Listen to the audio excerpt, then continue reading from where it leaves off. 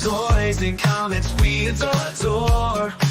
TV and movies, let's explore. Sunday Night Geekery, it's the place to be. With Marc D, with a C, let your nerd run free. Old school vibes and stories untold.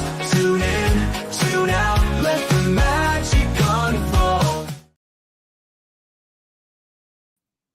Oh, hey, everyone. I better unmute. Hey, welcome to Sunday Night Geekery number 193. Yeah, it's JT is saying, yeah, we're getting close to 200. Yeah, we're getting old here. Yep, yep. We've been around a while. So, yep. Hope everyone had a great weekend. And I'm watching the Giants try to lose to what's that team? What's that team? Kelsey. Yep. So we'll see. Yeah, we'll see how it goes. But yeah, Giants could be 0-3, right? Ouch, that'll hurt. But yeah, hope everyone is doing well. So let's say hi to everyone in chat. Oh, we got to start by playing, of course, say I heart clobbering times here. I just love clobbering time. Remember our buddy Mike, of course.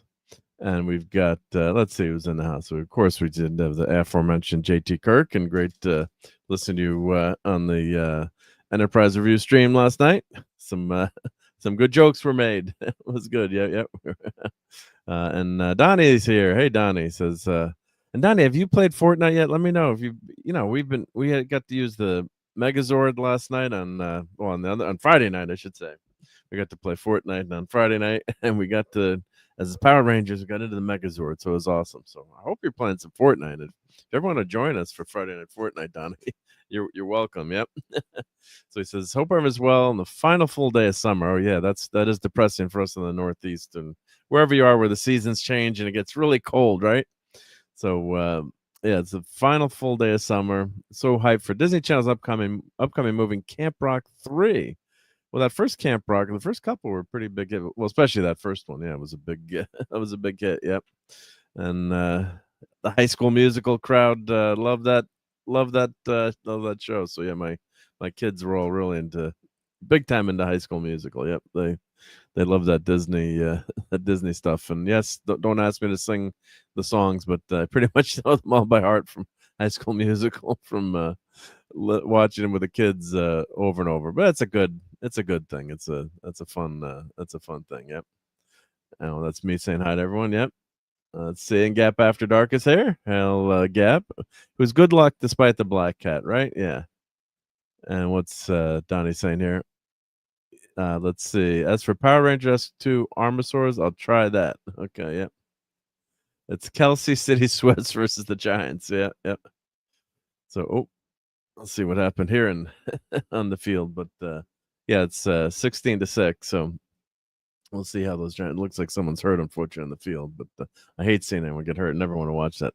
And Cowabunga Dude is here. Hey, Cowabunga Dude. Well, I got something for you. Then let's play some Turtles. There we go.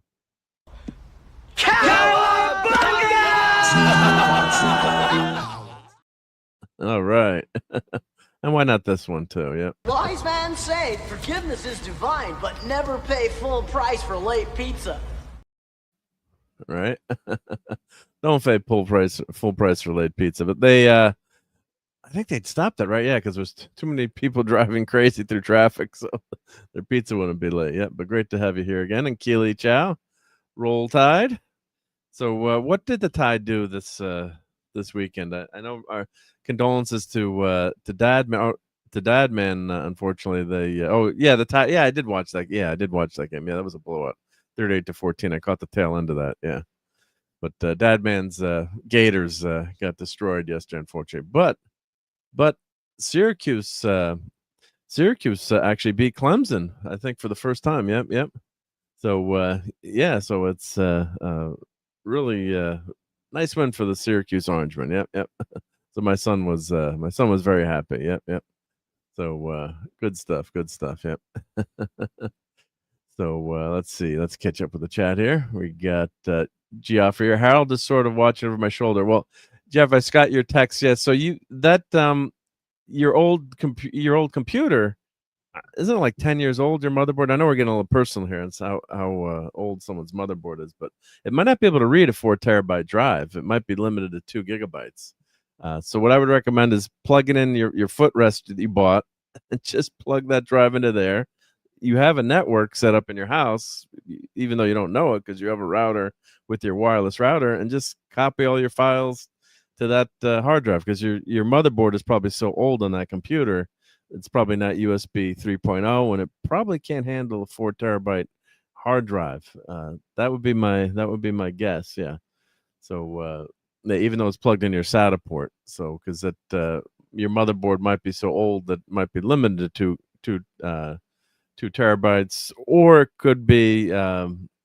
I'm assuming are you running Windows 7? I think Windows 7 is limited to 2 gigabytes. I can't remember all the drive limitations now, but there are limitations depending on what OS and what BIOS you're running. So I'm assuming that's what you're up against. But you could run, you can't even go into Fdisk and run that because it won't recognize the full drive. You might be able to format as a 2 gigabyte drive. So that would be my computer geek nerd advice. But just get that. You bought that computer, just get it running. Don't keep it in the box. Get it set up. It's not going to hurt anything. What I always do when I have 2 computers, I have the old one running and the new one running. So if I'm missing anything or need anything, then I got that, the old computer's got all my stuff going on it. And then the new computer is setting it up. So when I need something, then I can just copy it over. So that's the way I roll when I have 2 computers. Yep. And Keely Chow is starting to fight here. He says, Carrie Underwood is greater than Taylor Swift. Well, and both, oh no, Taylor was not American Idol, right? Yeah. So Carrie Underwood, American Idol. And Taylor started her career in country music before she went pop. So, but I respect that. Yep. And Donnie says, I haven't played Fortnite before, but I have been a Power Ranger fan since the Mighty Morphin days. Well, why don't you check out Fortnite? It's free, Donnie, and they got the Power Rangers in there right now. So check it out. And if you've got, you don't need a super fast computer to play Fortnite. I mean, it's like, I think you got to have a graphics card in there. I think so. I don't know if you have a computer with a graphics card, but if your computer's new enough, or you can play on Xbox or PlayStation. But yeah, download it. It's free. Try it out, and you can play as the Power Rangers. So if you like it, you can play with us. Yep. And Donnie is good. Oh, my good friend Harold is leaving to go back to his house and read a new book instead of watching Sunday Night Geekery. I don't know about that, Harold. Come on. I don't know if I should plug your show right now, which I'm going to do. But my friend Harold has a great YouTube channel.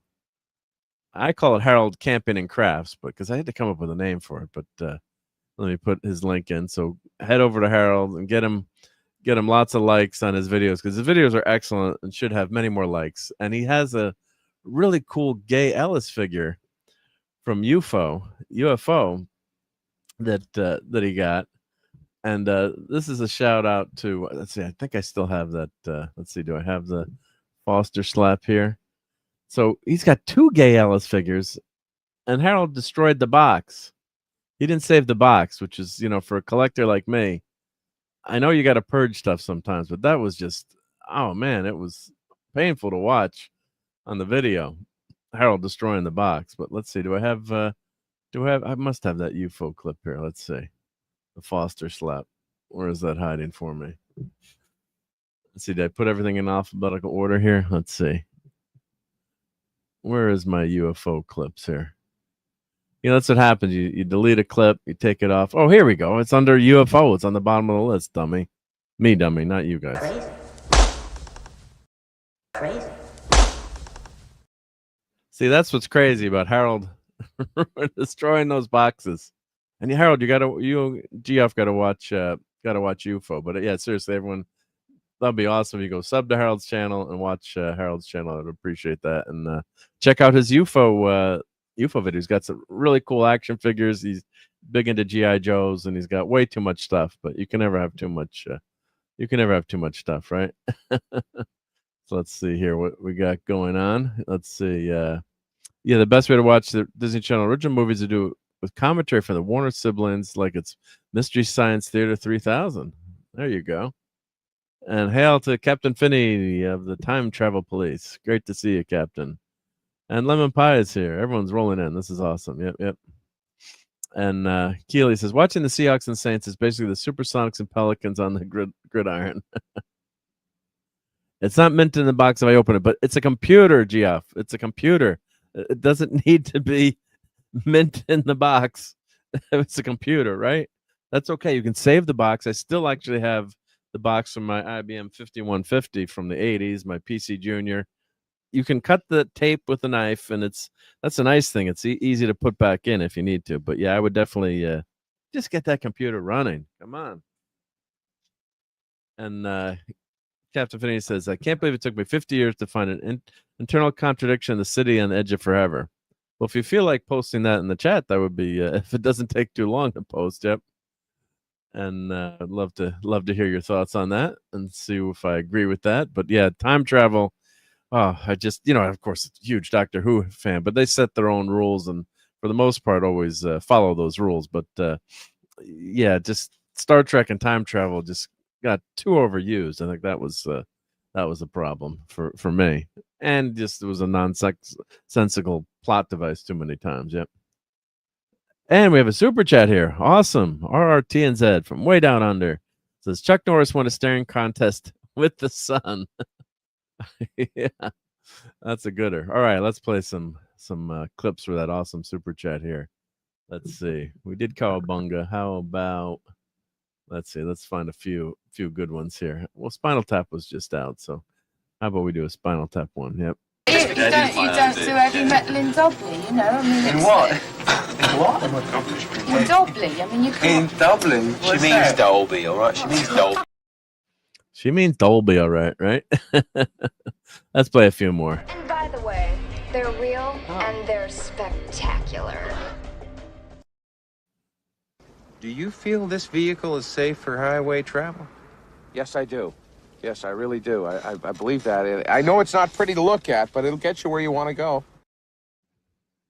I haven't played this one in a while.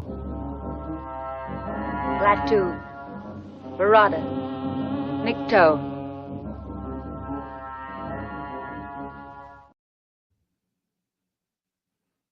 Not the Keanu Reeves version, but yeah, one of the all-time great movies. There is one more. Why not? It's a trap! It's a trap. Well, thank you very much, RTNZ. Much appreciated. Yep. All right. Let's see. Yep. Thank you for your super. Hey, Brian Barth. Hey, how's it going? And Keelan, I'm just gonna flash this because it's got a not a nice word in there, but bleep the Bears. Yep. Oh, the Packers got screwed. I didn't see what happened there, but some of these calls in these NFL games, like last week against Philadelphia, the Chiefs were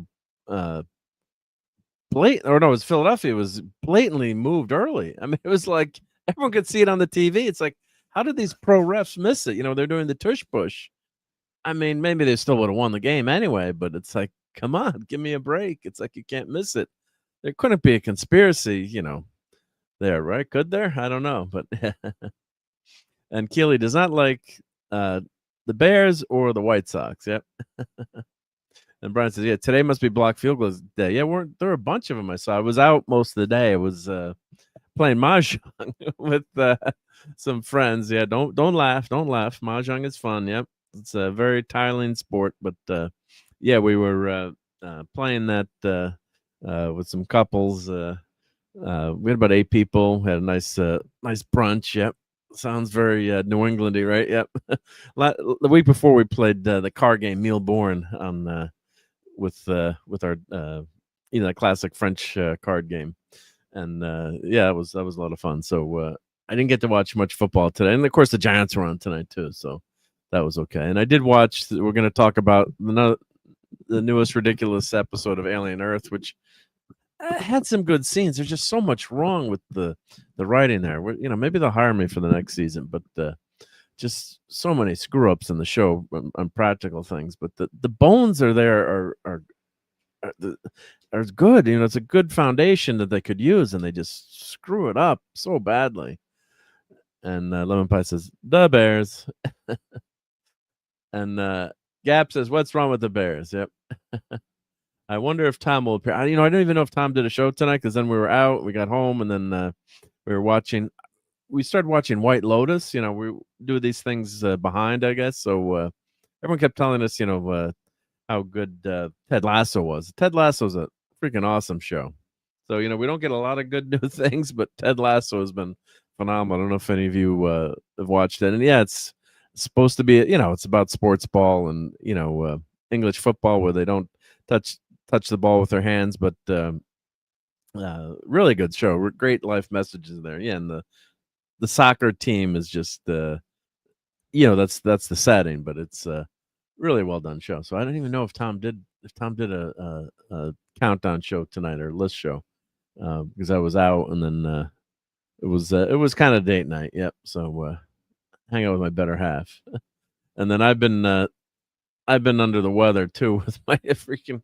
Either I broke my toe or I had gout on my toe. You guys don't want to hear this, but on Thursday it was like really bad. So as I went to see the podiatrist, and they call it a P toe, or because you like everyone breaks their toe, they get up in the middle of the night and they bang it. So I think I did that, but I can't remember because maybe it was the middle of the night, or I have gout, which is not good because I love the sea bugs.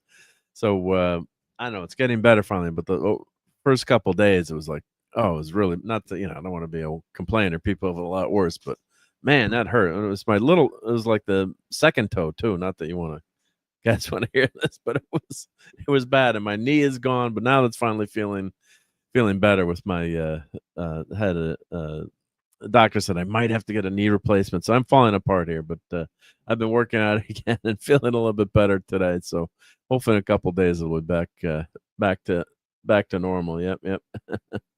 So, but yeah, just don't want to be a whiner. But yeah, it was really bad for a couple of days. Yep. I need Dr. McCoy to show up with with one of his pills and drop it in. Yep. Barbarians here. They still do surgery with stitches. My God, it's the Middle Ages. Yep.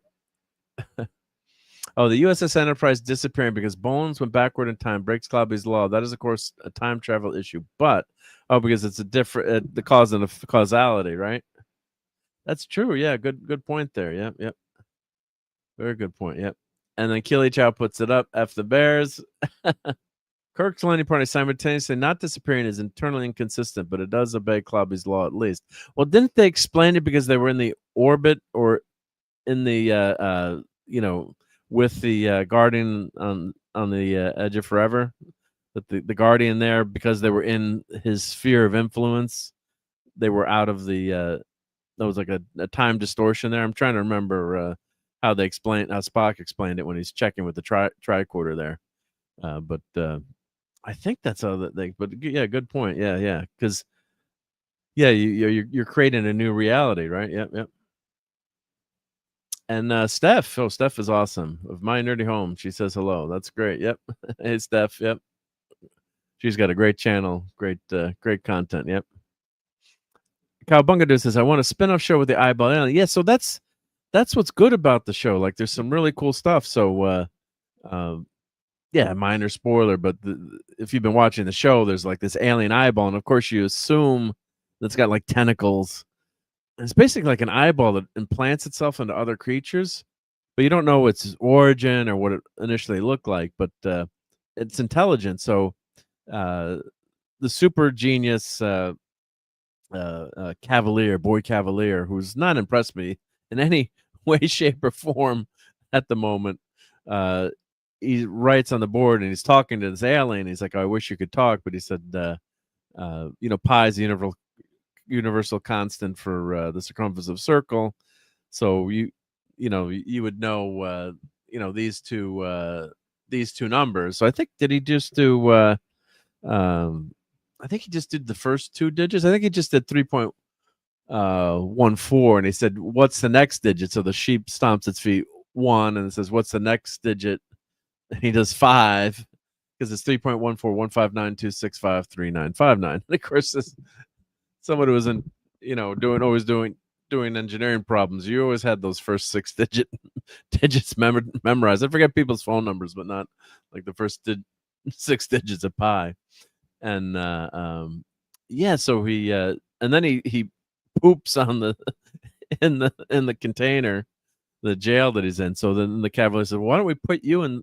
Let's put you in someone intelligent, maybe, so you can talk." Or so yeah, that eyeball creature is very, very cool. But it should be set as a sequel.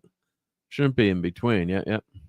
And Keely says, "I can't wait for Stone Loki and Zipporn to talk about the latest episode of Alien Earth tomorrow morning at 8 a.m. Central on 0 Hour." Yep, Loki's got a great channel, my buddy Loki. Yep. So I can't always catch that because of work, but 8 a.m. Central. Yeah, so check that out, and I'll give you my review. I'll give you my review tonight. Yep. And F Cancer, you can support Purple Stride there, and yep. And sub to Jill. Yep, everyone sub to Jill. I'm sure everyone here is. Yep. They should put the eye in someone with an abnormal brain. Yeah, right. Oh, that would be a good idea. Yep. So let me check Alien Earth. Let me see if I got some pictures from the latest episode. So we'll do some. Gotta do some minor spoilers, but yeah. So I guess finale trailer. I guess so. Episode 8 is coming out. Let me see if I go IMDb. Sometimes IMDb has pictures from that specific episode. Let's see if I do episode 7. Let's see. Episode 7. So yeah, the show looks great. I mean, the production is great. So it's just frustrating with how ridiculous some of the writing is. Now, some of it could be explained, but by someone who's a turncoat. I want to put up the spoiler thing here, but let me go to images here, see if I can get some images up from that episode. Let's see here. Oh, they got a trailer for the next episode. So let's see. Let's see if I can play the trailer. I'm trying to find stuff that we can play. So it would be episode 8, maybe. Let's see. I always want to play this stuff before I put it on the stream, just to make sure it's copacetic. Let's see. Oh, here we go. Here's the final trailer. All right. Oh, that's pretty good. All right. Yeah, this is good. I can skip through this. So they sometimes hit me with a copyright claim, but I don't monetize these streams. You guys supporting me with the tips and the membership is enough. Yeah. Who can, screw these guys. So I don't bother monetizing the stream. So here, let's put that there, and let's clip through this slowly. So what happens is, all right, let me put up the spoilers for everyone here. I'll put up minor spoilers. Well, just spoilers, I guess, right? How would you classify them? I guess, yeah, so I'll do spoilers. So basically there's a turncoat in here. So what's happening in Alien Earth, to summarize, we've got a spaceship coming back with all these alien critters that they found off-world. And what happens is the boy Cavalier somehow was able to contact the ship, get someone to be a turncoat on the ship, sabotage it so it crashes into his main capital city with this alien cargo on board. And mind you, this takes place all before the first Alien movie, which is ridiculous because this corporation is never mentioned, of course, because it didn't exist until this season. So he wants to get all these alien critters, I guess, to use the genetics and for corporate IP and whatever they can glean from it. So that part makes sense. But why didn't they just set it wouldn't have affected the series in any way, shape, or form unless there's a big reveal. Maybe Ripley shows up, DH Ripley at the end of this, or going somewhere. So yeah, that was just totally ridiculous that they made this a prequel. So what's happened is they find out who these kids have been put into robot synthetic bodies that were dying of cancer, various diseases, and they've transferred their consciousness into these synthetic bodies. So they think they're human, they think they're alive, they have all their memories, but are they? Do they have a soul? Which is basically, we're getting into Blade Runner territory here in this franchise. But I mean, they did have synthetics, right? They did have Bishop, they did have that first synthetic on the alien ship, the first Alien movie. So yes, yeah, it's something that is there, but it's never been a huge focus of the series. But so they blackmail one of the synthetic kids to just threaten his family unless he, impregnates one of them with the alien and smuggles the body out so they can capture one of these creatures, because I guess they consider the alien to be the most valuable one. So they come in off the beach, commandos. They're meeting, but it's too late because the guy is already the creature's already burst out of his chest. The chest burst, and the creature scurried off. So there's before that, Wendy, who's the main, supposed to the first synthetic kid or hybrid or whatever you want to call it, or robot person, she's able to hack the lab. There's the brain creature, or the eyeball creature, and she's able to hack this character. She's able to hack the security on the vault and let the alien out. So that's one of my big, huge problems with this series, is that the vault is kind of like where all these critters are. It's got to be the worst.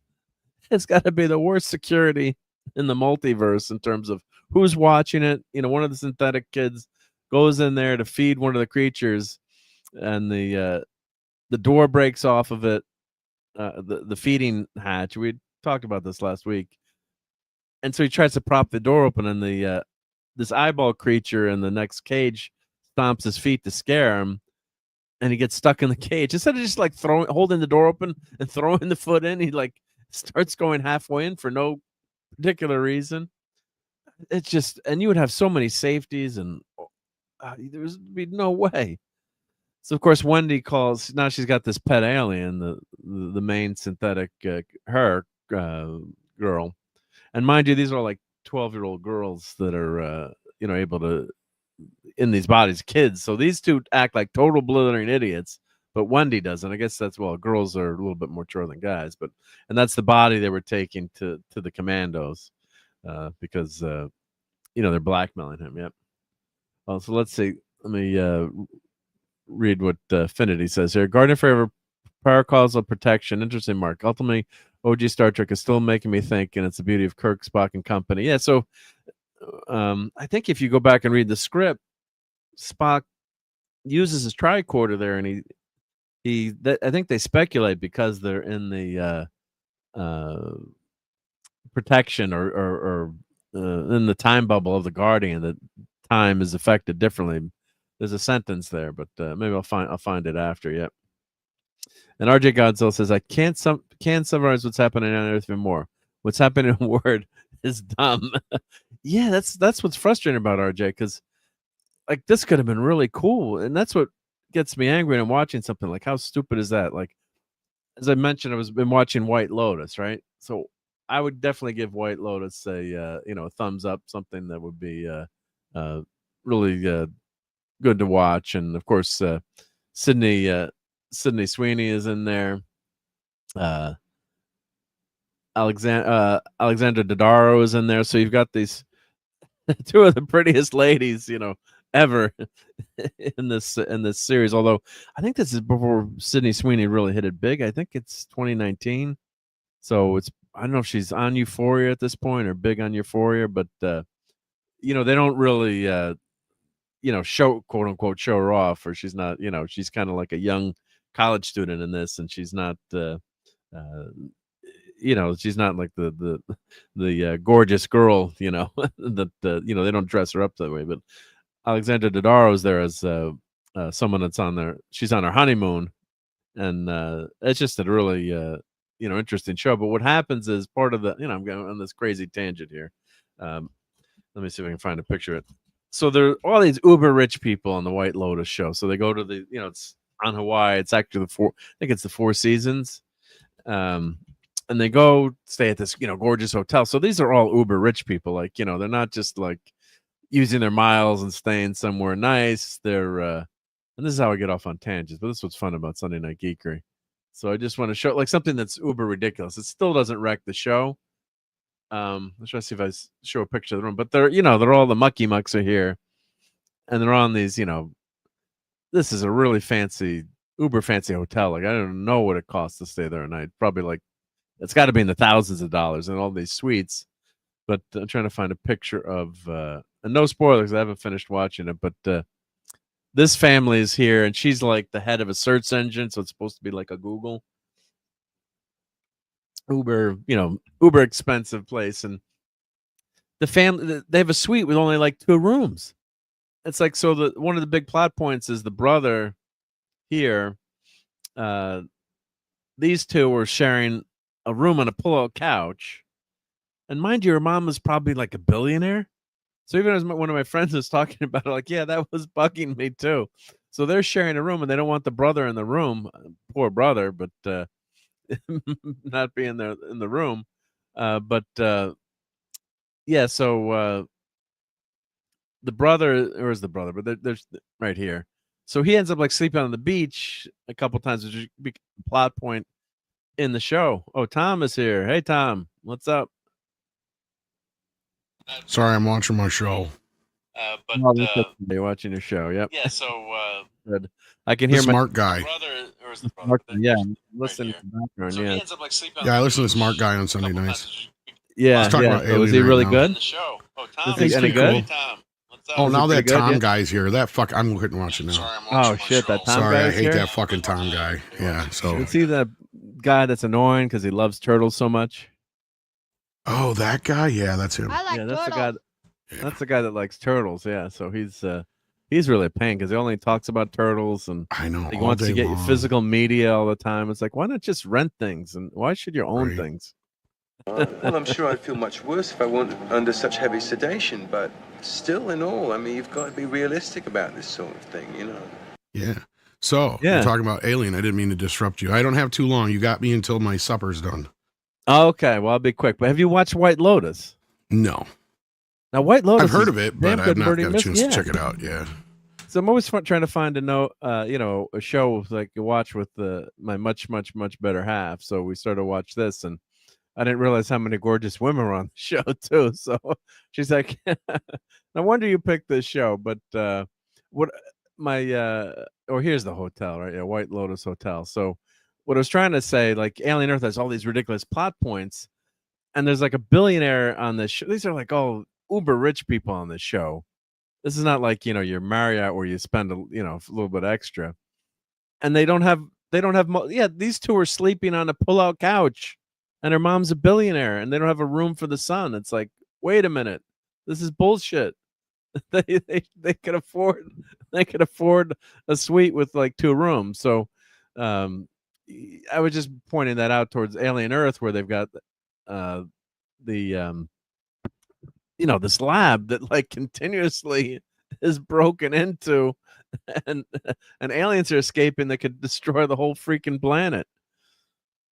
Oh my god, it's frustrating. Yep.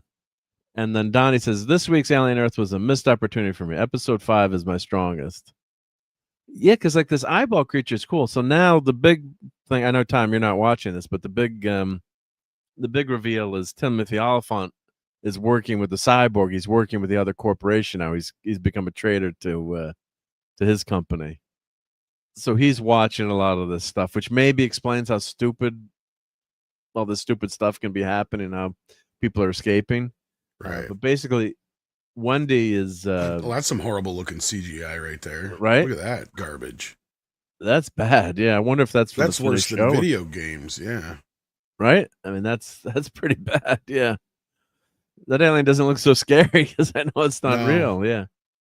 It did look good in the show tonight, the scene on the beach where she goes, what are the chances of someone be able to pet an alien, Tom? Do you think those are pretty high chances that you could pet an alien? I mean, if they're not going to kill you, then you probably could, but I don't know why you would want to or why the alien would want you to. Right? So Wendy's got a pet alien now, which is a pretty powerful. Oh, for fuck's sake. Yeah, the alien, she can talk to the alien. Oh my god. So it's like having this land shark that can go. So the commandos that come in on the beach in this first scene, these commandos are coming in. She's like, you should leave now. And the commandos just. You're not making this shit up. This is real. No, I'm making. Yeah, and the commandos just wiped out in like 5 seconds by the aliens. But of course, Wendy Wendy's able to fight. She was able to kill an alien 1-to-1, hand-to-hand combat. Oh, is that the? Oh, that's a different. They're merging two scenes together there because that's not the. I think that's last week when you think that he's getting covered with the alien, but that scene wasn't in the. I think they're merging two scenes together. You know how they do that, where they take one scene and Yeah, just to trick you. try to trick you. Yep. Get ready to watch. See, there's the commandos coming in, and yeah, those are the idiots that trying to bring the body out. Yep. But that's if they explained it like all these accents were happening. If they explained it with Timothy Olyphant's character doing this kind of shit, that would have made more. That would have made more sense. But this is an old. I wonder if this is a fan made. It looks like a fan made trailer. Okay, I thought it was. Let's see. Alien Earth trailer episode. Let's see what's happening in episode 8 because that's the. Let's see. I was got to watch. Yeah, here we go. So this is episode 8. Okay, FX Network. Yeah, like this doesn't seem right. Yep. So this is the cyborg dude that was on the spaceship on the first part of the show. And hey, Elton Lunrod, how's it going? And so he's been blackmailing the other cyborg kid to, get the alien body out or whatever. So let's see. He looks like he got beaten up there. Yep. So that's when. So Wendy escapes with all the lost girls, basically, and boys. Yep. And there's two aliens that are running free. How your food to them? Yeah. So there's two aliens like Jurassic Park running around. I guess that's Wendy before she was. Yep. And this is he's got to buy the farm. Obviously, he's got. Hey, Phantom. He's got to be. He's got to die. He's a white dude. He's got to die in this. Yep. So I guess. Well, what happens to these aliens, right? Because this is before Aliens, so they're unleashed on the planet. I guess somehow they're gonna have to kill them, right? Or yeah, it's and he's just so annoying. This guy is so annoying and so stupid on the show. And he's supposed to be the smartest guy on the planet, the first person worth more than $1 trillion. I think they should be afraid of us. I guess she's saying it. So not really giving away. Yeah, all new on. So Tuesday night we'll get the final episode. Yeah. So yeah, it's just been so predictable. This show. Let's see, like if I can do one frame. I think they were showing something here. Yeah, I don't know. It's just been very, very, very frustrating that they've see like that. That looks cool, but that's got to be a fan? That's got to be something from a fan trailer, probably. I think. Yeah. Oh, maybe that's the eyeball thing takes over someone. Maybe. Let's see. Alien official trailer. Who did this trailer? AI edit. Yeah, so this could be an AI. It's probably a fan trailer, I'm guessing. Yeah. Yeah, it's just super annoying how how bad the lab is there. Yeah. So yeah. So what have you been doing this weekend? Anything good? Just trying to keep up with everything. Did you get to the theater at all? I did not get to the theater, which is bad. You know what I had to do all day today, Tom? Mm-hmm. I had to play Mahjong instead of going to see Spinal Tap. What the hell is that? Mahjong is a tile game. It's a ancient Chinese game. So, and you have to play with 4. I guess you can play with 2 people, but it's a tile game. It's kind of like Gin Rummy.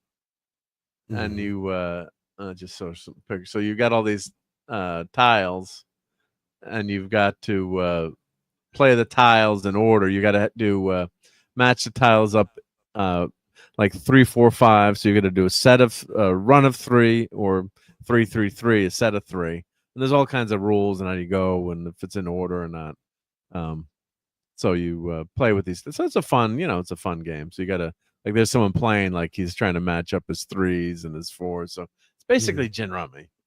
Playing the Chinese version. Yeah. So I did that today and did not make and my toe. I think either I broke my toe or I have gout. So I heard that. I was listening, by the way, but I just you were listening. Okay, yeah, doing my dishes basically, but yeah, Thursday was like so it was not to be a complainer, like when you're in that much pain when you can't even like think about anything or do anything. It was like let me cut this off, So, but yeah, it was so finally today it's still not great, but it's like it's like all swollen and gross and red, and I need this alien Earth doctor to put me in a new body. But yeah, so finally feeling better, thank God. Yeah. And then Cowabunga says, I watched season 1 of White Lotus. I won't be continuing that series. Well, I guess each season of White Lotus is totally different. I think there's a couple of reoccurring characters, but it's kind of like I guess it's like a murder mystery. But yeah, the people are pretty terrible on this on the show, like down to their core. Most of the people are pretty horrible. But it's been interesting to watch, kind of like watching a train wreck on the show. And Lenrod has never heard of it before. Yeah. And Keely Chat said, "You have me a gorgeous woman." Yeah. Man, my wife is like, you keep mentioning how pretty she is. I'm like, yeah, I better shut up right now. Yeah. God. So do you get to see any this is what actually happened to Tom. No, Tom was not in the alien Earth prison. Definitely not. Yeah. Wendy can control technology and she can speak xenomorph. Yes, because she's supposed to be, with her synthetic that is some brain. of the dumbest shit I've ever heard in my life. I'm sorry. Yeah, right. Well, I think her being able to speak. I mean, if the aliens do they have a language, or they're like, is it not just like really? They're more of a hive. Like, I mean, if anything, right? The Queen would have. I get. To me, it sounds asinine and stupid.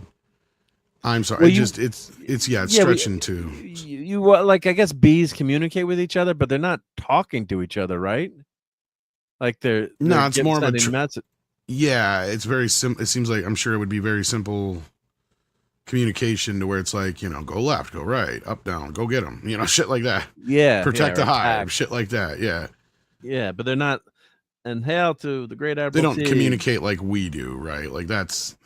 No, yeah. There's really, even with apes, I don't think they've even come to a point where they think they have some sort of language. I mean, most animals, from what I know, and please correct me if I'm wrong in the chat, it's more body language and other things that animals communicate by than anything. We are unique in that we do actually have language and we communicate through language.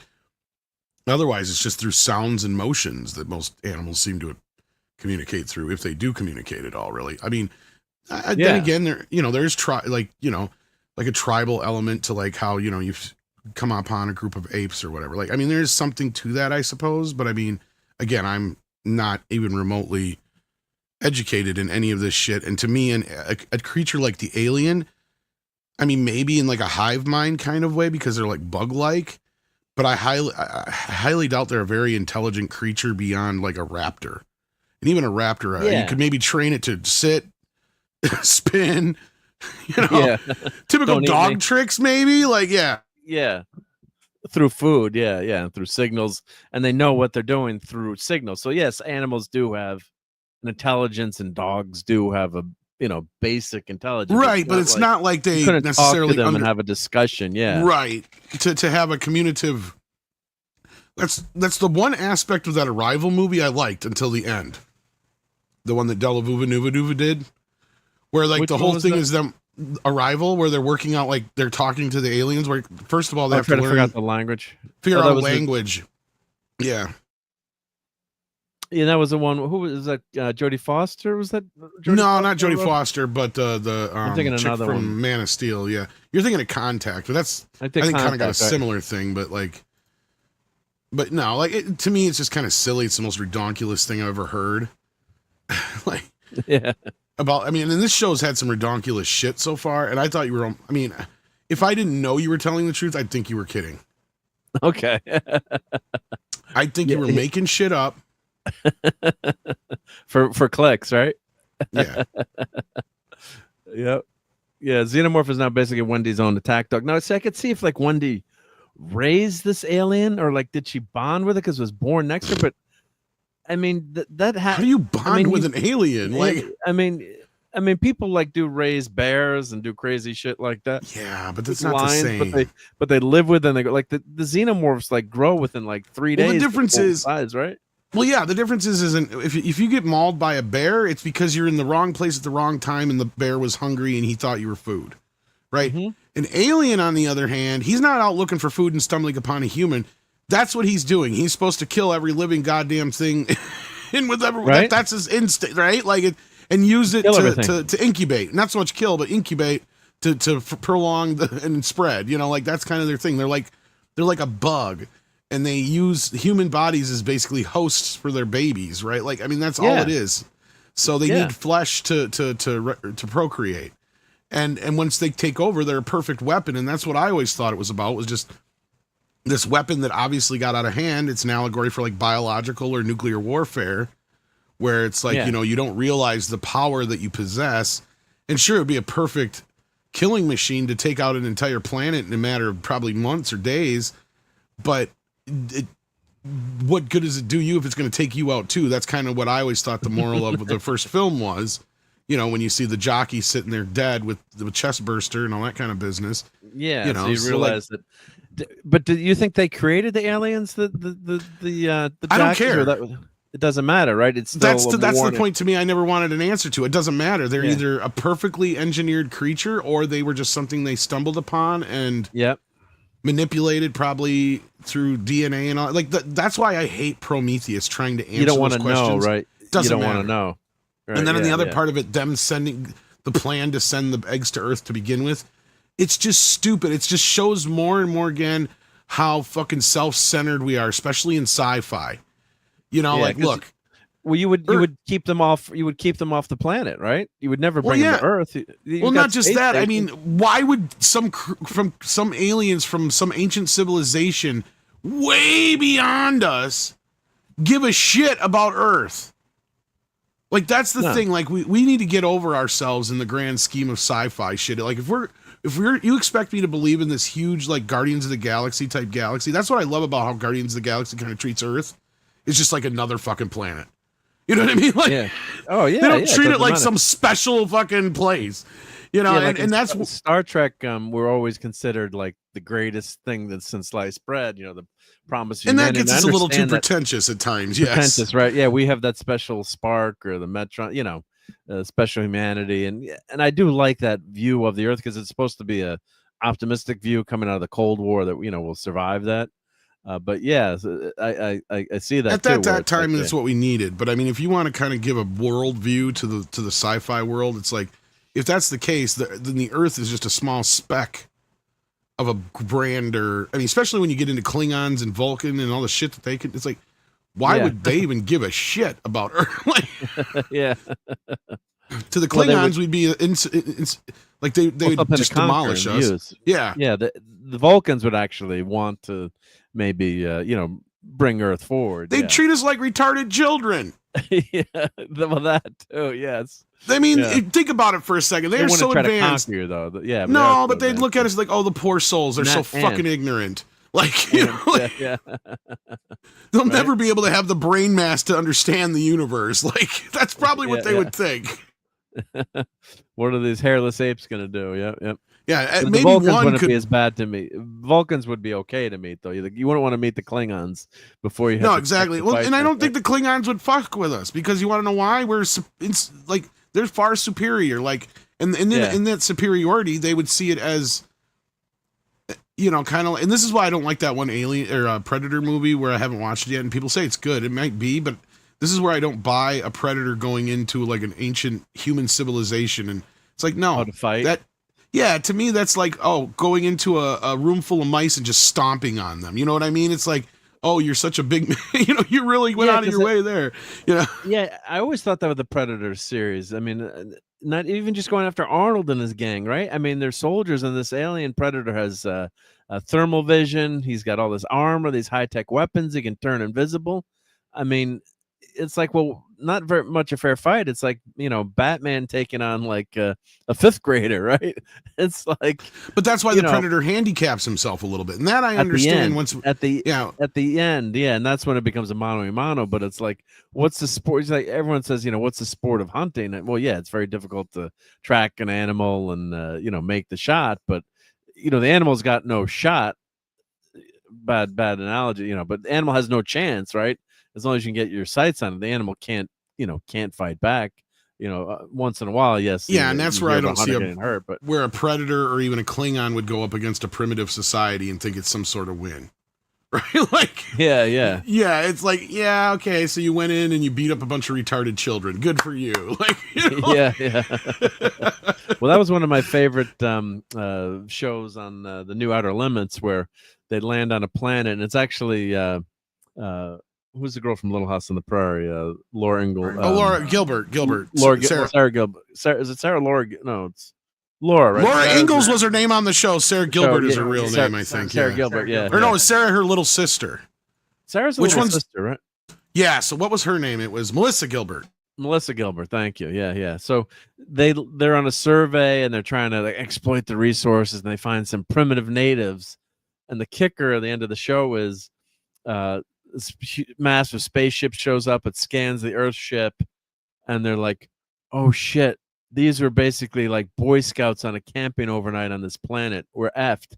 And then they're like, "Lock down the computer, shut down the computer," and they focus in on where Earth is, and they blow the ship. And the final scene is them like showing up outside Earth orbit, and they're going to destroy Earth because they figured they like these very primitive, like aliens that were on this planet, and like, well, there's so many resources here.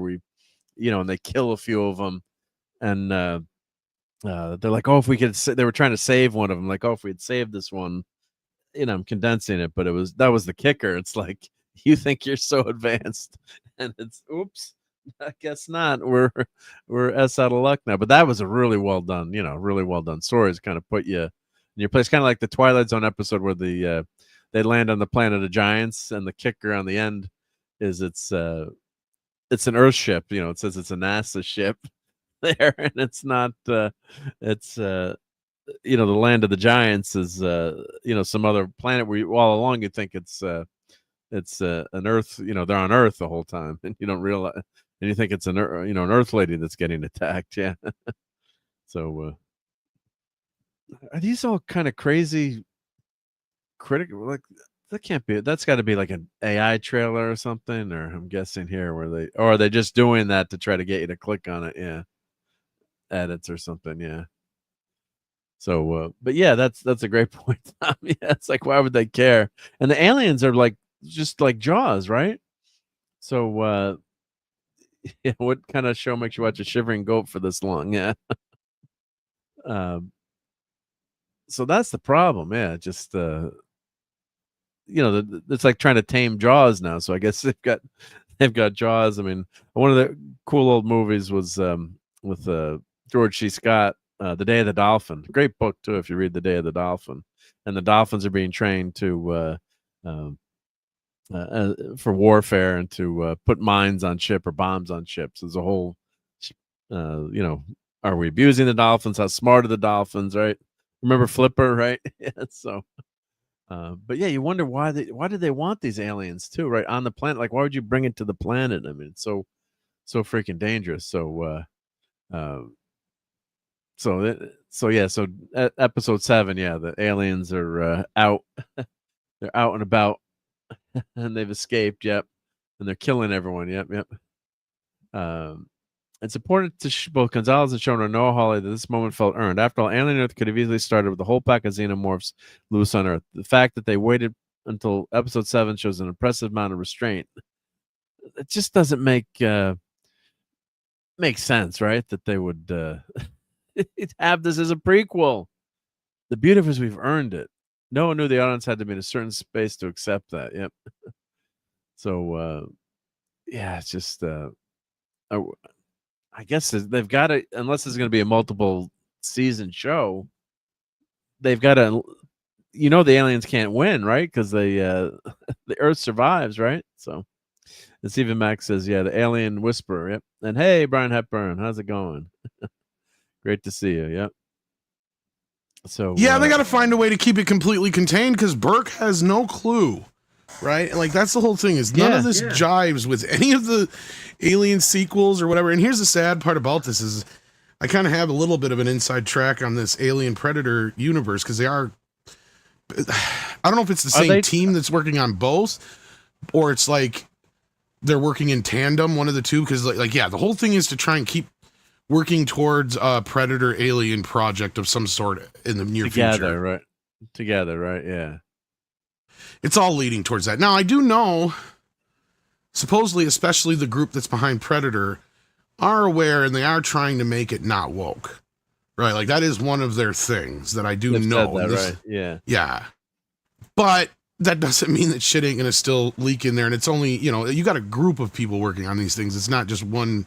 That's what I think is maybe one of the problems with this franchise right now. It's going to hurt it in the long run, is you don't have one unifying vision in front of it all going, yes, no, and stuff like that, to kind of decide what's going to be what for both.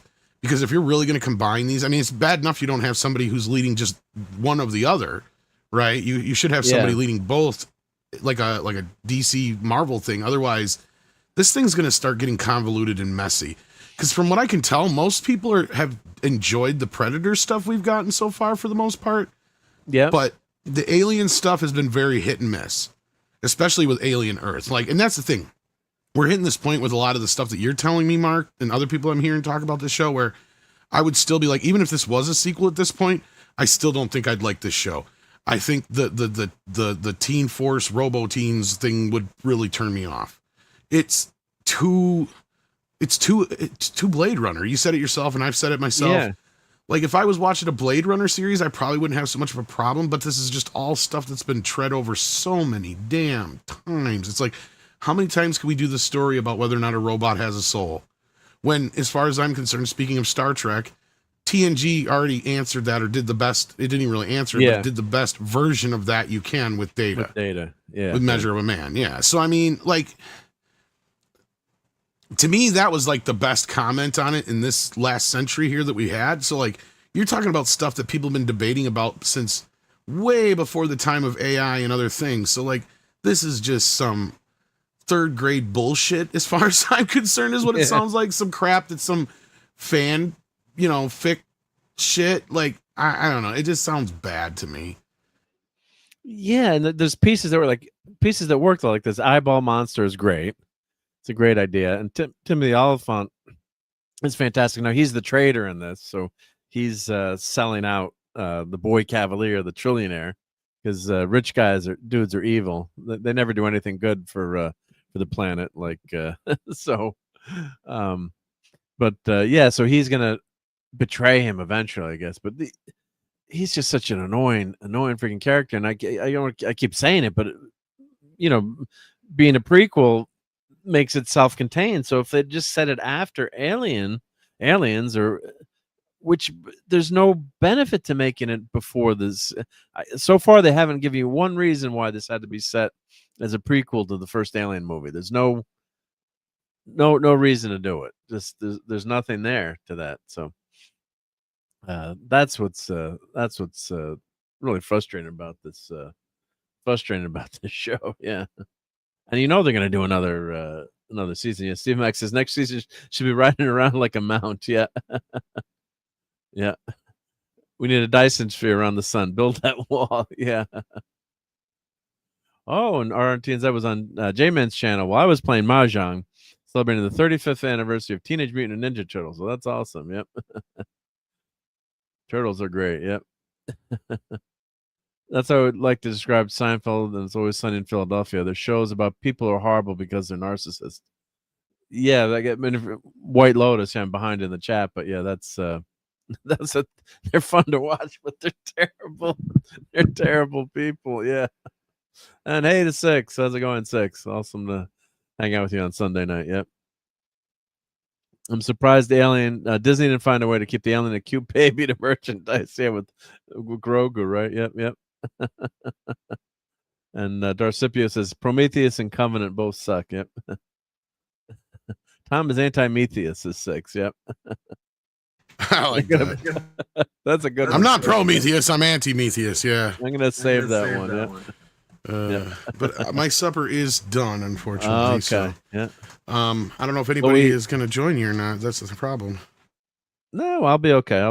We'll go eat, and if you feel like coming back, come back. But go have your. Well, I also have to still watch Peacemaker yet, so I can't. I don't even really have that to talk about. You didn't even watch Peacemaker yet? Okay. Not yet. I haven't got a chance to, but no, I was. Otherwise, I mean, I was hoping you'd get the chance to see Spinal Tap because I know I didn't. Yeah, I was hoping to go to that, and then talk to anybody really about it yet. Yeah, I'm gonna try to go this. Hopefully, it's still in freaking movie theaters this week. That's what I don't know. I've heard something like it might be coming to VOD soon. Like the theatrical thing was kind of more of a formality anyway. Yeah. Let me see. Yeah, Spinal Tap showtimes. And what are you eating today? Anything good? I'm having ring bologna and mac and cheese. Good old. There you go. Lunch from when I was a kid kind of shit. Now it was quick and easy. I had to do dishes anyway, so I didn't have much to cook in. So I'm like, well, I guess I'm having bologna and mac and cheese today. Mac and cheese. Craft dinner, as they say in Canada. Yep. Craft dinner. Yeah, it is craft. Dinner. Oh, and Taylor Swift, the official release of a Party of Showgirls, October 3rd, Tom. So we should get our advance tickets for that. Oh, goody. Yeah, here. Look, we should. I'm sure that's going to be major coverage on Midnight's Edge, right? Yeah. So, yep. There you go. No, well, I'm sure the theaters are happy for that. Yeah. I'm assuming she's releasing that one like she did her last one. So. Yeah. So money on that. Yeah, release party. Yep. So I guess they're going to play the album at that, or I don't know. I think it's just is it a release party or is it like a concert? A release party. Yeah, it says here. Let me click on it. Let's pull it back. Here, let's see. Get tickets. Special event. Holy shit! 6 says they shut down the movie ticket site for an hour with people trying to buy them. Oh, so popular. Yeah. Wow.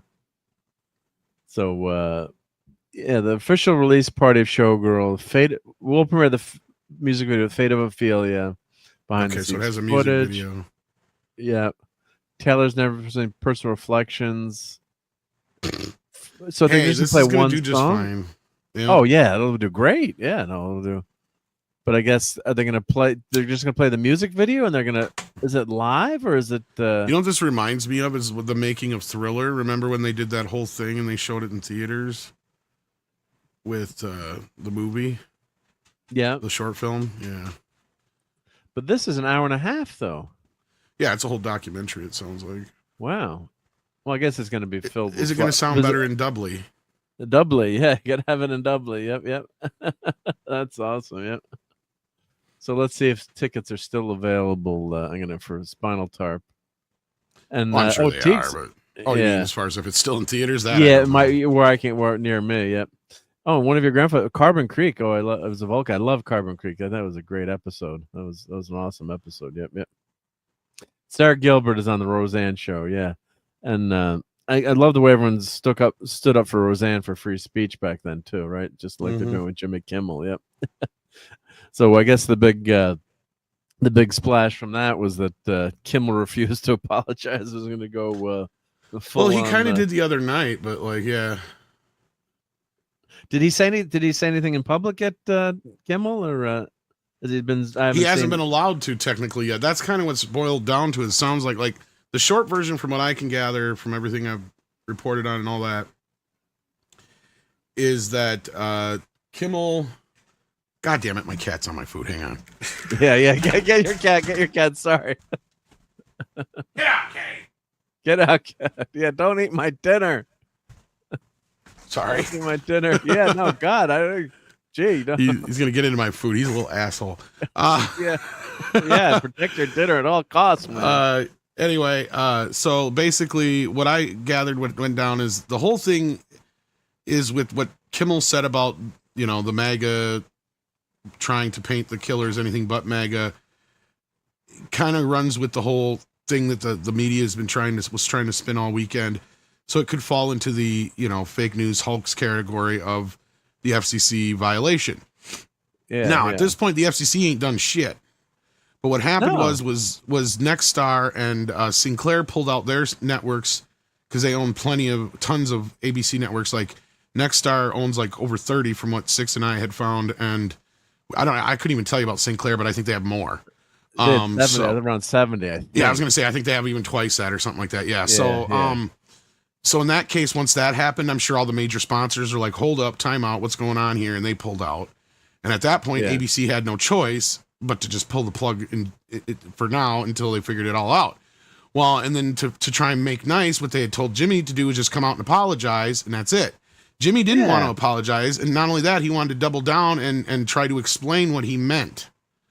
And when he told Dana Walden that, she's like, well, if you do that, then we're going to have to reevaluate our future, which is basically mean if you do that, you're fucking shit canned. Like, right. In so many words. But now, so there's still ongoing back and forth stuff. Now Six just sent me something too. Like I'd seen something about this earlier with Bloomberg reporting that they do want him back on the air. They just want him to tone the political rhetoric down. And they've also supposedly talked to Nexstar and Sinclair about carrying the show if it comes back.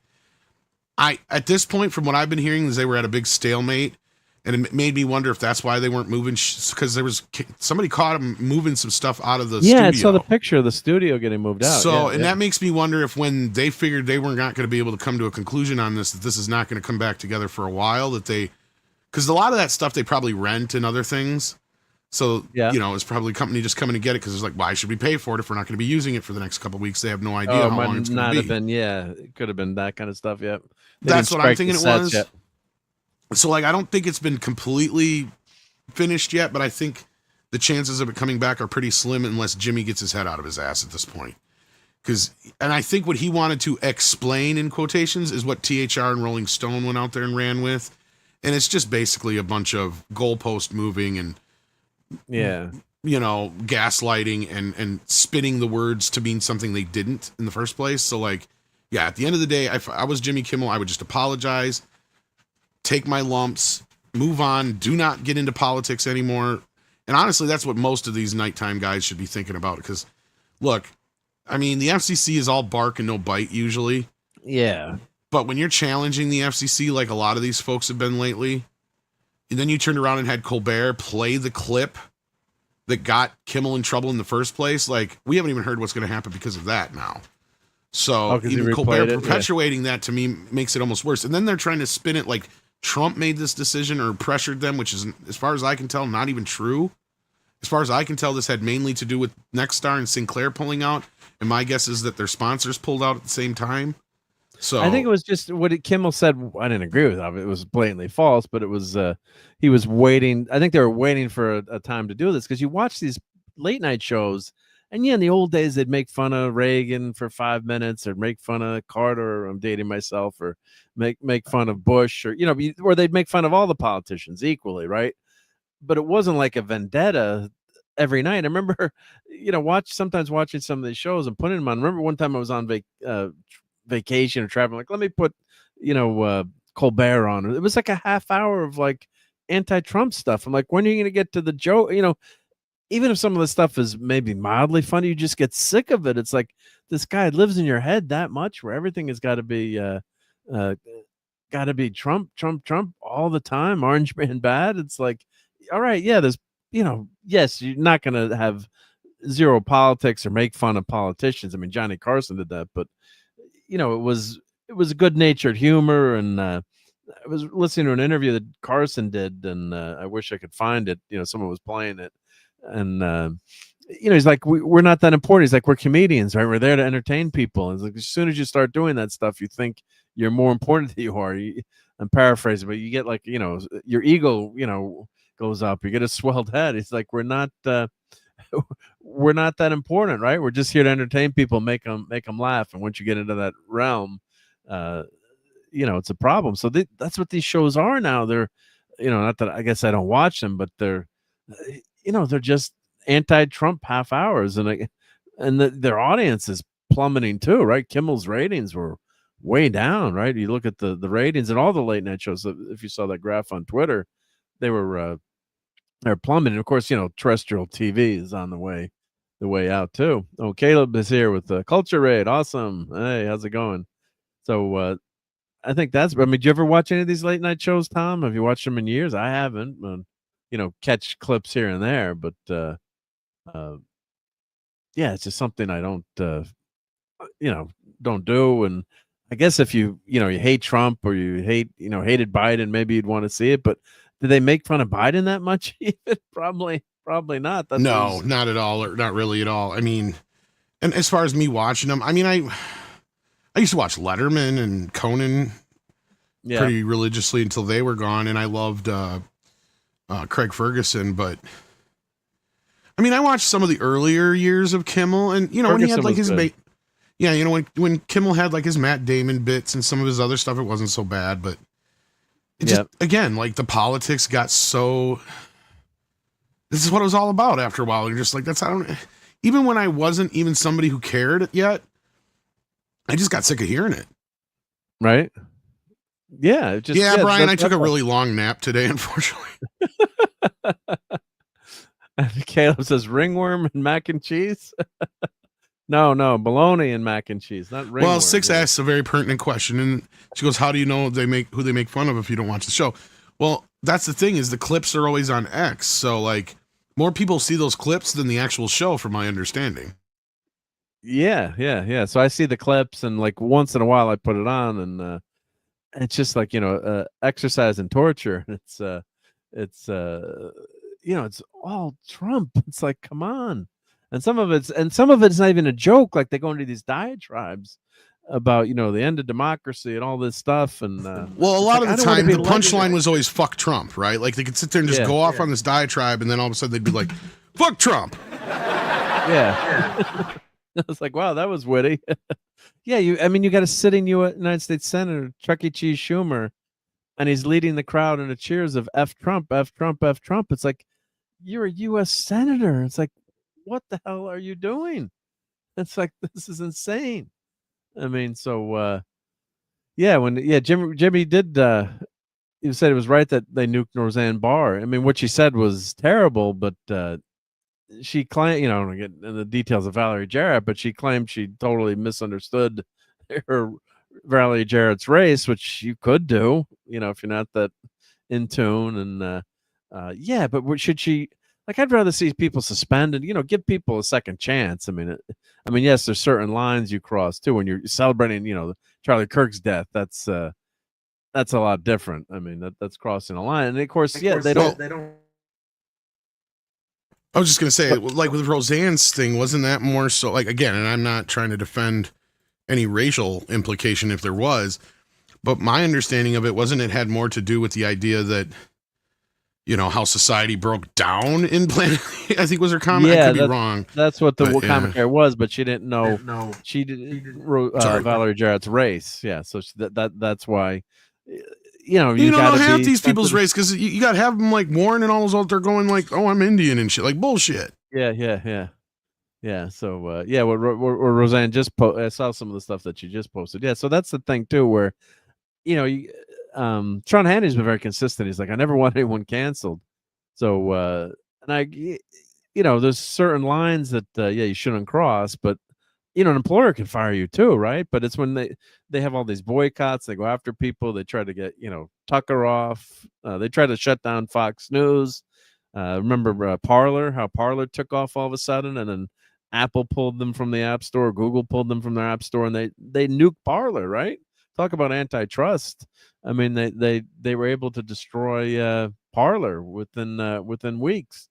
They basically, debanking is a thing, but they de-interneted them, right? Parler was, as soon as they were making inroads on Twitter, boom, they were gone. And did anyone on the left complain about that? I mean, that's what frustrates me. You got to be consistently for free speech. And I don't like what happened to Kimmel in terms of getting quote unquote fired over this, but he could have apologized, and it was actually the corporations that were covering him. Those people were fed up with this stuff. We're probably losing money on the show.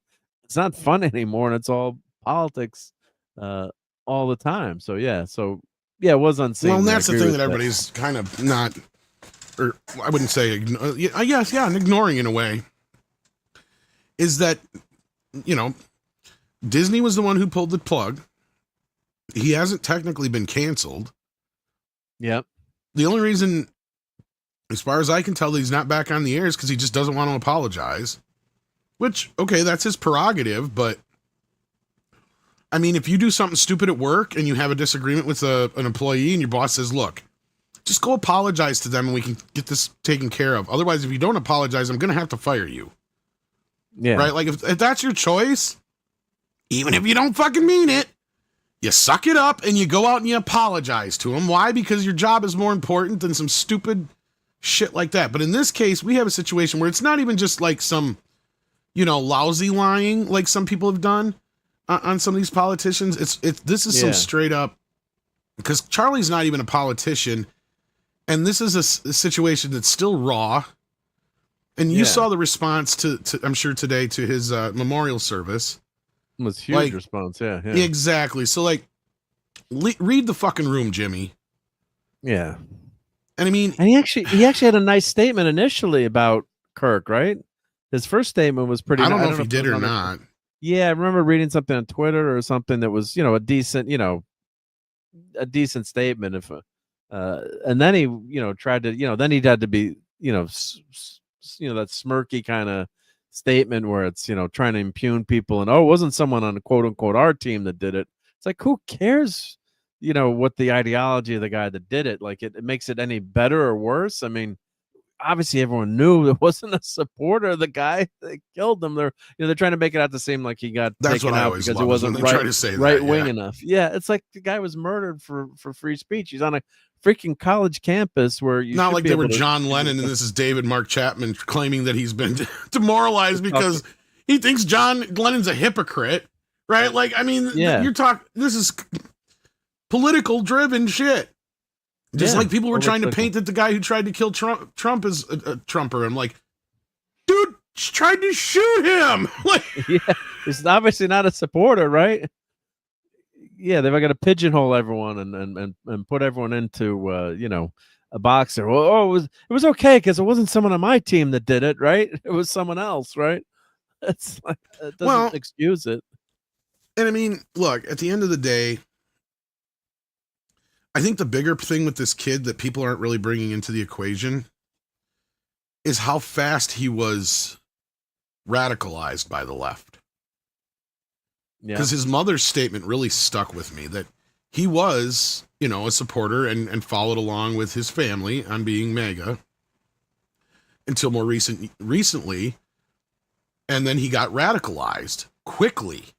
Like, this kid went from 0 to 100. Right? Like, think about it. He went from supposedly brought up in a decent family to, I'm going to shoot Charlie Kirk. Right? Like, in 10 seconds. Like, whoa, slow the fuck down here. This is a problem. Why is nobody bringing this up? Like, we've gone through this stuff with the trans stuff and all that other bullshit. But this is something that I think people should be looking at right now, because this kid is just a kid. It was the same thing with Trump, and I kept bringing up. It's like, why do you think this kid did what he did? Because this kid has grown up in a world now where for over half of his life, he has heard nothing but Trump is a Nazi, Trump is the devil, Trump is this, Trump is that.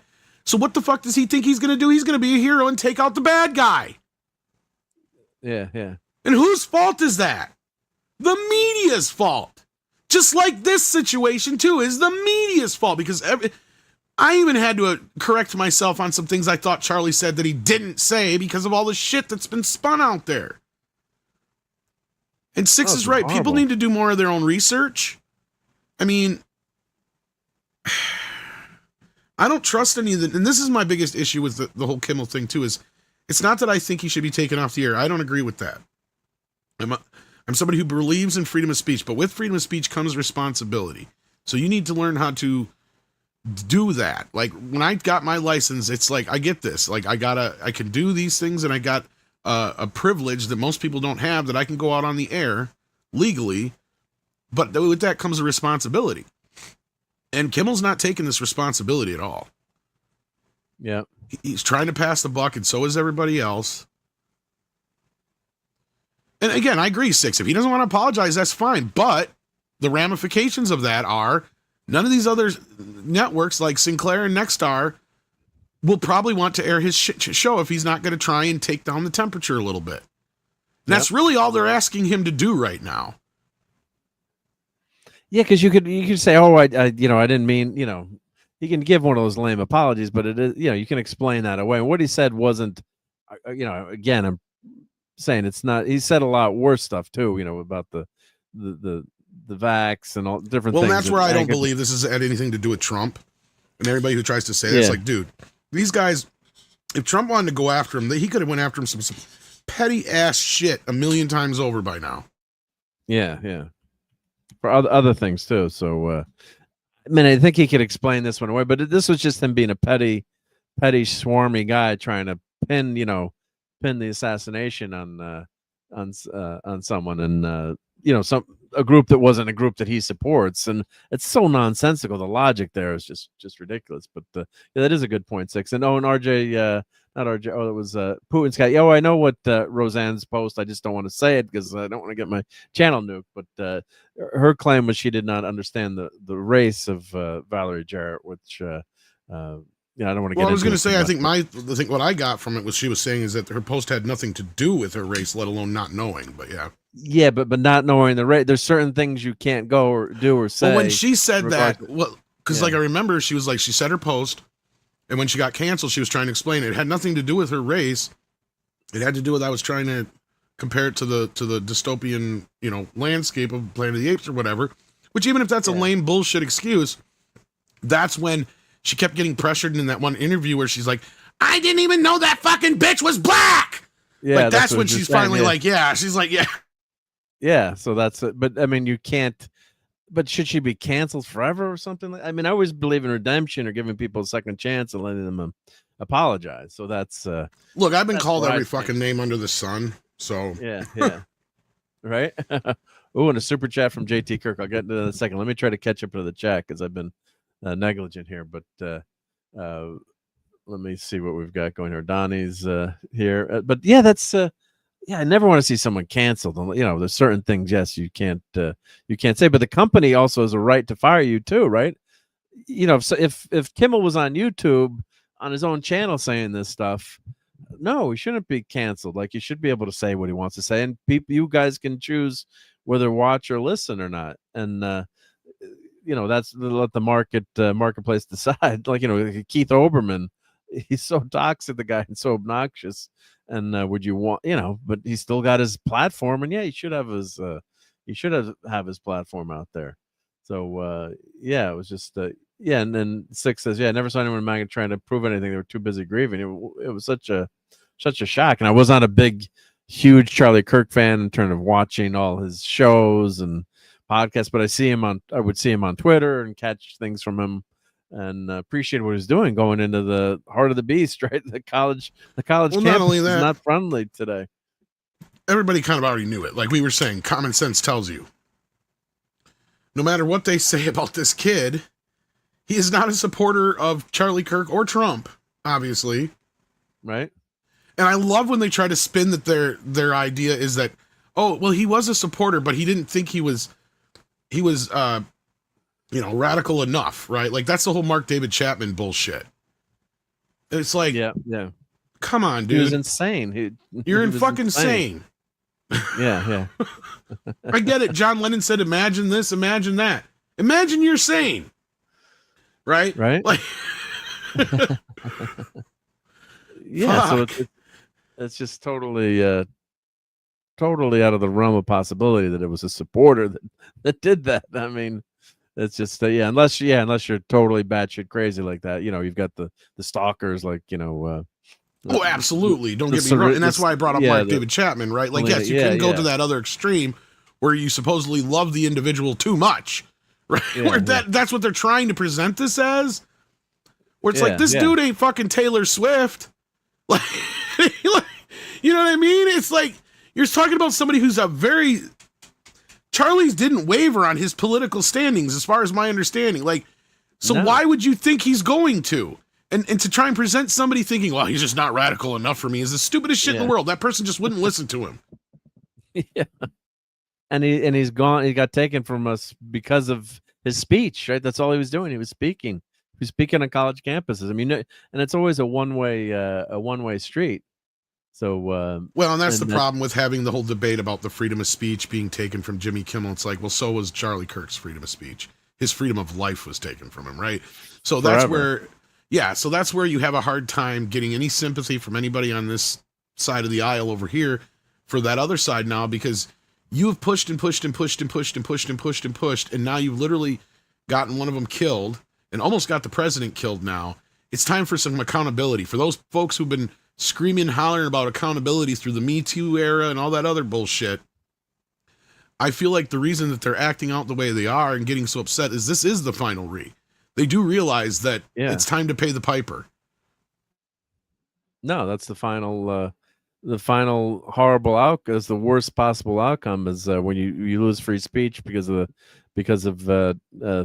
threats. You know, that's and you know, he was just going to college campuses, and you see it's always seems to be one way. I mean, are there any examples of that I can remember? Not many, you know, and usually in those cases, again, you're talking so clinically insane that But like in terms of protesting on college campuses, in terms like Jordan Peterson, he showed up at a college campus. I mean, he'd get, you know, protested. I don't care if they protest him. Protest him all day long. No, but to the point where you can't speak, like in California. But yeah, if they cancel him, then that's stupid. They cancel him, or they disrupt the speech, or they block the speech, or you really. I mean, maybe there are some on the left that have it. It's got to be very, very rare. Yeah. But let me read this from JT Kirk. Much appreciated, JT. Wow, $10. That's huge, as everybody Nick would say. So God, thank you for that. That's so nice of you to do. And he says the Jimmy Kimmel Show has similar ratings in the key demo to seasons 2 and 3 of Batwoman. That's on a bigger network with more money in advertising. The show was bound for cancellation and gave a reason. Here, so here, let me put that. I can take the spoilers banner down now. We're not spoiling yet. Let me share, and thank you again, JT, for that. Well, let's play a clip for JT here. Let's see. Brain and brain. What is brain? Why don't you just make 10 louder and make 10 be the top number and make that a little louder? These got to 11. Right? Groovy. And I did find a slide here. Let's see, let me put that on of some of the ratings here. So let's put this on. Let's see. Let me get us on the side here. Let's make this full screen. I don't know I guess if I click on, let's see, is this a good one to click on? Let me see if I can get to that one. Let's see. Open link and I hate it when it doesn't make it huge. Open image and new tab. Here we go. Let me close that. Where's the tab here? Yeah. While you're looking for that, I'm such a sad sack. I've watched Spinal Tap like 3 times this week. That's so good. Hey, Courtney's here. Hey, Courtney. Hey, I couldn't figure out how to unmute. Yeah, Hi. you're unmuted. Hi, Yep. Great to have you here. Happy Great Sunday to night. see Yep. everybody. Hi, chat. Hi, Tom. Hi, We're- Mark. We're Kimmeling right now. Oh, he's in trouble, huh? Yeah, but these are the ratings. Is that 10, 11? Is that I think his ratings are in more trouble than he is at this point, probably. But yeah, 0.16? These are 2010 to 25.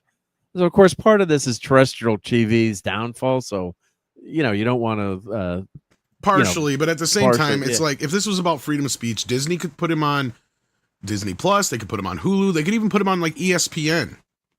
Yeah, because none of the FCC doesn't have the same regulations over internet and streaming and cable and satellite. So, do people still have normal TV? Scarily enough, yes. But this, I think last year, the year before, I say, Mark, I don't know if you remember reading this or not too, but like it was last year, that was the first time in history that less than 50% of the country has cable. It flipped under 50, right? Yep. Yeah. So, because, before cable in the 70s and early 80s, everyone had just the 3 or 4 channels or 5, 6, depending on where you live. Or you could put over the 3 PBSs thing or whatever on it. What Yeah, was or you that had thing you could yeah. UHF antenna, yeah. But That's what it for the was. most part, you had the three big networks, and maybe like in New York, we're lucky we had three, big networks because of channel. New York City is so huge. You had channel 9, 11, and 5 that were local networks. Got Gilligan's Island on there and Star Trek. But now since cable, everyone had cable for a while, right? And what was the cable saturation rate? I wondered. Did 80% of the people have cable in the country at one point, or what did it hit? I wonder what was the high mark of cable incursion. I'm sure some people just. If I had to take a guess, probably 80% of the country, and then when satellite came in, I think it fell down to like 60. But since then, it held above 50% for the last X amount of years, even with streaming. But this is the first year it's fallen below 50%, I guess. This last year or something like that. Yeah. Yep. And for everyone who did have cable, it was Comcast and now Xfinity, right? Wasn't that the big? Well, those are some of the big ones, yeah. And there's also regional cable companies like in Northeast. I was going to say, I apologize to everyone, but it stunk more for us because Comcast and Xfinity were right out of Philly, and that office, was terrible. Terrible, yeah. It was worse than the DMV to go return your equipment or anything like that. Yeah. It was awful. Good night, Dad Man. Sorry, I missed that chat. It was a few minutes ago. I don't know if Dad Man's still here, but we got to play this for Dad Man. Never that way. God damn it, Mark. Jeez. I'm very sorry about your Florida Gators. I don't know if you're here earlier, Dad Man, but that was must have been a tough game for you to watch. Yep. So and yes, Spoon, I'm not going to put your quote up, but yes, those are very good words to live by. Yep. Don't those are certain things you don't want to mention, along with fighting a land war in Asia. And of course, it did it to me when I switched messed this up when I switched there. What did he say? Have a good time all the time. That's his philosophy, Mark. Right? Why not? Let's see. Yeah.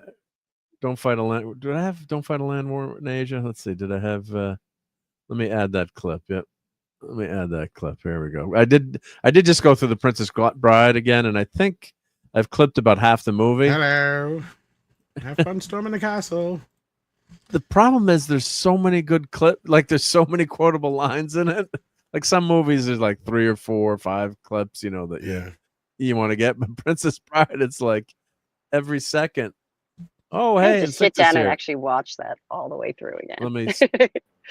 Hey, Six, thank you for joining. Six. I didn't just jump out of bed to join because Courtney was here. Yay! Yay! That doesn't surprise me.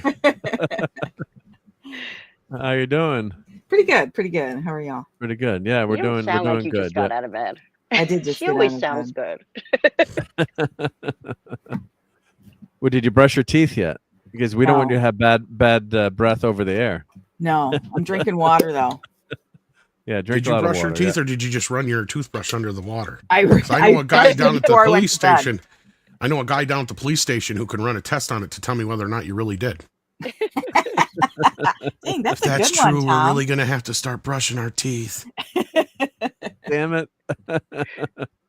Yeah, your mom would say, "How long are you?" My John Candy? Oh, I can do a good John Candy. Yeah. And I didn't get a chance to just shout out "Go Eagles." I didn't shout it, but because you were talking about sports. Hey, my Bears won. The Bears. Fuck the Bears. I'll never that SNL skit stands out forever. Yeah. The Bears. And the Bears look good today too. They totally remind me of my uncle. Born and raised in Chicago, and that was him on screen. Dumb Bears. I can't do it. What's his face who played Norm? I just forgot his name. George Wendt. I think he is a Chicago native. Mm-hmm. So he was like one of them. Yeah. Cheers. And then, I know the Murray boys are from there, but who else was in those skits? Because it was like Mike Myers, Chris Farley. Of course, Chris is from Madison. I would never have known that. The guy who played Father Sarducci was in that group too, wasn't he? Oh yeah, Guido Sarducci, right? Yeah. I'm trying to remember all the guys they had in there, but it was because they were just ones that they would just have them come in for those skits too, like George Wendt and stuff like that. Yeah. Chris Farley, Mike Myers, Robert Smigel. Okay, so Robert Smigel was the other one. Okay, you know who Robert Smigel is? Joe Man.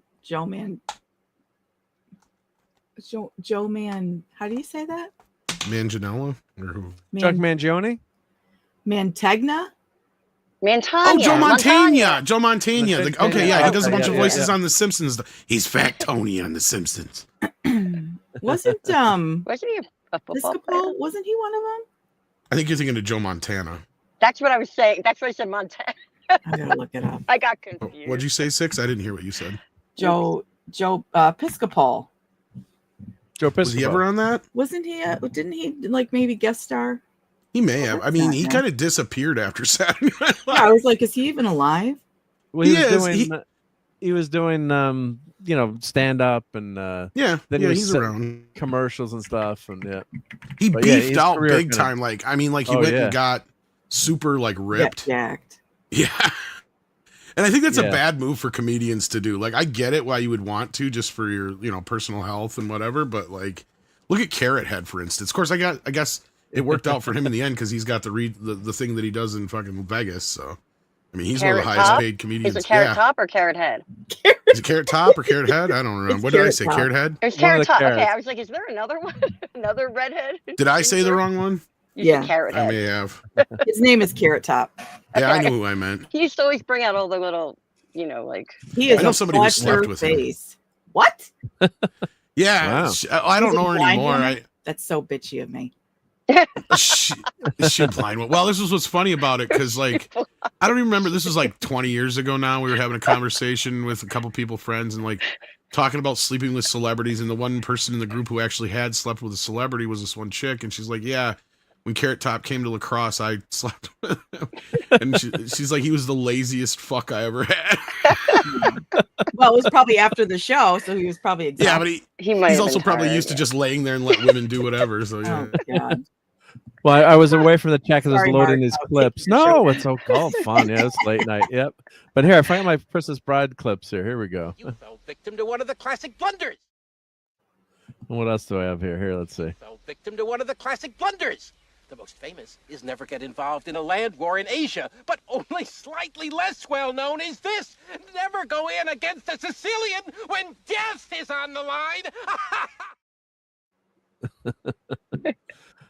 Too many good quotes in there. Too many good quotes. So let me catch up to the chat here. Yep. But oh yeah, you posted here 6 yet. Oh yeah, forgiveness should be given out like it's free, because you just and that's what's so nice about. Have you watched Ted Lasso? Any of you guys and gals? Not yet. No.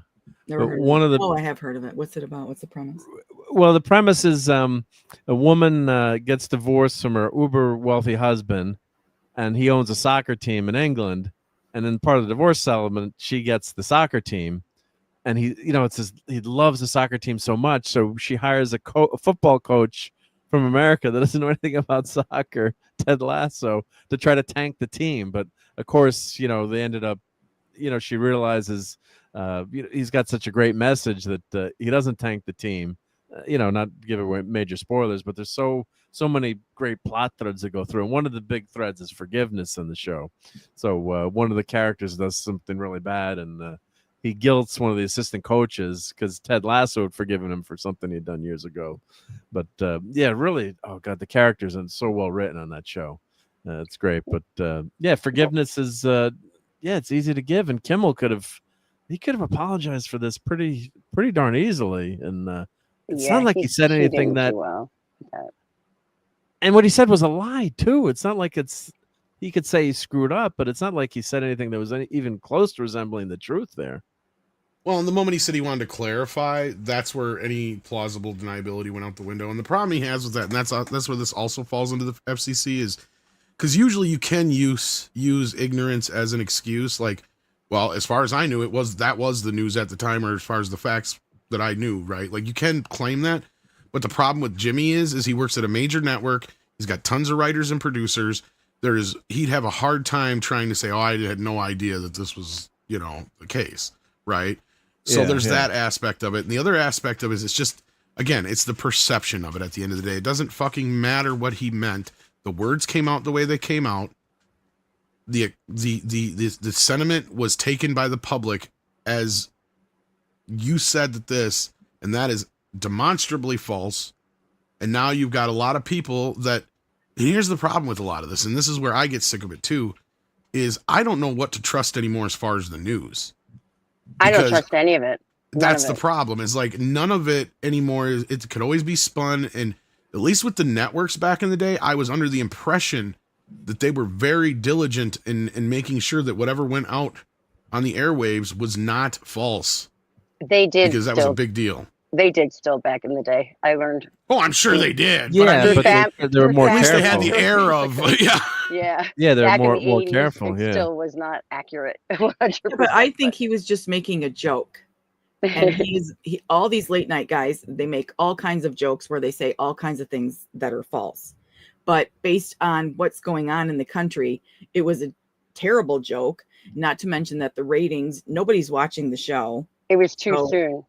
It was way too soon. That's exactly too soon. You could sit down and you could research, and you could find probably hundreds of clips and social media posts of MAGA trying to prove that he's not one of them. You probably could compile that evidence. And that's kind of, I think, part of their excuse, and that's fine and dandy. And it could have been a joke, but the problem is that wasn't the part of the joke that was the punchline. The punchline of the supposed joke was that Trump wasn't really actually celebrating or didn't really care about Charlie. Like, that was supposed to be the joke. And that's not the part that he's in trouble for. And that's what people need to understand. And I get it. And even I got, Darth Scipio going off about free speech is free speech. Look up the definition of free speech. First of all, you can't just go say anything without certain kind of consequences depending on what it is. You cannot make threats of violence. You cannot incite violence. You cannot lie enough to incite violence or cause any harm to people.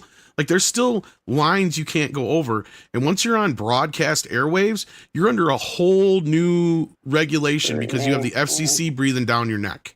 And that's what you got to understand here is that this is different the than airwaves cable or YouTube. Exactly. It's way different. You got, because it's put in a public sphere where it's no different. It's being broadcast out. Anybody can get it. When it comes to the internet, cable, satellite, there's a gateway, there's a portal you have to go through to get that. So that's a little different. That's protected under different means. This is in a situation where it falls under federal regulation. And in that is where things get dicey. And freedom of speech only goes so far when it comes to that kind of shit. You can only get away with so much. The problem here is if Jimmy had said, I think, or in my opinion, we wouldn't even be having this conversation. See, that's where he kind of fucked up there too. And I agree with Six. If it was a joke, it'd be one thing because you could hide behind, well, I was being satirical or I was just trying to poke fun. Clearly, everybody knows that's not the case. That's why it's the joke, or that's why it's a joke. But the problem was that wasn't the joke. The joke was that Trump didn't give a shit. I disagree. I think we'll go watch the clip again, Six, because that's the way it's presented. His joke was MAGA's desperately trying to prove that he was not one of their own. Full stop. End of joke. Next joke. That's not the end of the joke. That's not the joke. How is that a joke? Because MAGA is desperately trying to prove that he's not one of their own. But that's not a joke then. It's reality. If you're claiming that. So like that's why I don't think he should have been canceled, because it was a joke. But that's my point, is that part of it. Is it a joke or isn't it a joke? That's what I'm saying. Like, I think he was trying to present it as a joke from his perspective. I'm not saying it's funny.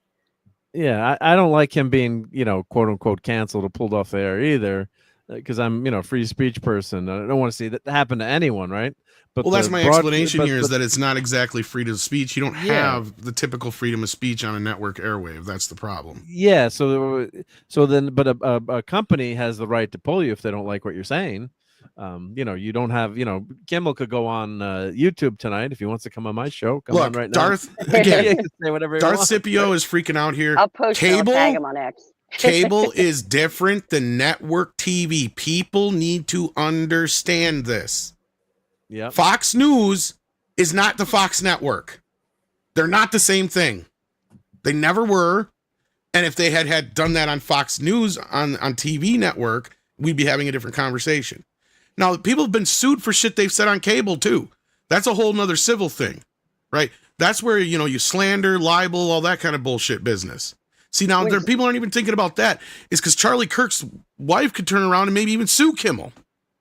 Let me just wish Mr. Angel a good day. Yeah, sorry, Mr. Angel. It's 6:30 in the morning. So yes, there. with freedom of speech comes a certain air of responsibility because you can't just lie about shit. Like, it doesn't work that way. Yeah, especially on the airways. But yeah, Mr. Angel, have a great day, and we'll catch you later. God bless you. Yep.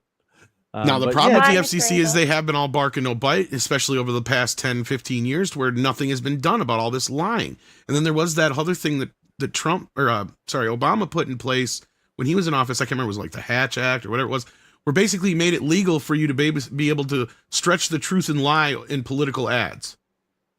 And to me, that just muddied the waters even more. So we have a whole mess here of a situation where people already are confused at what the laws are. And that's where I think it's easy to manipulate people into thinking this is a freedom of speech thing when it's not. That's the problem. It's not about a freedom of speech thing so much as it is what Jimmy said on the air was demonstrably false. And not only was it false, it's not like it was just a one-off thing that he said. That's the bigger picture here, the problem here that people aren't looking at the bigger picture, is it's the same thing that the media was trying to spin since it had happened. So he was playing into that quote unquote hoax. Yeah, because it was like 2 or 3 days later too. It wasn't like right exactly when it happened. Yeah. And maybe that joke, you could argue maybe even that joke was written earlier than that, but no, it doesn't, because the whole point of that joke is you get to that video of Trump where he says something about Charlie or whatever, but then he goes on about the construction that's going on, right? Yeah, like the ballroom or whatever. Yeah. And and it did seem insensitive, but I think on the other hand, you could also maybe was trying to, not dwell on it, or not, that wasn't the moment. Honestly, I think it was just Trump explaining why there was so much noise. You think so? I think is the main reason, and then he just went on because he's always got to praise every little thing he does. That's Trump being Trump, yeah. But that's the thing too, like Fox and CNN and all the other cable networks. I mean, they've gotten in trouble. People have gotten in trouble for stuff that they've said too on those networks. So Putin's cat was it was Darth was mentioning Kilmeade and I mean, people got in big trouble for stuff you said on cable, but the government, quote unquote, or the FCC can't come down on you for something on those cable networks. It's much different rules and regulations. But I think the broader picture is I want to see free speech, but I think it should be applied equally. So when the government was actually going in there, when people had certain views on a certain thing that was going around, the government was actively telling people cancel these people or take these people off. And the whole point of science is always question, always be skeptical, always think for yourself. And when people are doing that, the government was actually, the U.S. government was doing it. It wasn't communist China, was telling social media companies to shut certain people down, which is abhorrent. And you don't really hear enough about that. Like the ACLU should have been screaming from the mountaintops, this is horrendous. Be consistent. That's what I think people need to do. So I'm a free speech person, and I think he should be allowed to say what he wants to say, but also the marketplace is able to decide too. But he should never be prevented from saying what he wants to say. He might have to find other outlets for that, but you've got to allow free speech. And or if you're going to say you're going to suspend him, all right, you're suspended for a week, but come back, right? So yeah. Well, that's what they were trying to do. Well, that's what they were trying to do, is come to some sort of, agreement or compromise. And it just sounds like Jimmy is the one who doesn't want to compromise, which that's his prerogative at the end of the day. But with that comes, the consequences, and you can't blame that on other fucking people. Like that's what that's what's been going on here for too goddamn long. Even the thing with like Colbert, you can sit there and pretend all day long that if Trump had anything to do with it or not. But the problem here is he was losing money for the network. And that's the same thing we're having here with Kimmel. At least Kimmel, it sounds like ABC is actually supportive of him, but he's just like being a jerk right now and not fucking working with them. And honestly, I'm curious to see how these talks go this week, if that's the case, because if Jimmy doesn't budge, this is going to be the end of his show. And then I'm going to be curious how they fucking spin that shit. Yeah. How do they spin it? And who replaces him? Right. Well, and would ABC even bother? Would they bother? Right. ABC's always been the third ringer when it comes to late night anyway. They never really had a solid thing other than, what was it, Dick Cavett back in the day, but that was kind of more counter programming to you know, Carson and whatnot. But like, I mean, at this point, if I was late night TV, I'd find something else that's, you know, this is your like Valiant said it perfectly. This is their get out of jail free card. And of course, like I said the other morning on the morning show, if they can make it look like it's Trump's fault, they'll lean into that all fucking day. Oh God, yeah. I miss Conan O'Brien. Yeah, well, he's still on what channel is it now that he's on? I watch him. Is he doing a show? He's on one of the streamers now. I can't remember if it's Netflix or one of the other ones. Is he doing like a once a week show kind of thing? Because he had to, I don't know, because he had to wait until his TBS Warner Brothers deal was up before he could do anything more. And then I can't remember where he's at now, but he's doing some things. But I don't think he's that he used to sing in the year 2000. It's like I was say I'm curious if he would even want to do that every day anymore. So yeah, Jimmy Kimmel should go to YouTube. He'd do well on YouTube, probably. Yeah, and then other people have brought that up, Six, too, is that he's got like 20 million subscribers on YouTube. So what's stopping him? Yeah. Then he can say whatever the kind of garbage he wants. And you'd probably get more views too, I bet, right? Because how many people are watching a show? It's less than. Well, these are the same folks that used to. Rogan route. Well, these are the same folks that used to freak out about every little thing that Alex Jones would say, or what's his name, Rush Limbaugh, or. Yeah, they tried to get Rush canceled, and he got both of those guys were notorious for saying just outright lies. Exactly, and and Alex Jones, look, he had to face the consequences too. Look what happened to him. Yep. Well, he's and I got a lot of pushback for some of the shit that I said about him back in the day. I'm like, look, I don't have any problem with people being on the air doing what they do, but if you're gonna blatantly go out there and fucking lie to people about shit when you know it, or push fucking conspiracies that have zero proof, and people turn around and sue you, that's the fucking consequences of it. And a lot of people got pissed off at me for that.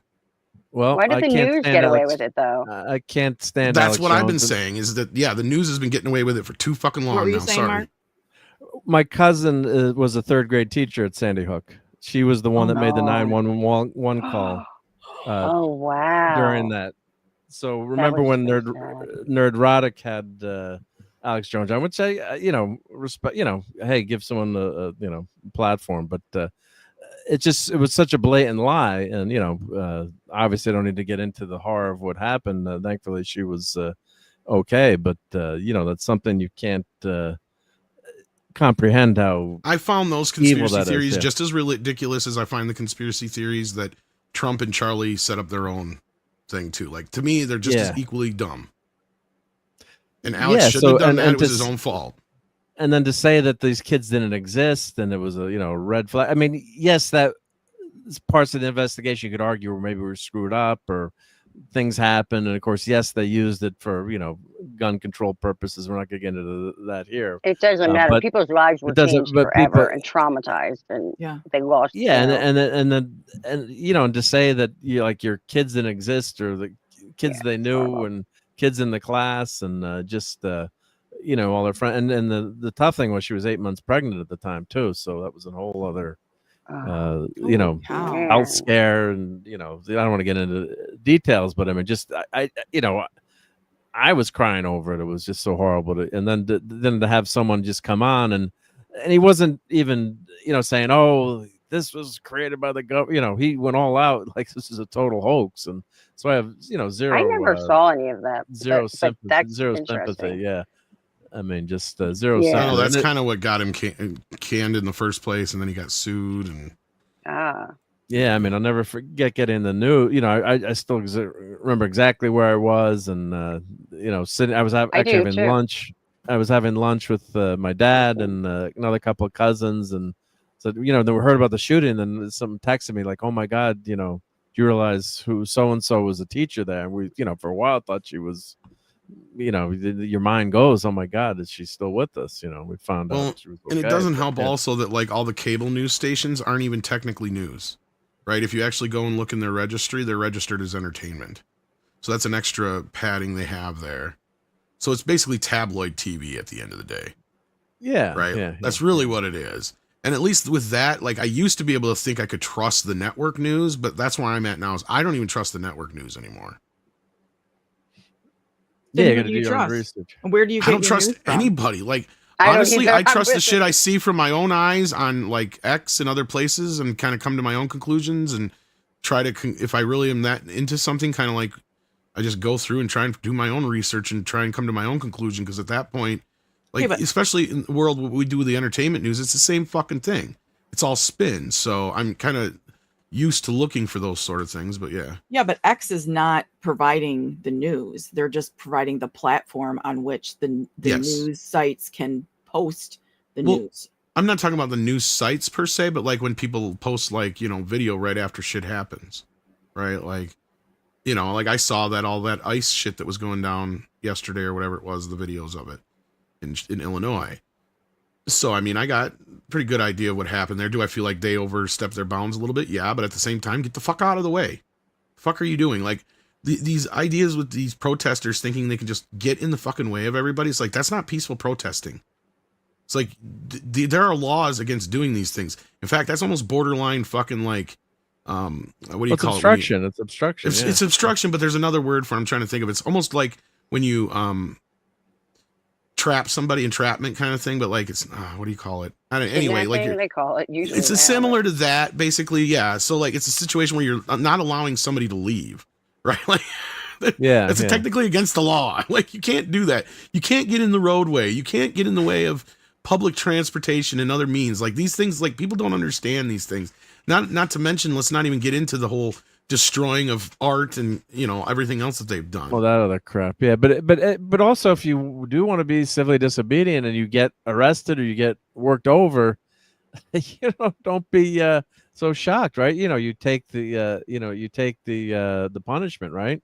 So of course, you know, going back to the civil rights movement, of course, you know, the sit-ins and people were peacefully and they got arrested, but they eventually got their their point across. So you know, that's the way that they did it. So I think that if they want to protest, but don't get that upset when you do get arrested or the you know you're getting stuff into. Yeah, you know what you're getting into. Yep. And then let's see, do you have proof, Darcipio, that Trump put any pressure on ABC to fire him? And even if they did, if it was the case, then why are they not putting Kimmel on another network? The bottom line is Kimmel does not want to play ball.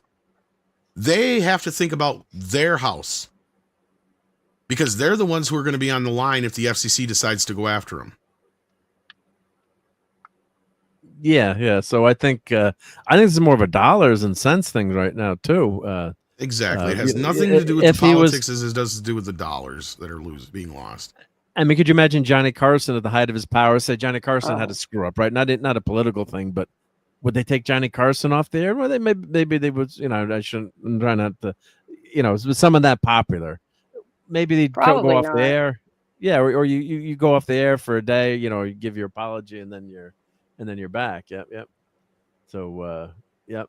But and panel question: do you think we're in the final chapter?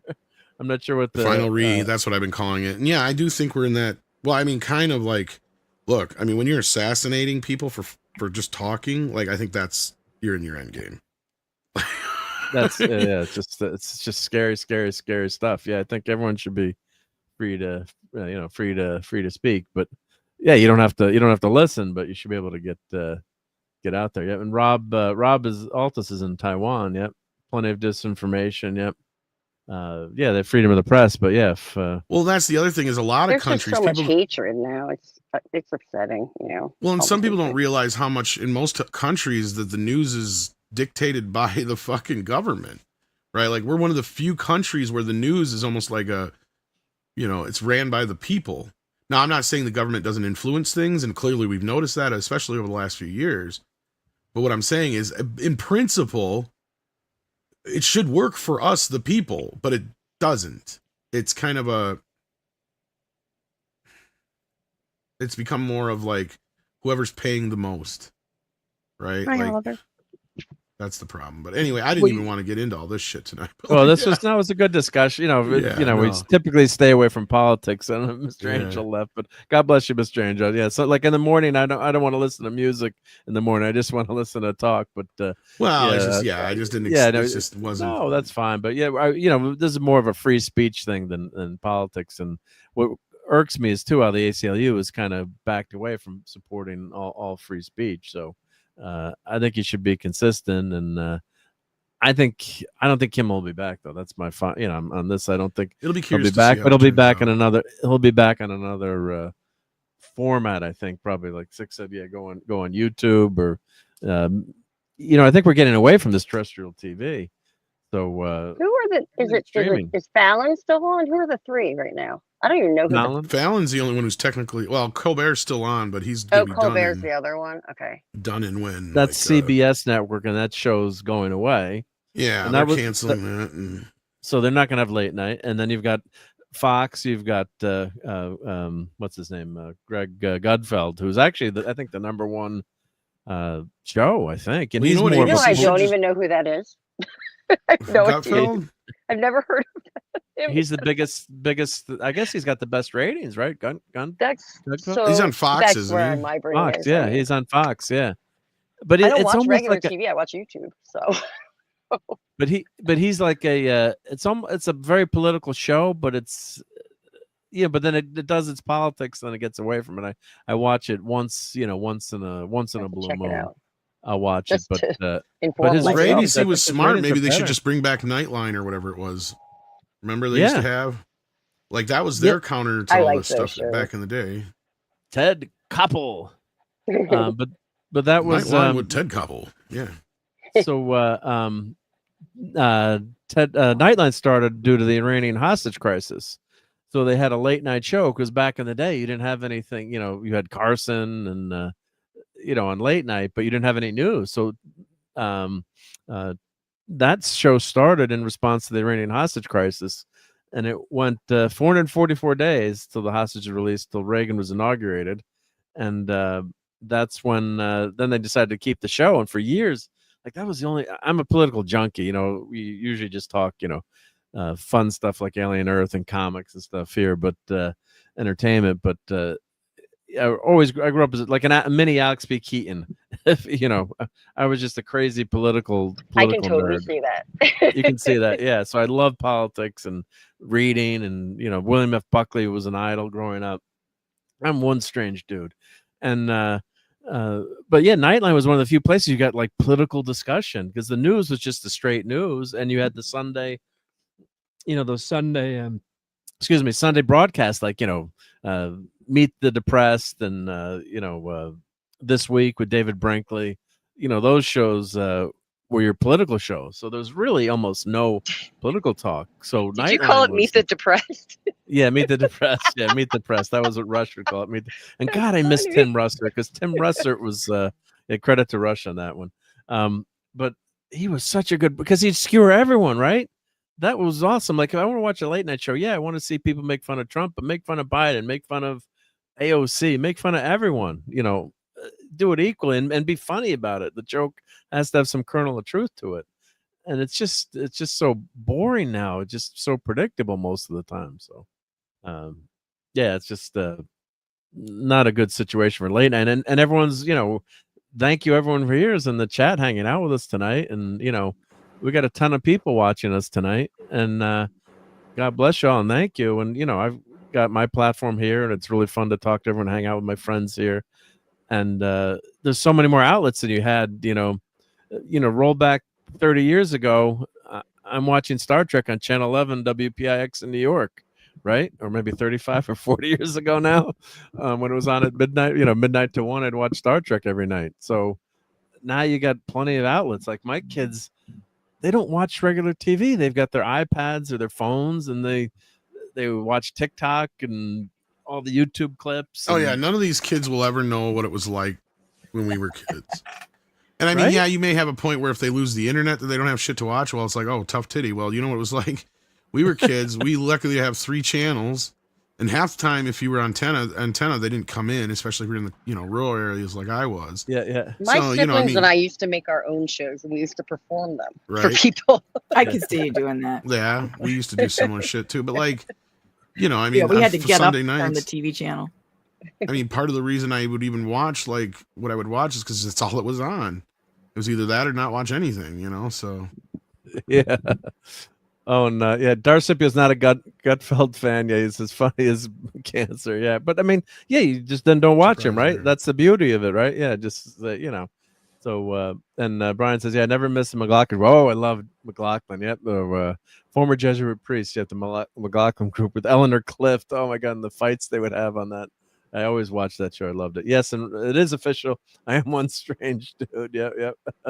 We knew that already. So I don't want to six to give away our age, but 60. I'm guessing you're old enough to remember the terrestrial TV days, and were you around for I Want My MTV? And oh yeah, oh for sure. Okay. Oh, I Yeah. am mid-dull aged. Yeah. Okay. All right. Yeah. I'm not Mid-dull is what you a should lady call their it. age, but yeah. Yeah, But we like had a black and white TV, and then we had a color TV. Yeah, same here. Yeah, so we had our kitchen TV was a 4-inch little portable Sony black and white TV that had radio on it.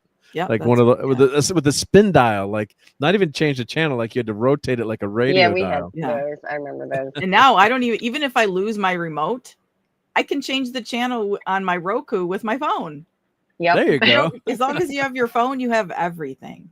I used to do that when that first came out. The phone remote thing. I used to do it from the other room and change the channel on my ex-husband and the guys, and I change it to some like like a religious channel or something just to piss them off. You need Jesus. Yeah. And they'd be like, "Why does it keep doing that? What's happening?" We came here for football, Jim, not to watch Straight Eye for the gay guy. Yeah. But yeah, it was so different. And entertainment options and video games too. Like, look how huge video games are. Like, how many people are playing Fortnite right now? If you look at the numbers on Fortnite, I can't open it. I love Fortnite. Yeah, Fortnite's awesome. Isn't it? You've been playing with Dad, man, and Mrs. And yep, it's one of these days we're gonna play together. Awesome, yeah. We're all gonna be awake at the same time, and but like I think if you go into Fortnite, it tells you like 137,000 people playing just this one game, and I bet some of them are like more than the total, or more than like the late night ratings at any one time, probably.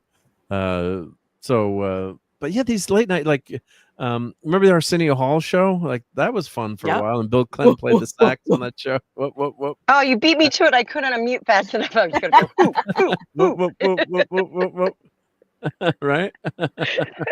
He'd pump his arm and go hoo. But that was like a cultural phenomenon for a while, and just certain shows kind of took off. Or I don't know, does anyone remember the Morton Downey Jr. show? I think that was only on the right. That was more like Jerry Springer type shit, but yeah. And so the funny thing about that was that that became a huge hit, the Morton Downey Jr. and we'd watch it in college. And the funny thing was Mort's brother was we made tools for electricians, so his brother worked for a big trade magazine, and we'd always put our ads in the magazine. So I'll get you. My dad, wanted to go to the show. We're like, I'll get you tickets to the show. So I was at that show where Al Sharpton got in a fight with Congress of Racial Equality Roy Innis at the theater in Harlem. So we were there, and that riot broke out, and oh my God, what a night! We were in the balcony up there, but just one of those. You only have like a couple of pictures, but it was just amazing to be there that night, and it was all over the news, and it was just one of those crazy things. We have like three or four pictures from there, but at the Apollo Theater. So and the funny thing is, Mort tried to kick her out of her seats because he wanted his daughter to sit in that box. We're like, but your brother gave us the tickets. We're yelling to him. So then his daughter sat behind us for a while in the balcony seats up there. So but yeah, it was. So what happened when you see things off camera? So like Al Sharpton had this bodyguard that I swear looked like Fat Albert. He was like this 500-pound guy that came running onto the stage, and he stuck his belly out, and he pushed her. I just close my eyes and see it, but none of it. I guess they have video of it, but they don't show it. But it's just that's another free speech thing too, right? They didn't want to let each other talk, right? But more, God, that show was a crazy show. But that was on broadcast, so I guess they had to follow the broadcast regulations, right? It doesn't matter what channel you're on as long as you're on broadcast. Yeah. So, that was a crazy show. What was some other crazy Or David Letterman, actually, he was on during the daytime. If any of you guys were, this show started on, he started on the daytime. I started watching him. I remember seeing him on during the daytime, and then he moved to night. But God, I love during Oprah time, because I think Oprah was on at like 3 or 4 Eastern. I remember him being on early in the morning. Like, wasn't that part of his whole thing with Oprah though too? He always had a thing with Oprah. I remember. He did, yeah. Oh yeah, him and Oprah always had a little. I don't know. I was wondering about that because now that you mentioned that, I thought that maybe wasn't he a competitor to her at one point? But maybe, yeah. I thought it was on the morning, but I just remember seeing him on. Right, but I thought that was part of his whole thing with her all the time. But I just remember seeing him during I think it was probably like in the summertime. I just remember watching the show because, during the day he'd be at school, but I just remember watching him on the daytime, and he was the people under the stairs and all those skits are just so damn good. Yeah, a lot of fun. But, I have a feeling that his humor was like over my head when I was a kid. And so like I didn't get it. You know what I mean? The Letterman thing was basically, it was a guy who didn't even think he deserved to be on the show, and everything always kind of went wrong around him was kind of the shtick, or however you want to put it. It was like he was like a Debbie Downer kind of like. It's almost like a public access kind of thing he was pulling with his, like a very Wayne's World-ish kind of. Yeah. He'd always bring on the stupid pet tricks or human tricks and all that kind of stuff, but yeah.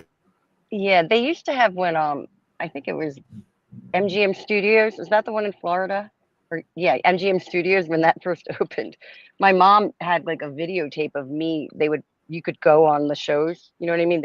They'd put you in there in a green room or whatever. You wouldn't really be on the show, but I was on the David Letterman show saying, "Hey Dave, why don't you do something educational?" And he drops books off of a building. That's like oh, that's cute. That's awesome, yeah. Because he had his top 10 list. Letterman was famous for his top 10 list. Yeah. So I had a book it was of a lot his top of fun. 10 lists. Those are pretty funny usually. At least they were the original ones. They got a little weird over a while, but. We'll talk about another comedian that got in trouble. Remember Norm Macdonald with the O.J. Simpson stuff? I love Norm was always getting in trouble. But talk about like so free funny. speech, right? Like didn't that get him canned off of SNL for going after OJ? Eventually, Yes. or they were pressuring. Yeah, Well, so I think. Well, no, not really, because what got Not him really? canned from SNL was saying the F word. That's the one thing that usually gets you fired from SNL. Fart? But Yes, who was fart. Wasn't Brandon Tarkenton or not Tarkenton? Tarkentoff was that of NBC at the time. Was buddy with OJ, and I can understand you want to protect your friend, but Norm was going on Saturday Night Live. I don't think that had anything to do with it. Because I remember right, I think Norm was actually he might even gotten away with saying "fuck" twice. So I think No, he but might I have think been he one of the was few. going after Norm behind the scenes to like lay off of OJ. Maybe. Oh. But Yeah. like, I think he's one of the few that actually got to not. If he only said it once, I'm wrong. But like, I thought he might have got away with it twice because I think they rehired him back at one point. But I could be wrong. But He was so funny. But he went after. Yeah, he went after OJ. Yeah, OJ big time. Yeah, but yeah, you don't want to. no, I think what killed because like one night he goes, "Well, I fucked that up," or something like that, and that's the one that I think got him. That's what got him fired. Yeah, Because he had messed up a joke on one of the Weekend Updates one night, and I can't remember even what joke it was, but he's like, "Yeah, fuck that up." It's like, CC have anything to? Did they get involved with that, or did they fire him before the FCC could? See, I think that's like those standard things where, like I've said in the past, is if the person ends up getting fired, then usually you don't hear anything about it, or they put pressure on until they end up firing him or apologizing. Oh. And it all depends usually on what was said or the situation. And SNL, like, they're really prickly about it. Like, that's like the one thing, like I've said, that will get you shit canned. And they even run on a kind of 5-second delay when certain people are on, but like, that's the one reason most people have ever been fired from Saturday Night Live is because they said the F word. I think Charles Rocket was one of them that said the F word and got fired. Yeah. God, who else was there? There was at least 2 or 3 other people that's what ended up getting them fired is because they said the F word. But most of us don't, like, depending on where you live, you probably don't even remember it because on the East Coast, they're delayed enough to where they usually cut that out if it happens.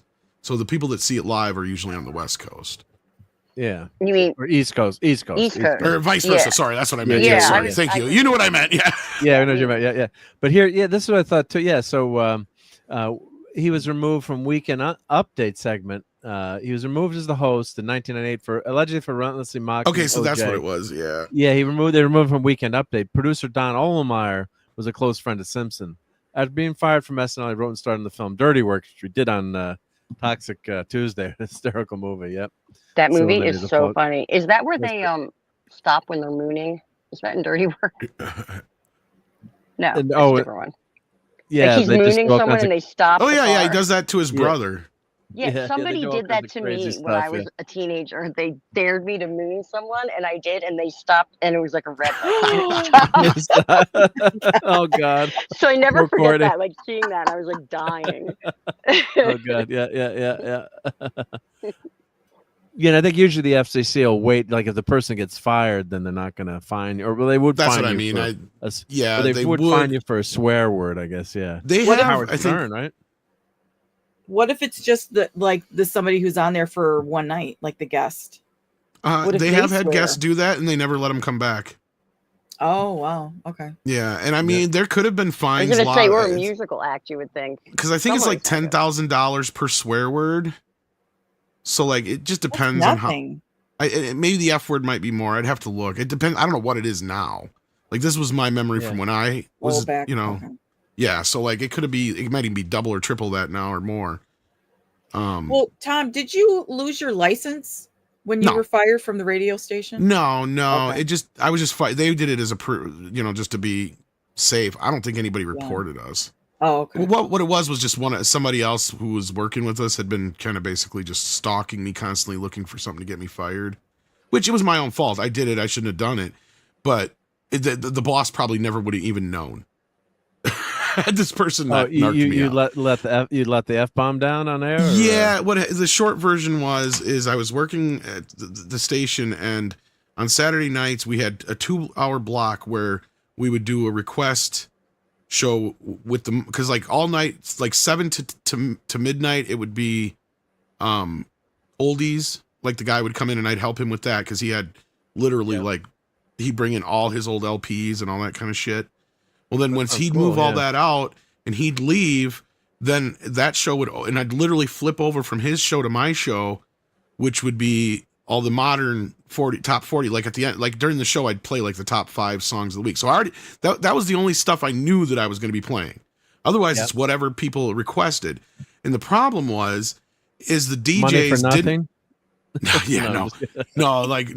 that time it was like whatever the 90s. So like, 98, 99. So like Offspring, stuff like that, fucking Rob Zombie, Matchbox 20, you name, whatever was at the time that was big, Counting Crows, that kind of shit. Yeah. Like Bare Naked Ladies was getting big at that point, stuff like that. But like what happened was and knowing that I only had this 2-hour block to work with, and I have to answer phones plus go find the music, do the DJing, everything all by myself. That's a lot. Yeah. It is a lot. So I was pissed because the day DJs don't like to put the discs back where they belong. And for those who don't know, sometimes we would just get CDs in there, but like a lot of times those were sealed up and put away for like contests and shit, unless it was a specific artist where we'd get like a greatest hits album, or once in a while that would get thrown in the rotation if we were playing some older stuff on it. But like to find the modern new stuff, it was always on these radio discs, and they were literally just like just tons of different artists, whatever was released that week. Oh, so right? it's not like you're pulling out, like 10,000 Maniacs disc. Exactly. You're pulling out week 51. Yeah, and nobody wanted to put the shit back where it belongs. So you're literally digging through like a drawer of discs looking for like A26. Like, where the fuck is A26? Where the fuck is A26? You can't even look for like a tie. Yeah, you're not looking for like Tommy or something by the Who. Yeah, no, what we had like a database where I go, okay, I need the song, like, okay, whatever at the time. Brick by Ben Folds 5 was a big one at that time. Yeah. Okay.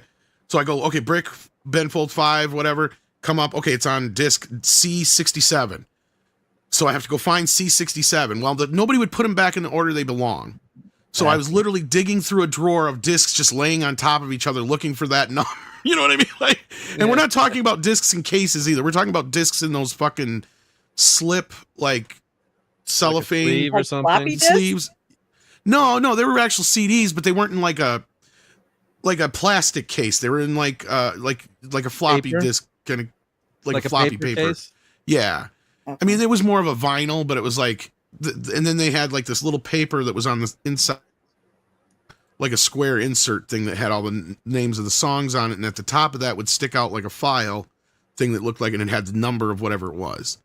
So like each year would get like every year we'd get just tons and tons of them, and we'd have to go through that database to find it. And I didn't want to fuck with that because just me explaining that to you, right? Like I can see, yeah, that's you a whole can't find entire a disc, song or yeah. two that's already gone by, right? Like so I don't have the time to do that. So what I did, I thought, okay, I'm gonna get smart, and I grabbed my CDs and my girlfriend's CDs, and I brought them in with me because we had all most of the modern stuff. Yeah, you ripped To off where the I would just- Columbia Music Club. Exactly, but the problem is it was all unedited, you know. So I missed a Wasn't few of radio the stuff. swear words. Yeah, Some bitch. yeah. Well, because I got so busy and then I wasn't paying attention to where it was in the song, and yeah.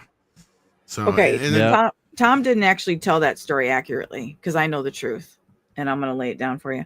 Somebody called in and requested Celine Dion's "My Heart Will Go On" one too many times, and Tom went on a rager over the airwaves, and that's why he got. you said you weren't gonna fucking tell anybody.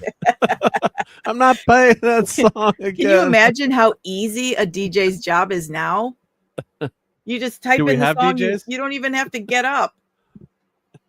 Yeah, it's all not automated, but Everything's on the computer. the computer. Yeah, Right?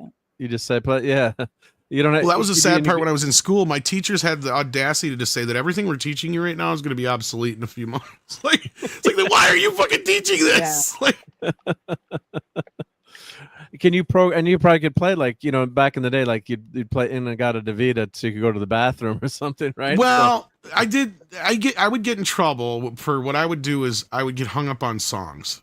So like if something was new and I really liked it, I would play it a little too many times. Like I'd slip it in because we'd have, now if I was just on the air for a standard thing, we were an AC country station. So we played stuff like whatever was the modern country mixed with, like we would play that Celine Dion song. Actually, I'm pretty sure we had like 6 copies of that fucking soundtrack sitting on the I had shelf. to do I that shit you song not. with a 5th grade choir. It was horrible. No. Oh, wow. So yeah, so we played a lot of the slower, like Phil Collins type stuff. We'd play like some John Mellencamp because that kind of crossed over into like country, Billy Joel type stuff. You know, we played like that kind of stuff other than the country stuff. But otherwise, the country stuff was all whatever was modern, new country. And we'd get the discs, and we literally had like a stack. At that time, we'd have these stacks. Like, you know, you get the multi-discs, like you slide them in the little drawers. So we'd have these like 4 or 5 stacks that were our ones that we were using for the week. And that was easy for that because we just slide those in, and we literally just went down the list. Like it was, you know, unless there was something that was specifically say, put this in rotation more. Which was funny because there was only one song I ever remember in the history of when I worked there that it was ever shoved into major rotation, because we basically had like 3 levels of the discs. We had ones that were in major rotation, ones that were in secondary and third. Like, so like you would play the ones that were in major. You could pick what you wanted kind of, or no. So by like, I was stuck playing like, whatever they wanted up until on those discs. No, but I mean, like they said, like you had to play these songs more. Like there were, yes, we had to play those specific songs every hour in that order. Yeah, okay. So and then you could mix in some other songs that you wanted. I would get 10 minutes an hour that I could mix in whatever I wanted. Yes. Oh wow. Yeah. So that would be for a request, a dedication, or something I wanted to play. Well, I would get in trouble because I would play the same stuff a little too often. Like I think about one time speaking to John Mellencamp, I went to his concert, so I was playing like 3 or 4 of his songs over and over again. And they're like, quit playing so much John Mellencamp, or if you're going to play him, play some of the other songs. Like, it's like, how do you guys, like, we play the same shit every day, all day long. And there's like, that's not the point. It's like, well, that's what I hear the same song 3 fucking times in my fucking, at least, if not 4 in my fuck, because that's the thing we had. Okay, so that's how it would work. The one disc you would play that once for sure every like rotation, and the second ones would get moved in. And the third ones would get moved in, but you definitely would play that one disc at least once an hour, every song on there. And there's like 30 minutes worth of music. So like half of your hour is taken up with one of those discs. So there's like 4 or 5 of those discs each week that we would go through. So like every time you're there, you know you're going to hear these songs. when you're there. Yeah. And the first time I ever remember a song that came out the week and got shoved into major rotation, because it was weird, because it's like, don't play any of these other songs on major rotation, just this one, and you'll never guess what fucking song it was. Livin' La Vida Loca. No way. Oh, motherfucker entered major rotation instantly. And I got so sick of that song fast that I was like, oh my fucking God, this song ain't even that great. I said, what's the big deal with it? They're like, I don't know, but it's in major rotation already. Earworm. It was. It was like, and every other song on there, I couldn't even tell you what the hell else came out that week, because it didn't matter, because that disc it would take at least another month or two before it would work its way into major rotation. But because of that song, that single song, they're like, play that song every 3 hours or whatever it was. Yeah. So you just go crazy, right? Yeah. So it was like every 3 hours the rotation would come around, is what it was. So like you generally would hear, you had a chance of hearing a song twice in your schedule at least. And if you didn't it, then I got so sick of Livin' La Vida Loca. Tom still has nightmares about it. Oh, I hear that beginning of that song, that dun dun dun dun dun dun dun. It's like, oh fuck. See, now you got kicked off the air. It was even in Shrek. Yeah. Well, that was the great thing about living in the 80s was, being a kid in the 80s, was that the music was so amazing. I mean, it's my favorite decade, so it didn't matter what was on the radio. I loved the song. Right. They were what I agree. What I loved about the 80s too with that is like you would sit there and you knew you were waiting for your special song that you wanted to tape. Mm-hmm. So you'd sit there and listen for hours with your tape recorder on record with the pause button, your finger just hovering over the pause button, waiting to hear. And that was the sweet sounds of Prince from, whatever. And then now here's Guns N' Roses. And you're like, that's it. That's the one. And it's the wrong song. You're like, no, I want the other one. Or the stupid DJ talks over it. Yeah. And then he talks over half the song. Yeah. I used to record. I would record like, a half an hour or an hour of music. And then I had a tape player where I could tape from a tape. A dual cassette player? That's how I would make my mixtapes. Oh, we did that too, yeah. Yeah, that was like luxury as a kid. I used to make my own radio shows that way. Yep. Oh, so you'd record like an hour or whatever, half hour on the side, and then you'd pick and choose what you wanted for your mix. That way you could cut out the commercials and the DJ, exactly. Like because that was like a luxury, right? Like there's one thing to have not only a tape player, tape recorder, but to have two. But then also had one that had a radio mixed in with it, and you had a dual. Like, because if you were the dual cassette guy, you were the coolest guy in school. Because that was my high school graduation gift. I had we all had boom boxes, right? Or if you had a stereo, lucky enough to have a stereo, but a lot of us had boom boxes. So remember Christmas, I got my first boom box in the 80s, and Jay Giles' Centerfold was the first song that I heard turning the radio on. And I remember that in the kitchen where I was sitting, Jay Giles' Centerfold. I'm like, this sounds so awesome. It's so much better than my one, little old radio that I had. And then for my high school graduation, I still have it. It was this really amazing boombox, this massive. You still have it? Oh God, I still have it. Yeah, and nice. The speakers would detach on it, so it was such an awesome boombox. Nice one then, yeah. Oh, it was really. So I had it in college. I had a nice Techniques one that was huge. And Tom, you know what it had? It had digital tuning, and you could store 5 stations in it. That's fancy. So freaking amazing. It was so cool. Did it have digital display as well? Yeah, digital display. With lighting or not? Lighting too, yeah, and it had an equalizer, a 5-band equalizer. Oh my God. Nerds. Mark was the coolest one on the block. Yep. It was like, holy crap. I think it was a Sansui. I'm trying to see if I can find. Holy shit, Google worked. Oh, holy shit. Let me gonna put this up. This is hysterical. So this is me. All right, my sisters don't care if I'm on this. If I put Iowa was one of those, Rob. Yeah, Iowa. I remember them when they came on the scene because they were like an older brand, and then they came back. Holy shit! Yeah, that's. And I love your sister. She's like, thanks for the crappy mono one, guys. The mono one. Yeah, we could give Mark the stereo. He deserves it. So this is actually when I got amazing. When I Google the freaking image search is wild. That's like Steps. That reminds me of Step Brother. So this is remember when he got the Chewbacca mask? It's like, thanks for the Chewbacca mask, even though mine's not movie quality like his. Yeah, Yeah, so that's the boombox. I still have that one. The antenna broke off. That's not really Mark. That's just something you looked up, right? That's not you. No, Is that's it? me. Oh, that's me. you. Okay, wow. This Were is you the me. oldest? I thought you just randomly brought it up and you're like, No. oh, they have some picture here. No, okay, so this No, is you with this is my your poor sister. little sister. And your little sister's just like, I don't give a shit. I'm gonna listen to some music. I'm gonna Yeah, what she got a cabbage She's patch? just glad that her older siblings are hanging out with her. Yeah. maybe. Of course, it's Christmas morning, but you know. Christmas But I morning, can yeah. tell the look in your sister's eyes. She's like, Mark got the better one. This is bullshit. Bullshit. Yeah. So this I'm Did trying it to start figure a out fight what with you guys? Christmas. I gotta hear it. No, but I don't think so because she didn't probably Ah, want a big one. Didn't care. This was I was like the coolest. This is so cool to get this boombox. That This is Sanyo- pretty state of the art back then. Yeah. That was a good present. Yeah. I'm trying to see what other presents I got there, but then this Yeah, is zoom in on those toys. I seen like Yeah, what was I it got- like some board games and yeah board games are here. Let me take this. Well, here I'll show you the boombox and I'll check. I'll Okay. check to see. I just want to see what picture. I never know what pictures. oh yeah, are. this is a nice This one. I is- had one this is kind of my- like this. This is my boombox. I still have. Make it bigger. Oh, can I embiggen this? How come it's not letting me make it bigger? Why is it not? It's not letting me zoom in. Go to your zoom up on the top, your right, the little dots, and see if it'll zoom in. Yeah, it's not letting me. Not that one, Make but the the other whole you Yeah, know, let click me- on your this main Google photo- the Google Photos. three dots. Yeah, on why the is it top not right. letting me? I can normally zoom in on the photos. Yeah, it's not letting me. Let me take it off the screen because I don't know what Yeah, popped yeah, up with yeah. the family pictures. Yep. He's got You some know- dick pics in there too, probably. You know, I remember That was the the last boombox, yeah. mixtape that I got was it was a guy named Matt made me this wonderful mixtape and I still have it. Right. Well, I that love was the it. thing You you know did, what I right? got? What'd you I get? got a mixtape like a year ago from Tony Nasser, but it was just made on YouTube. But he made the cover like look like a mixtape and everything. Oh my gosh, that's so cool! Isn't that cool? I know. Marry that I guy. thought that was really sweet.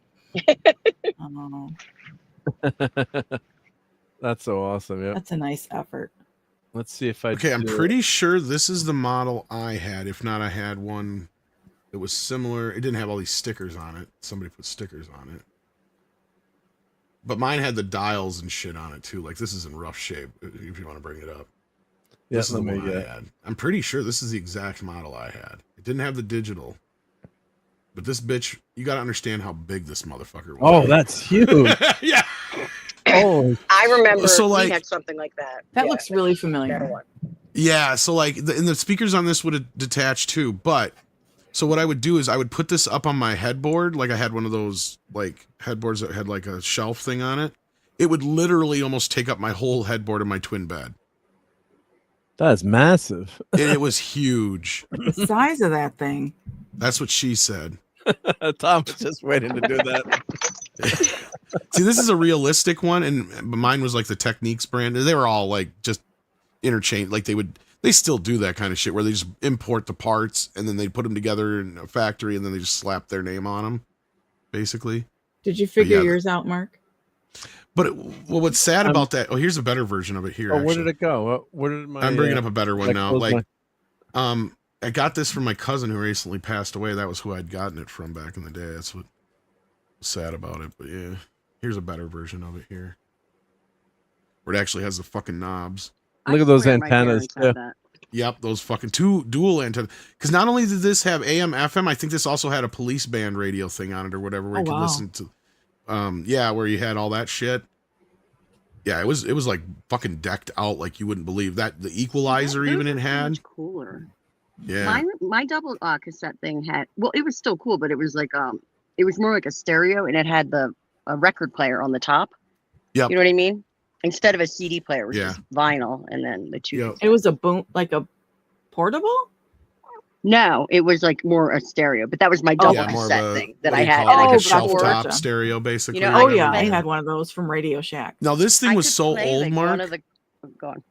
No, I'm You could sorry. play you one were of the talking. what? I was just gonna say I could play like something with one of the tape decks, and then have the other tape deck be blank or something that I had already recorded on, and then it had a microphone. So I did like multiple layers of like different Oh, that's stuff. so Like cool. DJing, yeah. Yeah, it was neat. I miss this Walter. Yeah, this thing was so old though, Mark. It didn't even have the high speed dubbing on it yet. Oh, That's yeah, how because the old high speed this dubbing was. was awesome. Yeah. That came in later, remember? Yeah. That was super awesome. Yeah, yeah. And sit there and listen to shit and everything sounded like chipmunks. Yeah, it's not letting me zoom in on this, but which is weird. Maybe because it was something I downloaded after. Can you take us off screen and make it all of the picture? Yeah, maybe I can do that. Let's say open image in new tab. I can do that. Let's see here. So let me put this back. Mark ended up making me stay late. Yeah, I'm such a pain in the ass. That's the back of it. Let's see here. Open image in new tab. Let's see. Oh, and you had touch buttons on that bitch. That wasn't I think this was a different mod. That was kind of like my techniques then. Mine were similar, but they were they were still sticking out like they were regular buttons. What are all those buttons on at the very bottom? Equalizer things, right? Equalizer. This is that's like, equalizer there, but you got like various like probably your Dolby noise on and off headphones. Yeah. Wow. Probably to pick your different inputs because it probably had for you could probably input record player to it too, so you had auxiliaries. It had a record CD, player, tape, and radio. Polly.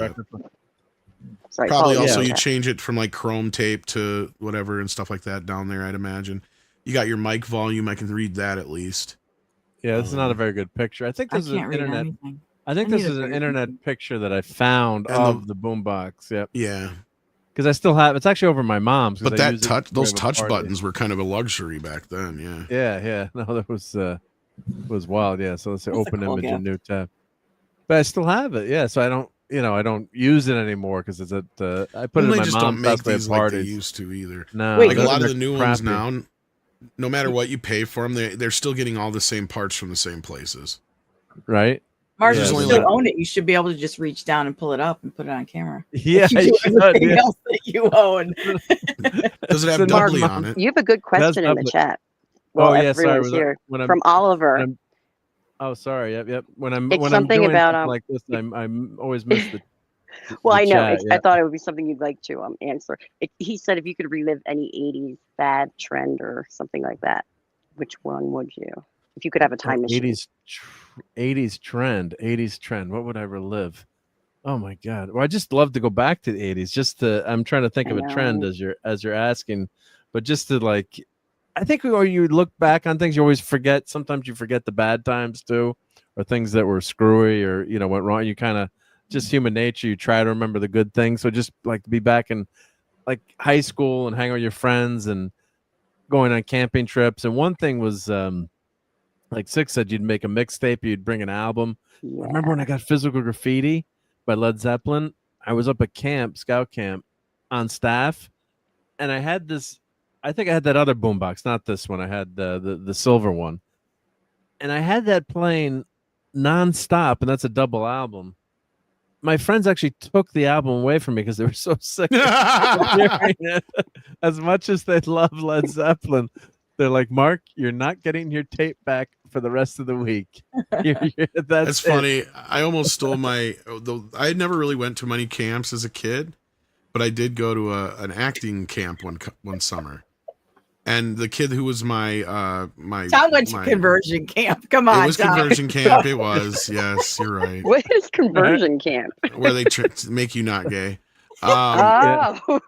But anyhow, so like the guy who was my roommate actually was a guy I knew from school. What was funny is like he's this huge Aerosmith fan. And the album with like Pink and Hard on the Knees and all that stuff had come out. What the fuck is it called? 9 Lives? 9 Lives, yeah. Yep. So he was playing that album non-fucking stop that whole week. I finally got to him. I'm like, dude, if you play that album one more fucking time, I'm going to take it from you and you're not going to get it back until we get home. I'm going to kill you. Yeah. I had heard Pink, I don't know how many times before that song even came out on the radio. Like, it was just like, oh my God, quit playing the album. I like the album, but it's like, dude, I've heard it a million times. Stop. My brother wouldn't stop playing that song, When the Children Cry. That White Lion song. Yeah. I remember being like, turn it off over and over and over. Holy crap. I just found it I found my boombox on eBay, but please do not tell the missus how much this boombox is. She'll make you sell it. Please. You won't tell. $800. And Polly wants to see Tom and Leather, that trend back. Holy cow. Mine, I don't think is in this. This is the one I have, this exact model. Well, it doesn't mean somebody's going to buy it for that much. No, but that's what no, they but want for it. this is the model. I I might had the just to real take buttons. it from him. No, just kidding. This is the one I have, yeah. But No. and hail to Paulie. Yep, I'm catching up with the chat. How's it going? Well, this is what I was kind of saying. Part of the reason a lot of vintage hi-fi stuff is worth so much is you can't get decent tape decks anymore. Like they're literally all the same. No matter how much you pay for a stereo, that tape deck it was made in the same factory as the tape deck that you bought at some Walmart, radio thing that you find with a tape deck in it now. They're all the same. Wow. You know what? I have an old ass boom box that I use. I use it once a year. I use it for Halloween. And I use it because it has a CD player and I stick it in my mudroom and I have this Halloween spooky music play. Yeah. And I just put it on I have repeat. one too. And it's old, but it still works. I plug it in once a year and it runs for, just a few hours and then I unplug it again. I've got like 2 or 3 vintage CD players that still work. Yeah, I kept all my stereo gear. I even have my dad's stereo gear. My dad was old enough that he actually made his own stereo with vacuum tubes, and I still have his vacuum tube stereo. And I have a AM radio that he made with vacuum tubes. And God, it sounded so good. And the funny thing is, years ago, I tore my ACL on July 4th. We had a July 4th party. And we watched the fireworks from my mom's house. We can see the fireworks because we're close enough. And I usually have like my whole playlist of all fireworks songs, right? All the great orchestra stuff, Battle Hymn of the Republic or whatever. And I'm telling my son, I'm like, Charlie, you got to go on the 3rd floor and grab pop-up speakers. He's like, well, what do they look like? And I'm described because I couldn't walk. I'm like, they're big, tall things. They've got meshes in front of them. You'll see like round circles. They're wood. They see realistic on them. They're from Radio Shack, but they're like 3 feet tall. He came back down. He's like, Dad, I don't know what speakers are. Because like they'd never seen because I have like the little speakers on the wall for my stereo, I guess. But like, and then when he came up, I dragged myself up to the 3rd floor, barely made it up. He's like, I thought those were pieces of furniture. Oh my gosh. Well, yeah, because the speakers were like he had these like 3 foot tall, massive speakers, right? Yep. Yeah, because if you think about like a Bluetooth speaker that people use now, they're like the size of a little Post-it note. A little cube, right? Yeah, a little cube. Yep. And thank you again for the super chat, JT Kirk. Thank you so much. Yep. Have a good night. Yep. And we're getting in the chat all these great hi-fi gear that everyone has. Yep.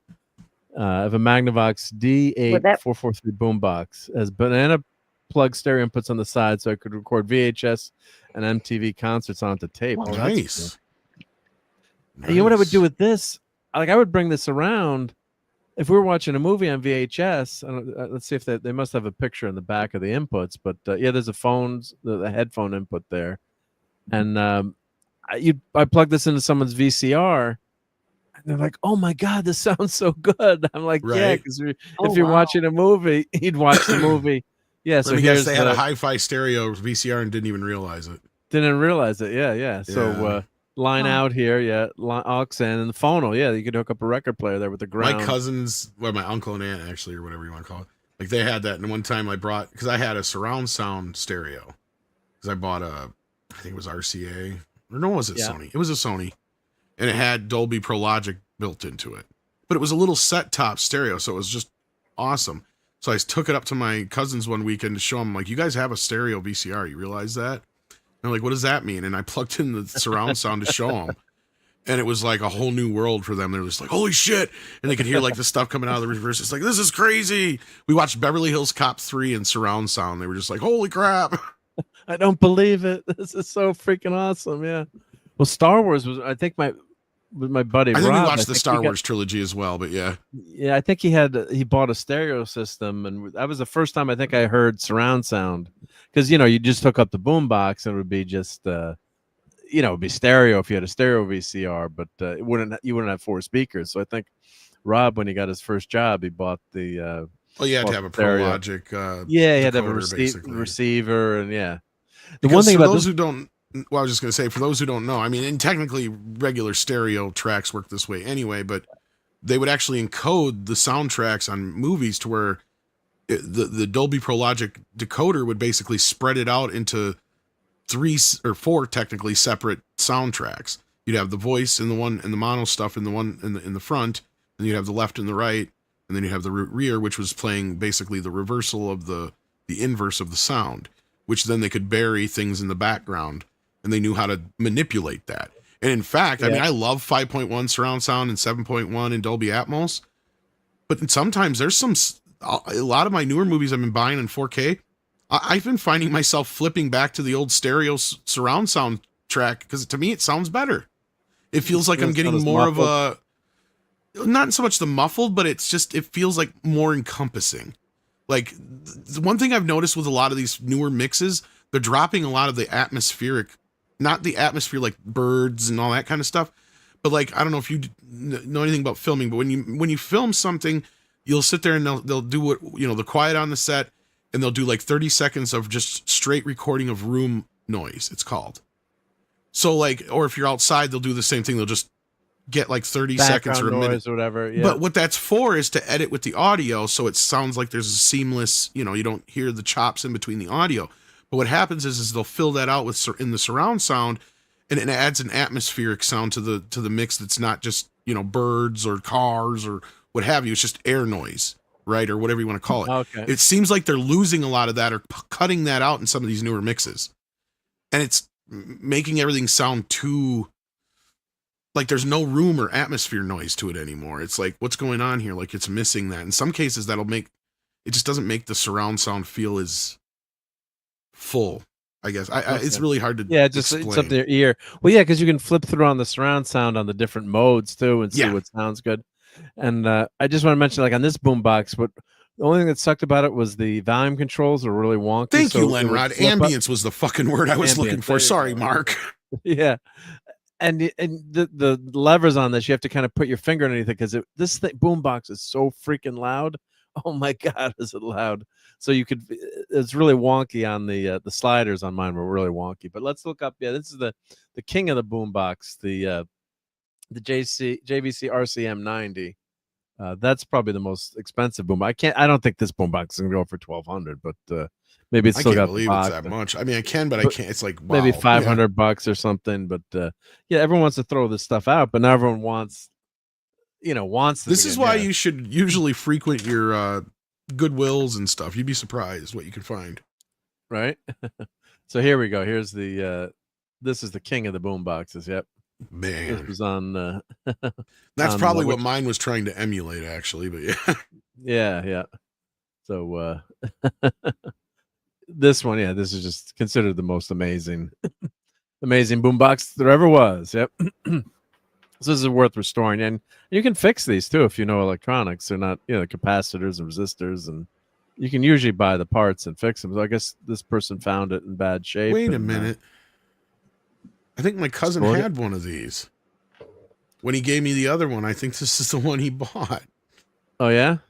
Oh yeah, they were pretty well off back then to where they all had jobs. This was expensive. He was a teenager at the time too, so like, he had his own job and stuff to be able to. I'm pretty fucking sure this is the one he had. Because this is the king. This is considered the all-time great in terms of boom boxes. Yeah. Yeah. And actually some like John Lennon, you were talking about some of the stuff that he did, the demos, he was actually using a boombox for some of his a JVC boombox for some of his demo tapes. But it's just really high this is the one, because stuff, he actually gave it to me when it was not in really good shape anymore, but I had it for a very small period of time before it took a shit on me, and I had a house fire anyway, so that's how it got lost. Yeah. But I forgot all about this one too. Holy shit. Because the speakers were huge, yes. They were fucking massive for a boombox. Yeah. But it didn't have the dual cassette, because that was but what he did was he went down to this for a boombox, but he also bought a stand-up stereo system. And it was the first it was the first time I ever heard CD, because he didn't have a record player. And where the record player usually was, he had a CD player. I'm like, what the fuck is that? He's like, oh, you ain't never heard CD yet? Oh wow! I Wait to know. hear that. The first That's song I awesome. heard on CD was Dr. Feelgood. The second song I heard was Symphony of Destruction. And when he cranked up Symphony of Destruction by Megadeth, holy shit, did my balls shake. I love that. I'm like, I I've loved never heard getting the anything same sound out so of it. clean and clear in my life. Oh, it was a revelation when that came out, right? It's like, where's the pops? Where's the hiss? Where's the... I mean, Dr. Feelgood sounded good, but maybe that was because maybe that was recorded analog. I have no idea. But when he put in Megadeth, Symphony of Destruction, and that opening thing where you hear like you could just hear all the subtleness of the band getting warmed up in the background, and then all of a sudden the choir comes up, and then the guitars come in. If you've heard the song, you know what I'm talking about. And that bass kicks in. Like I swear my I know heart what you're skipped a talking about. beat because it just like thudded me right in the chest. I was like, holy shit. No, I mean it was just a revelation. I mean, I know people love vinyl; they love the way it sounds, but yeah, you just and just the quantity of music you could have on there without having to flip the tape, and it was so much clearer too. I mean, CD is better than vinyl. Don't shoot me. I mean, in terms of a format and be able to take your music. Of course, now it's dead now too. But I guess, or if you had DVD or 4K audio. That's really cool too to have that format. The Beatles, or like Pink Floyd, all these special editions and the music on uncompressed music on DVD, or if you watch the band on Blu-ray, and then I always say that you flip to the Blu-ray audio or uncompressed audio, and it's a revelation to hear it. So, and of course, the joke is too. By the time you're old enough to really get good stereo equipment, your ears can't hear it anymore. Anyway, Well, that's part of the reason why I need this good shit now, right? So I can hear it better and see it better. you're going deaf and you can't hear it. I'm trying to find my playlist for. Although my doctor did say my eyes evened out again, which is good. So yeah. Oh, that's good. Your eyes are both back to normal. Yep. I'm He trying to did try find my. sell me on bifocal. So. Oh, you didn't get the bifocals though? No, the last couple times they went, they were like, "Oh, it looks like you might be needing them." I'm like, "Fuck you." It's like, I'll rather take my glasses off if I got it. But this doctor was smart. He goes, if worse comes, which is sad because it's the last time I'm going to see him because he's moving his practice. He goes, next time, if anything, I'd recommend maybe getting a separate set of glasses if it starts getting hard for you to see at the computer. Yeah, well, just not for reading, but for the computer, which would be mid-level glasses, like not reading glasses. Because he's like, with reading, he's like, I don't see the. He goes, really, I don't know why they would push you for bifocals before anyway. He goes, because you actually, he goes, when you pick up your glasses, you have 20/20 vision up to like, I think it was like a foot or two away. So he's like, and that's what you would need the bifocals for anyway. So he's like, I don't even know why those guys were trying to push you to that. Because it costs more money? Well, yeah, because those glasses are, and I had insurance. Right, yeah. Well, I do have bifocal glass or progressives, I guess they call them, but they start to crack now, so it's really annoying. Yep. I wear progressives. I don't know, maybe, but I have to because I'd be switching my glasses all the time. If not, I don't want to imagine that because I'm somebody who's actually had pretty steady vision most of their life, and I never really had a problem until more recent years where I've kind of had to take my glasses off to read some smaller print closer, but other than that, that's the closest I've come. So like, that's the first experience I've had with getting old with my eyesight, and I'm just like, I don't like it. What's the difference between progressive and transition lenses? I think they don't have that. Oh, transitions. I think you're thinking of where sunglass. Yeah, where they actually change color. Okay, I have progressive lenses. So the progressives are I got glasses. When I have both. Mine are progressive and transition. Ooh. Bougie. Yeah, I don't want to go the trans route, so I resist. Yeah. That was good. She always gets me. So here's my geeky nerd fireworks list. So Fanfare for the Common Man. I saw that for the 4th of July. We're in Washington, D.C. We saw a concert in front of the White House. I'll never forget hearing Fanfare for the Common Man. Stars and Stripes Forever. So this is my geeky nerd. I played that song so many times I can't even tell you. Which song? Oh my god, Stars and Stripes Forever. Yeah. I remember that piccolo part, the high part. Oh my gosh, every part of it. And of course, I threw in some Star Wars songs. I threw in the 20th Century Fox Fanfare, the Imperial March. And then John Williams is Rebel pretty. Blockade. You know. Yeah. So there's my geeky nerd song list for the fireworks. Yep. But yeah, you gotta That's have amazing. you gotta have a fireworks list. Yep. Or playlist. Confirmed. Yep. I think Mark was like 80 years old when he was 8. He was like a true old soul. Right. Yeah, that is an amazing amazing That's so boombox. cool. Yes, look at that blast from the past. Yep. Who's still got a Walkman? Anyone still have a Walkman? I don't have a sleep. Walkman. Well, I sorry, still have that's my my walk. dog. I still have my No, Walkman. I don't have yeah. any Walkmans anymore. I used to, but Yeah, I still have my no. I still have my Walkman. I have to go downstairs to get it though, but I do have it. Yep, it's not in the room with me. I'm violating my superpower here. Yep.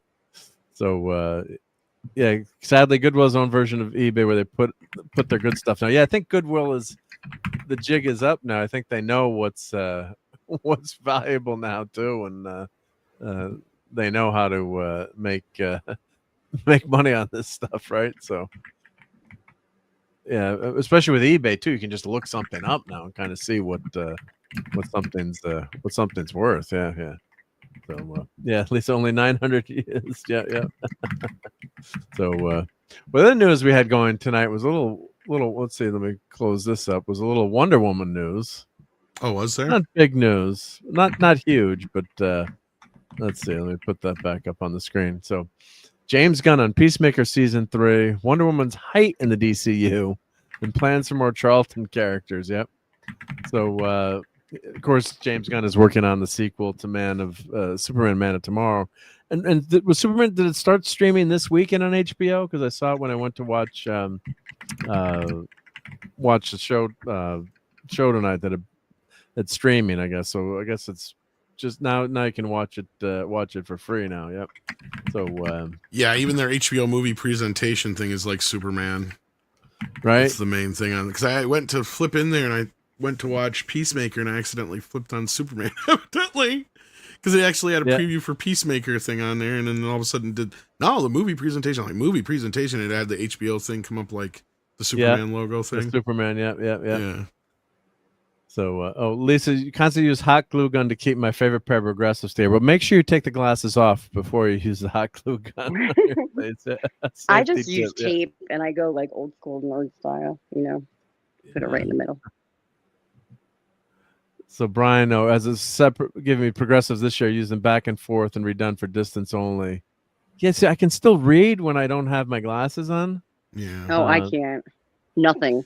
See, yeah, I'd rather do that. What Brian is saying there, because that's what I think. That's what my doctor was suggesting. Was I just get a special pair just for on the computer if I need them. He's like, right now you don't need them, but like eventually you will. He's like, it's inevitable. He's like, but when you do, just only get like the ones for mid view or whatever for your. I was gonna say they make the progressives now are not just like bifocals. You know what I mean? They're not just far and near. They have that mid view also, which is why I love mine. See, I don't know if I'll like that or not because I think it would fuck with my vision, and I already have. At first, I couldn't stand them. I felt like I couldn't see at all. But you get used to them really quickly, and now I can't live without them. So. I don't know if I'd be able to handle that or not. You get used to them. I don't have them like my mom has them. She's like, yeah, you get used to them. And then what the doctor made her do was wear one contact lens. So she had the one contact in, and she could for distance, and she could read on the other one. And she's like, your eyes kind of adjust. So like my left eye is like 1.5 power, so it's really low powered. And then the right eye is for driving because it's what your dominant eye is. So it's interesting to see how my eyes for reading are way worse than yours. Only 1.5. Yeah. Sheesh.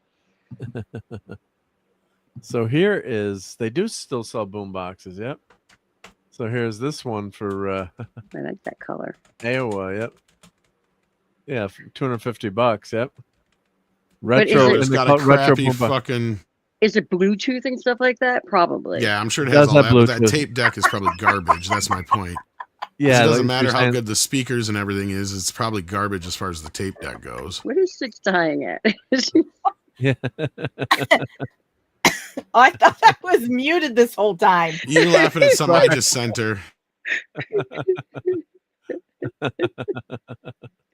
Yeah. I Are did you it laughing at what I just sent you? blind earlier. That happens. Or was And Jonathan still has his Tom, you should Walkman. Yeah. share that. I said, okay. Right now here or on X? Right here. Okay, all right. All right, Everybody you guys wants tell me, is this poop or is this puppies? I can't tell.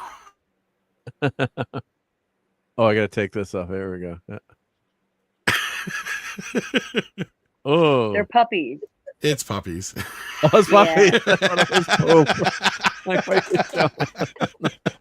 But I love because they're on the paper. It looks like a paper Yeah. towel when it's Yeah, actually a it blanket. Yeah.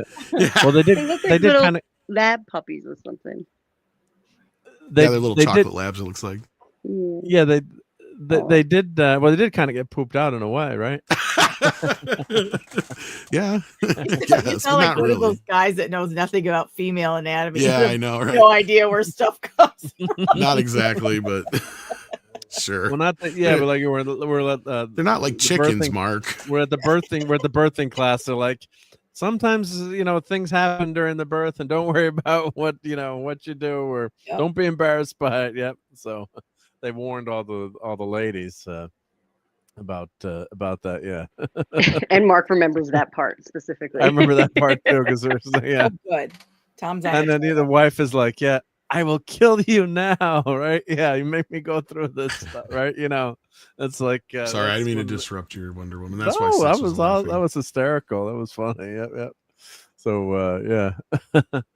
So anywho, they're talking about Peacemaker here, and I did like I'm liking Peacemaker is what it is, right? That old contained craziness that it is, and it's a story about these characters too. It's not so much about the superpowers and everything. It's I'm enjoying it. I think it's a lot of fun, and it's just crazy, and that's where I think James Gunn gets the shine too, right? He can go off his own and do this thing on cable. It's on TV.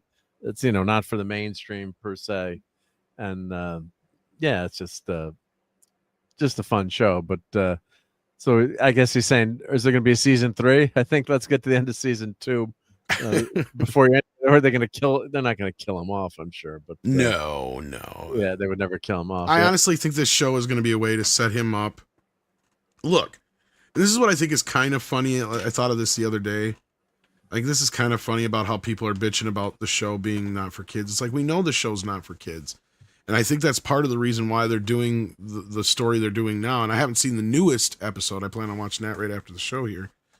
But my guess is that they're getting Chris to realize how much of an asshole he is, so that by the time we see him in, like, Man of Tomorrow, he'll be the PG-13 version of Chris. Oh, okay. If that makes sense. Yeah. Well, he is going through a character journey, and That's what I mean. tonight. The episode Yeah. tonight, he kind of he kind of admits where he was wrong in certain ways, but I do Yeah, love I that. kind of noticed it's character heading there. development. Yeah. Yeah, but I do like that character journey because you want that, right?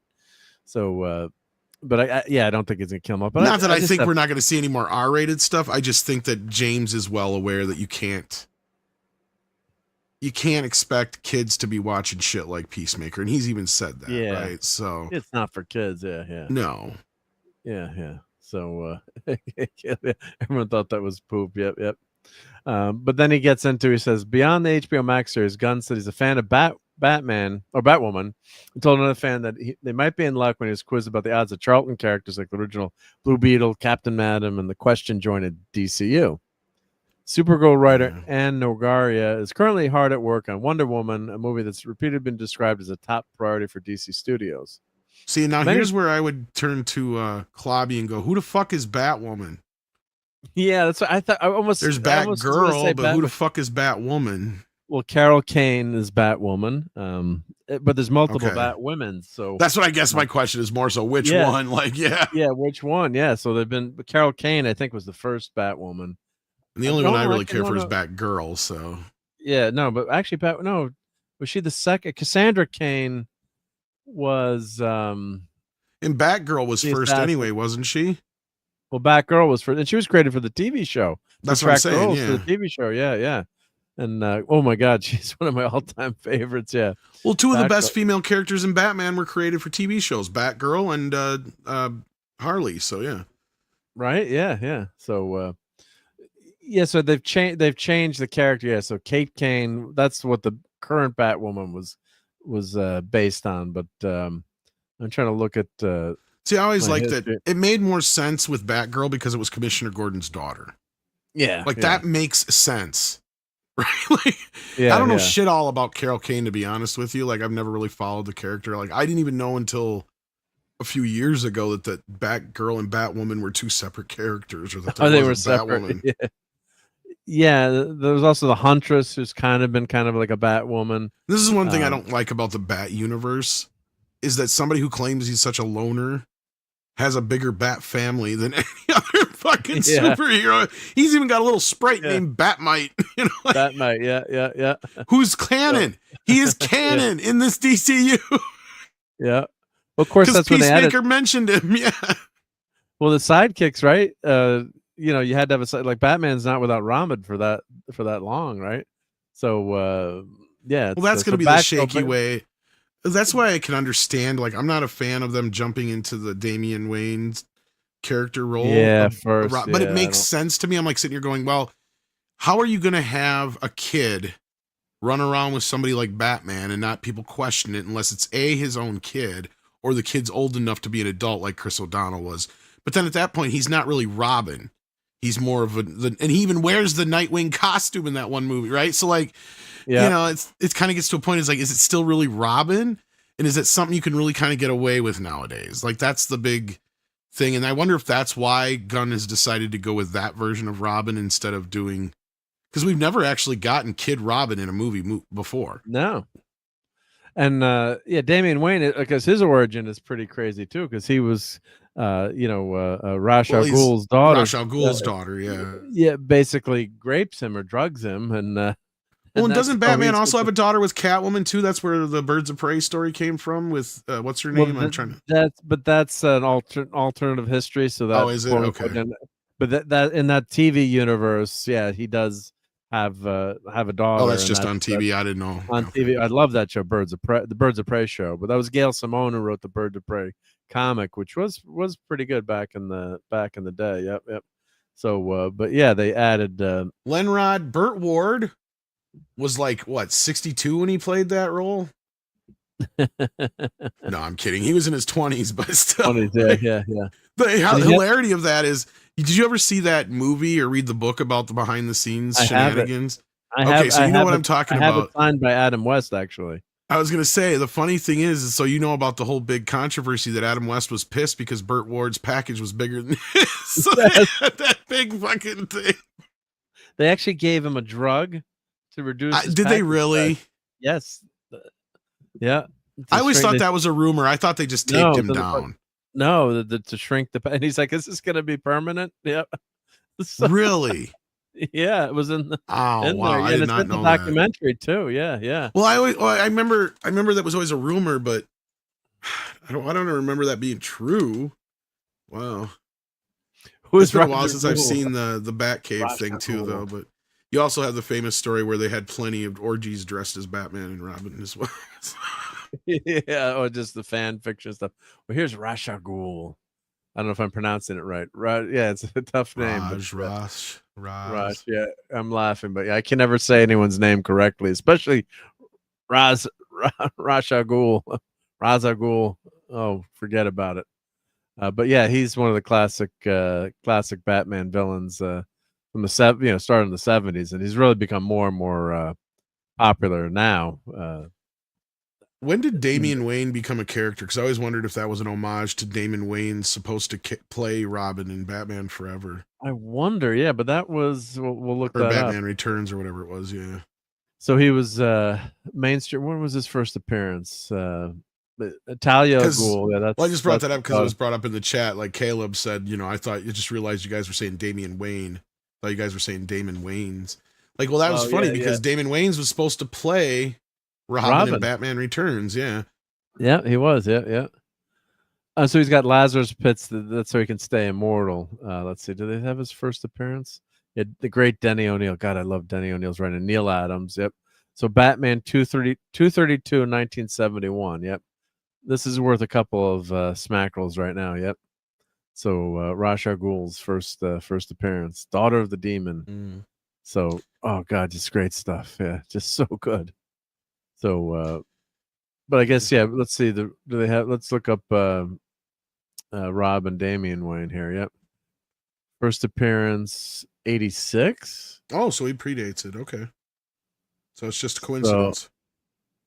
All coincidence. First appearance, Batman, Son of the Demon, 1987. Oh, I own that. I do own. I've read that. Yeah, I got that. So that's his first appearance, and then you find out how he was conceived. It's not so politically correct. Yep. Not so good. Yep.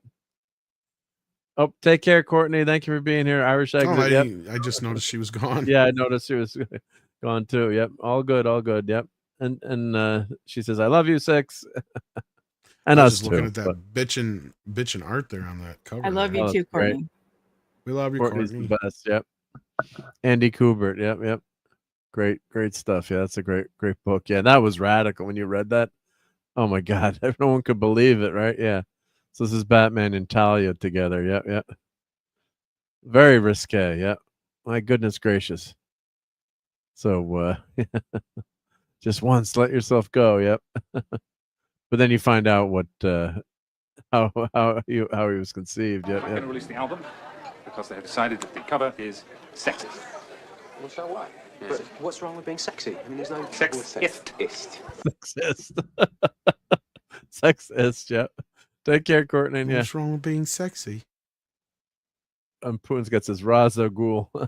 Yeah. I think that's how you're supposed to pronounce it, is Raz. Yeah. Ra's al Ghul. Yeah, I always say it wrong. You know me, guys. I can't do it right. Yeah. Bring me down, Bruce. Yep. And Lisa says they're having relations. Yep. But she kind of takes advantage of Mr. Batman one night, shall we say? Yep. In a not good way. And I don't know if they've retconned that since then, because back then you could kind of say things like that and or do things like that and wouldn't get in as much trouble. Yep. So, but yeah, I'd rather see the original Rob. Obviously Dick Grayson, but Damian Wayne has become a pretty popular character these days. So this is the character on Arrow. But we'll see what we get. But they're talking about trying to find Wonder Woman, I guess now. Many fans are hoping for a version of Princess Diana that's more in line with her comic book counterpart. But will that extend to her height? She's taller than Superman, but since David Cornsweet is 6'4", finding a talented actress who's bigger than him won't be easy. Yeah, just find a good actress, right? She shouldn't be as short as Hawkgirl, but it's. I mean, there's some fan casting out there and some speculation. Well, this piece is called "Lick My Love Pump." Right? But that's a classic. Yeah. Sorry. So no more Patty Jenkins, right? Yep. So I guess they're talking about this, but yeah, this is kind of a fluff, silly article, right? There's nothing. Yeah. I know that Gunn's got some plans, or at least he's pushing to get Wonder Woman. Yeah. Sooner than later. So I'm trying. Let's see if we do Wonder Woman casting. I wonder who some fan casting. There's been that one chick that people have been. I'm trying to think of her name. Ollie was showing a girl. Yeah. Yeah, and I think that's the one that James Gunn had ended up following on Instatick or something like that. Yeah, she was in Andor. That's what it is. Yeah. She did a great job. Yeah, so you've got to have a beautiful, statuesque, female playing it. Alexandra Daddario, no, definitely not. Let's see. Who could play one of these? God, what horrible searches that are here. Yeah. Adrian Palicki. Well, she actually was in that pilot of one. Have you ever seen that old pilot of Yep. Well, I haven't seen Wonder the whole Woman? thing, but I know what you're talking about. Yeah. Yeah, that pilot of Wonder Woman. Yeah, that flopped. Yep. Angelina Jolie. Wasn't that Joss Whedon who made that? I think it was. Yeah, Yep. And then it leaked. Did it leak online or? Yeah. Yeah. So, or at least part of it did, or whatever. But I don't know if the whole thing did. But I mean, I did like Gal Gadot. What did you guys think? Did you like Gal Gadot? She's all right. I had a bigger problem with the movies. Right. Because the first Yeah, but- movie, the third act just goes to shit. And the other problem with the first movie is that Wonder Woman is both the smartest and the dumbest person in the room, depending on the scene. And then the second movie, well, do we need to even get into that? The second movie was so horrible. Yeah, but I mean, as far as her playing the role, I mean, she's kind of fine. She has the look. I mean, she had the attitude. So, I mean, those parts, like, I mean, she was fine as far as that goes. But, I mean, am I going to cry if she never comes back again as Wonder Woman? No. Yeah, I mean, I did like her, but I didn't think. Well, that second movie was just so terrible. Trash. Yeah. Is she still an option to come back? I don't think mean, so at this point, right? I don't think James Gunn is gonna. I think they're gonna go for a younger, different type of Wonder Woman. Is my assumption. Yeah. Yeah, I don't think any of these articles are that current here. They're showing Because wonderful. I mean, if you haven't noticed, like the big thing with James Gunn's universe is he's really leaning into the comic booky aspect of it, right? Like, because Marvel and all them, they kept trying to strive to be more realistic, and you know, even the Snyderverse stuff was really dark and somewhat grounded in a way of almost too grounded. Like in this sense, like that's what I loved about Superman, and actually.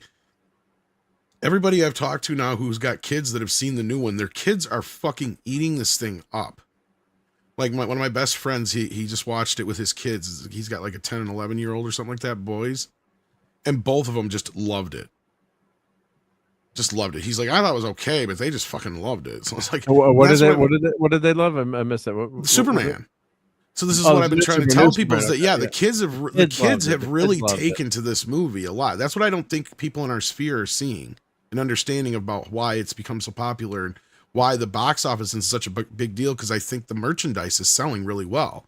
Because, I mean, even Six asked me about when I go out and buy toys and stuff. I'm like, well, my Walmart sucks.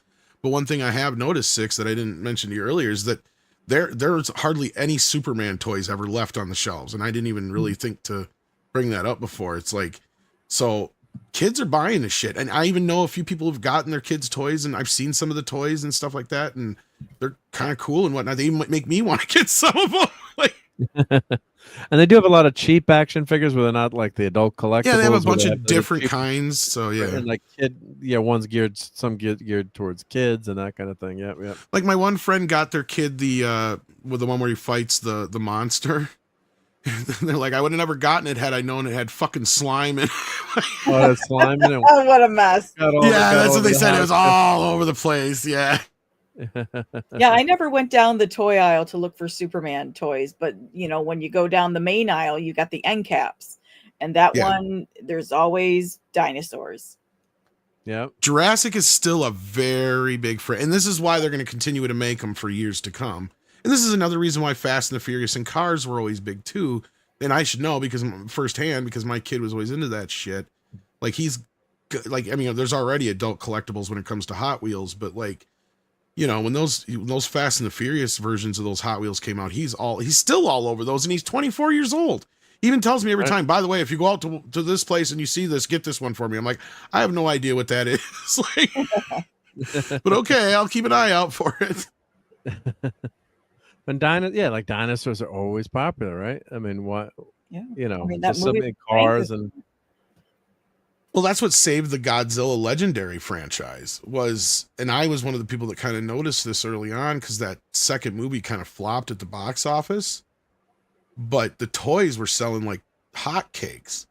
So they got smart and they switched the tone of the films to a more kid-friendly. That's why Godzilla versus Kong, both of those are like wrestling match movies, basically. It's so they can sell toys. That's all they were. They're like, well, fuck the adults. We're just going to go for the kids because the kids like these toys. So, and the more fights and fun shit they have in the movies, the more shit the kids. That's the way they used to market these movies to us as kids anyway. Like, it was always like what big set pieces were in the film.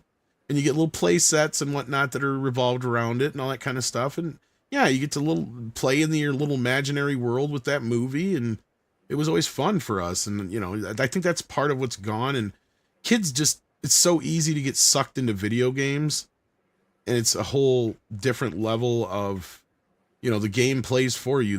The toy. I even noticed that the toys were starting to play and do all the motions and everything for the kids. It's like, what's the point of a kid having a toy when the toy's doing all the imagination for them?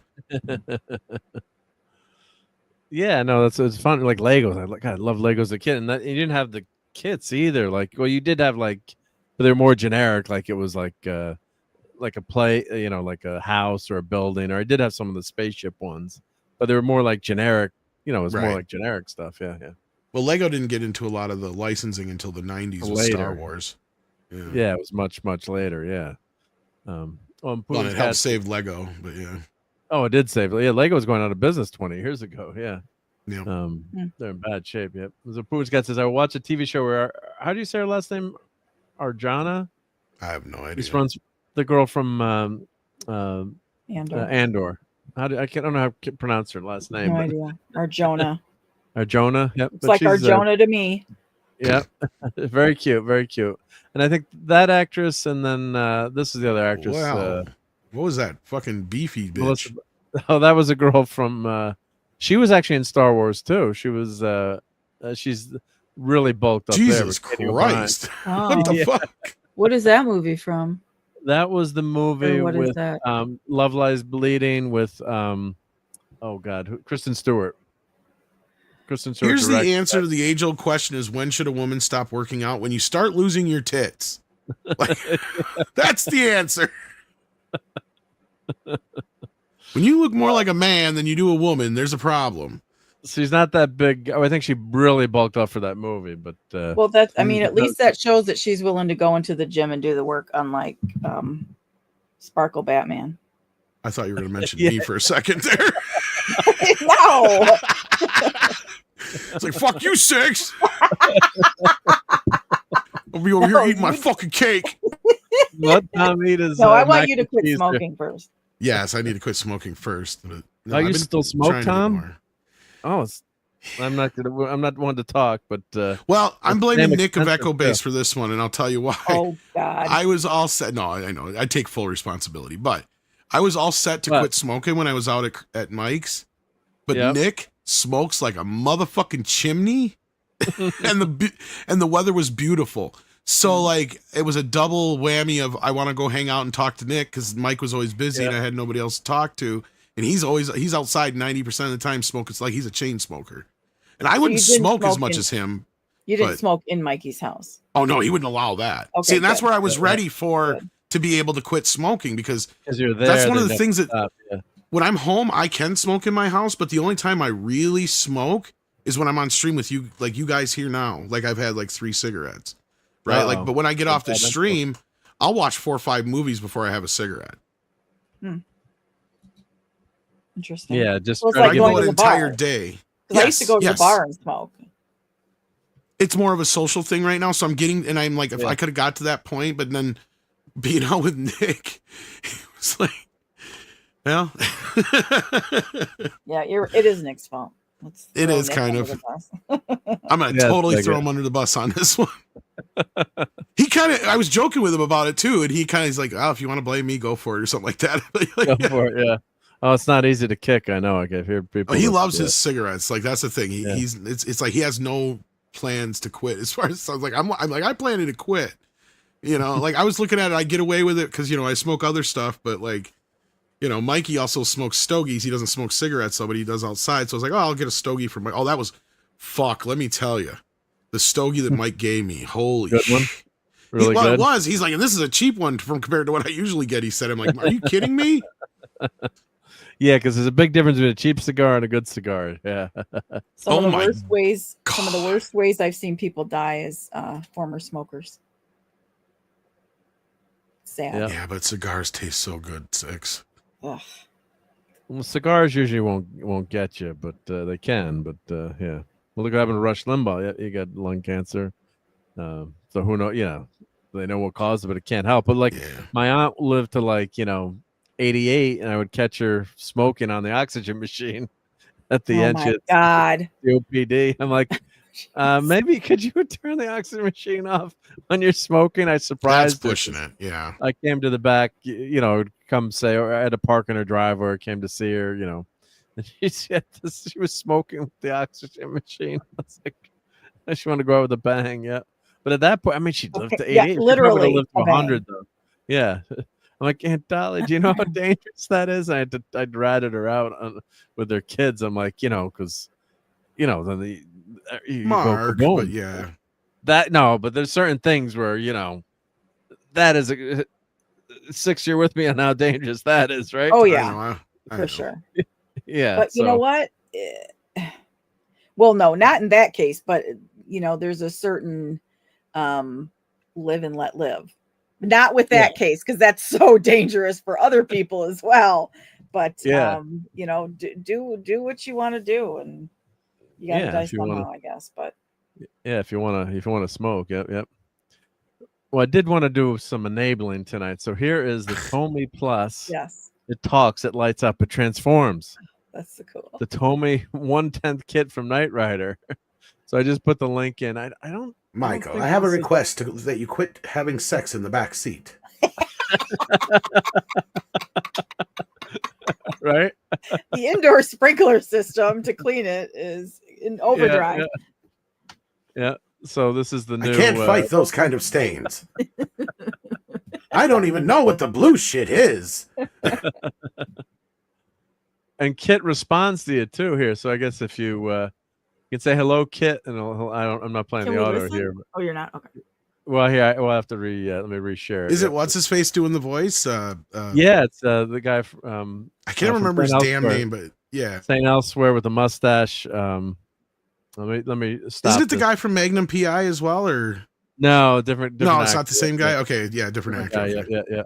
I have the full series in my Amazon. So do card. I have to fucking watch it though. I've had that Blu-ray for so long of both Magnum PI and fucking Knight Rider. They got the 4K version of Knight Rider out now. It's like Jesus. There we go back. Oh, that's pretty bitchin'. That's beautiful. Oh, look at the. We can't hear it. Oh, you can't hear it? Didn't go through? No, you didn't share the audio. Let me do stop sharing. Because Mark does it the old school way. He just shares his whole fucking thing. I share the whole screen. Yeah. There we go. William Daniels. That's what it is, yeah. And he was in The Graduate. Replica does not have music. Are you able to hear it now? Yeah, we can hear. Hello. Are you going to get nailed for that music? Reading about a mile further down the road. Well, I might, but I'm not monetized I don't monetize anyway. So yeah, it's the actor I was thinking of, but I always get him flip-flopped with the guy that was on Magnum PI. That's all. Yeah, they kind of do look the same, have some kind of voice. Yeah. The lights and everything. Yeah. Well, now I'll kill the audio so we don't get. Yeah. That's a bitch. It does look pretty. It is a great song. I do like this car. I want a General Lee that. I want a General Lee that does the Good Old Boys song and does.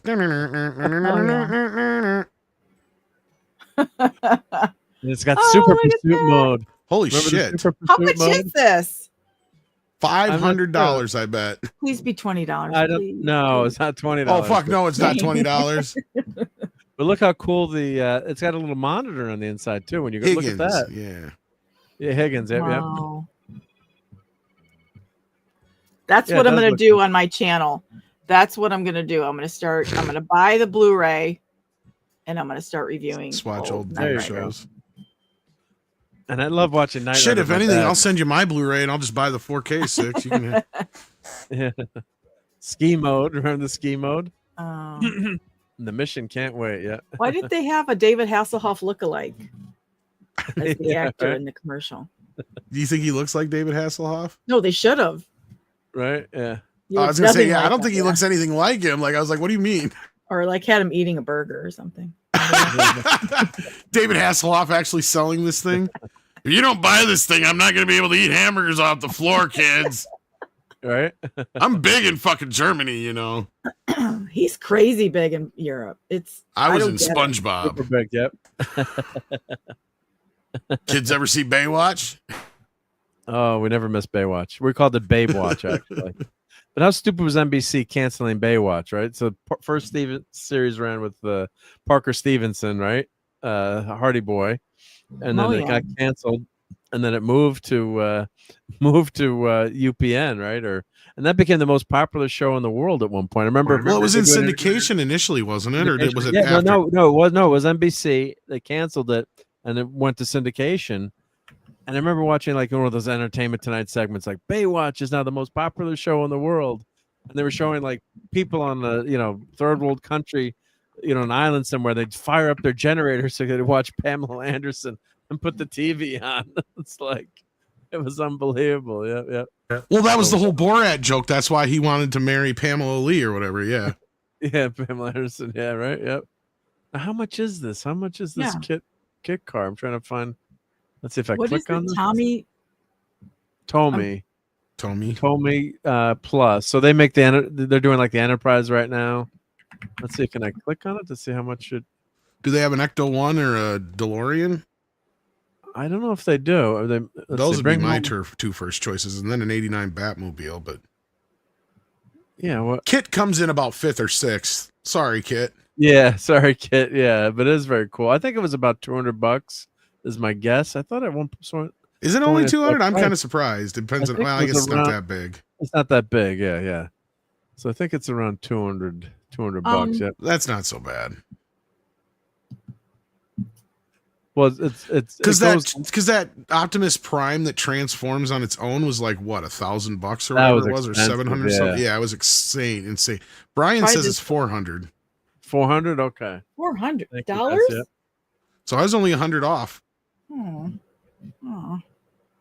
Yeah, I was hoping it was cheaper. Yeah, but it looks really good. Yep. And hail to what's Kegel? How's it going?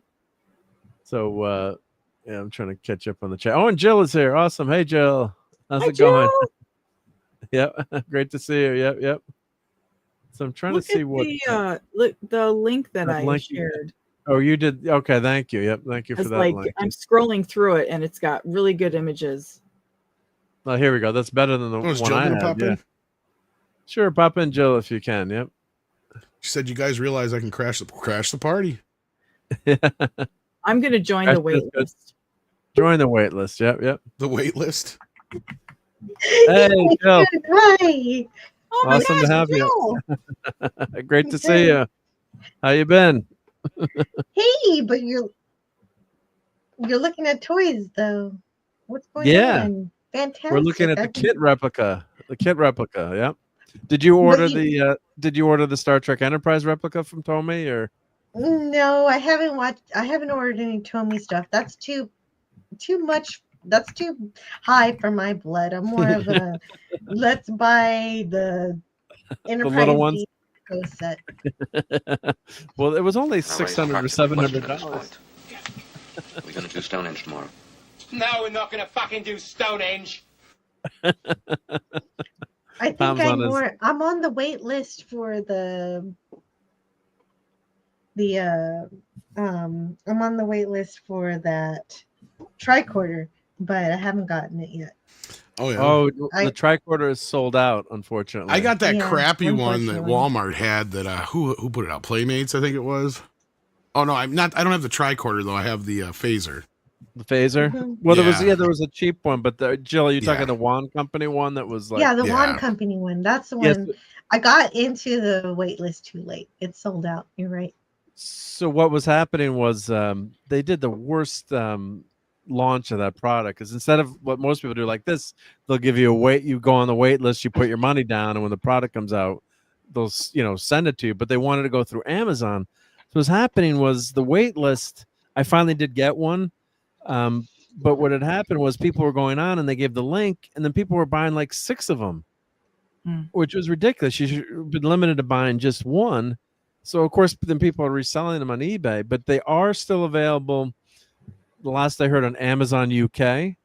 So if you go to Amazon UK, there's a service that'll ship something over to the States. So if you really had to have one, it is incredible. I haven't even opened it up yet, even though I've had it for like 3 weeks, because I want to do an unboxing with it. But it looks incredible. But so, Mark, are you saying I have to use a VM to? Well, you can actually go to Amazon UK, Okay, then, so I don't have and to then pretend I'm on Surfshark. no, you can go to Amazon UK, and then there's a service if you Nice Google like quality. buying, if you do go buy one tricorder in Amazon, it's on their message boards, and they were telling you like there's a service you can use to send something from Amazon UK to the USA. So let me see if I can find it. Amazon UK tricorder. If you really do want one, I mean, and it was I got in touch with the company there, people in the company when the wait list, I kept missing it. So, and I had the crazy thing, I've been saving my let's see if I find it here. I'd saving all kinds of gift cards I've been getting for like 2 or 3 years to load up my Amazon account so I could buy it with my Amazon gift card. And what happened, I would keep missing it. So then what I did, I just bought it through it was the Star Trek shop, and there was another shop that they had it in stock, and I just bought it through that, so I had to pay full freight. So I'm not seeing it right now on Amazon UK. Maybe it did finally sell out, unfortunately. But That's okay. But if you I'll check, figure it out. but or you can go on eBay. But other people, the scalpers are like they're scalping it, which kind of sucks because it's really not fair to. It really You know, isn't, people on the because wait it's list. not people who are actually fans. It's just people who want to profit from it. The scalpers, yeah. Yeah. Oh, here it Yeah. is. Oh, I found it. Let's see. Delivered to United States. Yeah, one tricorder. But So there's in a other way words, to get around somebody this. send anti-derivative Jill a wand tricorder. Yeah. Right? Kidding. Not so subtle. Not so subtle. Yeah, not so subtle, but yeah. But there's a way, if you really had, I'll put this link in the chat. I know if you research it, there's a way to get it sent to you. Yep. Yeah, how many gift cards does Mark get? I get gift cards all the time because people know I love to buy toys, so they just get me the gift cards. Yeah, or my Cool. kid. Yeah, like my grandma. My mother-in-law will get me gift cards. Or I and thought then, you meant fans, but that's still cool. Yeah. no gift card. And then I do a lot of volunteer groups. So like for scouts, like some of the kids will give you a gift card for Amazon as a thank you for being a scout leader, which I don't expect, but it's nice to have. So I've been saving those because that way then there's a bigger wife acceptance factor when you buy something, because then it looks like, oh, this is only $100. It's not a gazillion bucks, but You're actually saving us money, Mark. yeah. So but yeah, it's a sin that this didn't get to Jill. Like, yeah, Jill, you should have one of these, right? I mean, it's not fair, but I think they are. I think they're still. I deserve one. Yes, I have. Everyone should have one. Yeah, I have a red dress. I already have a red TOS dress. You hear this, and folks? Get this woman this should be thing mine. now. Yeah. How much is it? It was $450 new. Let's see what it's going for. Oh my God! Does it work? It's got it's basically a computer. No, I mean like it works in the show. Yeah, you can call Captain Kirk. Yeah, no, it's crazy how cool it is. Oh, it's unbelievable. Yeah. So it this works one's more than any other tricorder has ever worked. It also has some scientific functionality, actually. But see how many are for sale on eBay right now for $700, $800. I told you to never call me when I'm on the toilet, please. Next time, leave a message. Wow, $900. Oh, it's signed. Hi, Bill. How are the horses? And West Kegel's offering to have it. I have relatives in the UK. I can have it shipped to them, and they ship it to me. Well, that's a pretty nice offer to take up if you can figure out how to check if you can buy it, Jill, or if they can buy it, West Kegel. But get in touch with Jill, crap, holy! Yeah, $900. And then you ship it to me, West. $900. And Brian Hepburn missed on the track road too. I have the old the Master Replica one is nice, really nice. But you know the way I see it, Tom, is that I don't give a shit about like rings. I don't want to wear rings on my thing. I don't want. Are you saying that if somebody proposed to you with a tricorder thing here? That's what I want. I prefer that. Yes. She'd wear it around her You're like, neck. Jill, will you marry me? Here's a tricorder to seal the deal. And the thing is, I'm already married, so I want that instead. Well, of so that. hubby better get out there and get to work. Yeah. Yeah, exactly. I'm very easy in that regard. Yeah, you know what we need to make popular is men proposing. Will you stay married to me? Maintenance gifts. Yeah, maintenance gifts. Well, Jill's saying she's low maintenance. She doesn't want jewelry or baubles. She just wants a damn tricorder, Jim. Right? Yeah, I mean, it is and cheaper that's than probably totally most. reasonable. I just say it's probably cheaper than most jewelry. You're probably right. Yeah. Yeah, laptops sure. are cheaper. The tricorder is cheaper. Right? Unless So you're a the- cheap bastard anyway, but yeah. And we've been following the development of this for a while. I mean, they got one of the few remaining original tricorders, and they scanned it in, and just to make, they use these laser scanners, and they've got little computer discs that work, and they've got a real TV monitor in there, and it does, read temperatures and it speaks to you too. So it is all out crazy, amazing replica. And I do have my a Diamond Select one, which is really amazing too, but it's plastic and it's for a toy. It's quite amazing, but Yeah, the diamond select is great for cosplay if you're not actually using it. This one is functionally fantastic. In other words, Jill plans on going to other planets, so she needs this, guys. You better send it to her. yeah. And Lenrod says wearable, therefore counts as jewelry. And Putin says CRT. Well, the original had a CRT, but this is. I guess this is an LCD. That probably made it very heavy compared to this one, I bet. Oh yeah, this is. I mean, they were just props that it wasn't practical, right? So, but it had a little CRT in it. It was probably still pretty hefty. Gosh, you guys were dealing with me with the bad sound. I'm sorry about that. I fixed it. Oh, it's okay. It's okay. At 391 It does grams. sound better now, though. Yeah. Oh, it was almost 14 ounces. It was less than a pound, though. It felt light. I bet you the real ones like 3 or 4 times that. I bet. Yeah, that's my point. So it says this tricorder weighs 1.5 pounds. Yep, because it has the disc, the motor, and electronics. So not too bad. Yep. What does the tricorder do? It looks good on Jill. Looks great on me, and I will look good at every local convention in the Texas area. Yeah, and maybe I'll go to Las Vegas too if I have this thing. That'd be fun. Yep. Vegas Star Trek convention doesn't deserve real fans.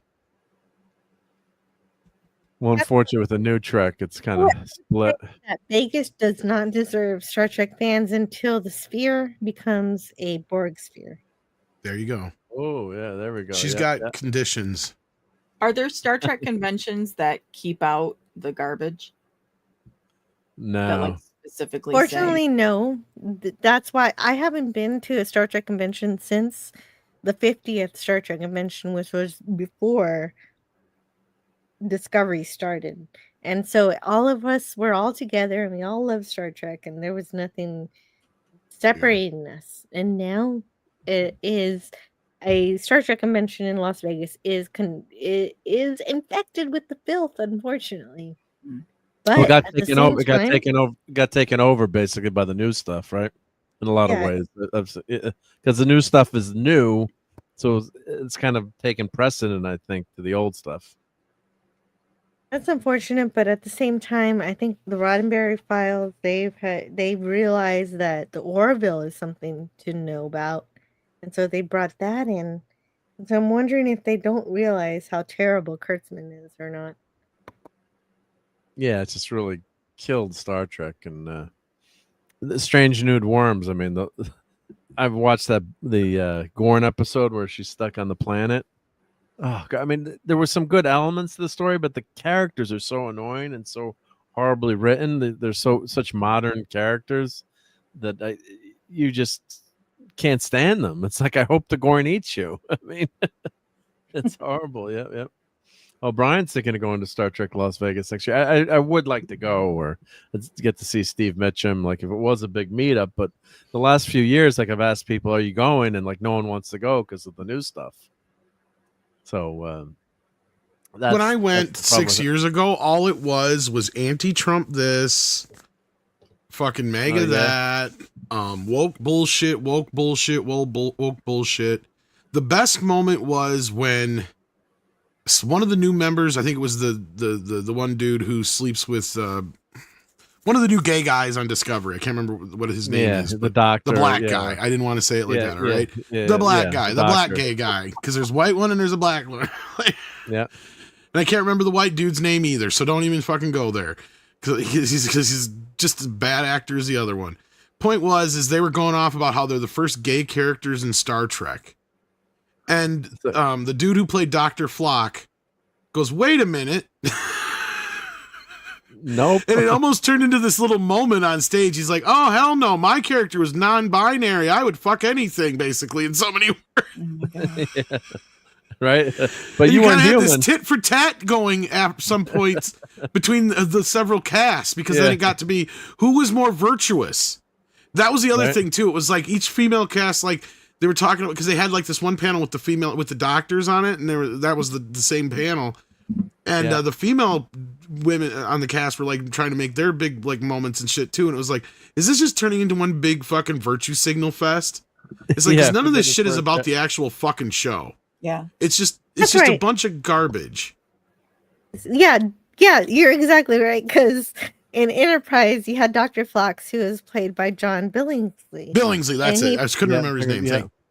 You know, he is incredible. Like, he played Nobly, and Enterprise already had people who aliens who were not exactly who weren't monogamous.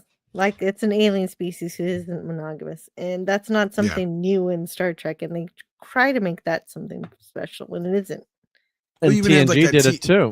Yeah, with the Trill episode, right? When Dr. Crusher gets in love with the Trill, and then he dies and becomes a female on the show. Then she isn't attracted to her anymore. Yeah, and wouldn't it's do that okay. today. But they wouldn't do that today, though. Yeah, they wouldn't do that today, but back then it was okay for her to reject her because she was not attracted to another lady. But today, if she was not attracted to another lady, they would have gone up in arms about it. Oh yeah, they would have called her out and said, yeah.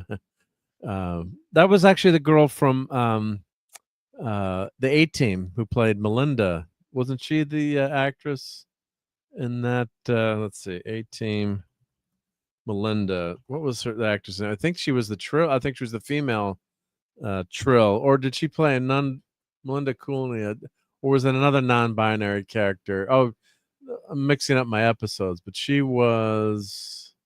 Let me find it on Star Trek. Soren on Star Trek: The Next Generation, not to be confused with the villain Soren. Let's see. Let me find Soren here. But yeah, I mean, it's been done. Been there, done that, and it wasn't. It was semi-controversial back then, but not like it was. Not like everyone's trying to virtue signal today, where it's. No, but there was a good way of going about it, because that one episode, I think that we're thinking of the same one, where it's like the whole idea of is like, yeah, we may not understand or agree with what their procreative life is about, or whatever, how we want to put it, their sex life. But the whole show wasn't to give you like what was right or wrong. It was just to show you that, yeah, there is going to be differences out there, whether you agree with them or not. Right. Like, and that's kind of a way of presenting homosexuality or bisexuality or what have you, in a sense of like, it's a tolerance thing. Yeah. Yeah. So I think they were on. Yeah. This is the episode I think I was thinking of. Yep. Yeah. So then she's a flight instructor with Riker. Yep. And they only have one gender, or they don't, you don't have a gender, right? Yeah. But she identified as female. Yeah. And then you also had the other group. Dilemma. Then there was that other group where you had to have a third sex to procreate, and the third sex really had like no say or sway in the whole relationship. It was kind of fucked up. Yeah. Yeah. And clearly the character who fell in love with Riker or vice versa should have been played by a man, and the people in the studio didn't have the guts to cast a man at the time. Well, at the time, yeah, of course not. Yeah. So, but it was an interesting, that's the way that was their species. Yeah, but Star Trek is definitely. I guess sometimes they argued, was like a main character, but yeah. So yep. So CRT is a cathode ray tube. Yeah, I knew it was something like that. Something. Yeah, cathode ray tube. yeah. Old school monitor. Cathode. Yeah. Cathode ray tube. Yep. Although I think 6 was just kidding, but yeah. Yeah. But that's no, I wasn't. I mean, when I hear CRT, that's what I think of. Oh, okay. Well, I thought you were now, just yeah. making a joke. Okay. No. Yeah. A-Team season 1. Yeah, I loved her on the A-Team. She was good. Yep. But yeah, it's something that Star Trek has done. The Horta, right? You could say that's a metaphor for acceptance of someone who's different, but it could be gay, straight, bisexual, whatever. But the Horta could be a metaphor for that, in my opinion. Well, Because it's in the very first in Devil in the Dark, she is the only lady in the entire episode. Everybody else is men. Yeah. But you look like a monster, so you're not accepted. Yep. It's just it's kind of ridiculous, especially when you get to something like Star Trek that already was extremely progressive, and that's how they try to make that whole argument. Well, Star Trek was always woke. It's like, no, Star Trek was always humanist and progressive. It never told you what to think. It allowed you to think. It just gave you different points of view, right? Like that's the big difference between Star Trek and what it is now. Is it's just a preachy, shitty show like everything else. And I mean, I'm sitting here rewatching all the Christopher Guest films over the past week or so here. I'm just reminded of how much gay humor and stuff is in all those. And I'm like, these movies are 20, 30 years old now. Yeah. And it was like normal then. Like, it's like, what the hell, guys? Like, have we regressed that much that even shows like Star Trek are a grand example of like, these shows used to be much more progressive than they are now, as far as their ideology and what they were putting out there as far as people to see. Because it was never like preach this shit. It was just more like showing different sides of every, equation and then allowing the audience to make up their own mind usually. However, the show panned out in the end. Even shows like All in the Family kind of used to be like that in a way. Even though they had, several different points of view and they were very politically driven. But Star Trek has never been something. The point is that even if you have different points of view, as long as you can debate that and not demonize each other while you have those discussions, is where entertainment can be interesting and fun. And that's where Star Trek lies, where you can have where maybe you don't want to destroy this creature for a certain reason, but you have another idea of why you should.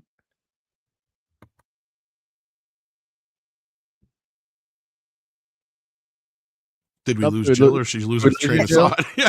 Hello? No, I'm talking specifically about the crystalline creature, the crystalline entity that happens when Data and Lore are on that planet. I'm trying to remember that one. Yep.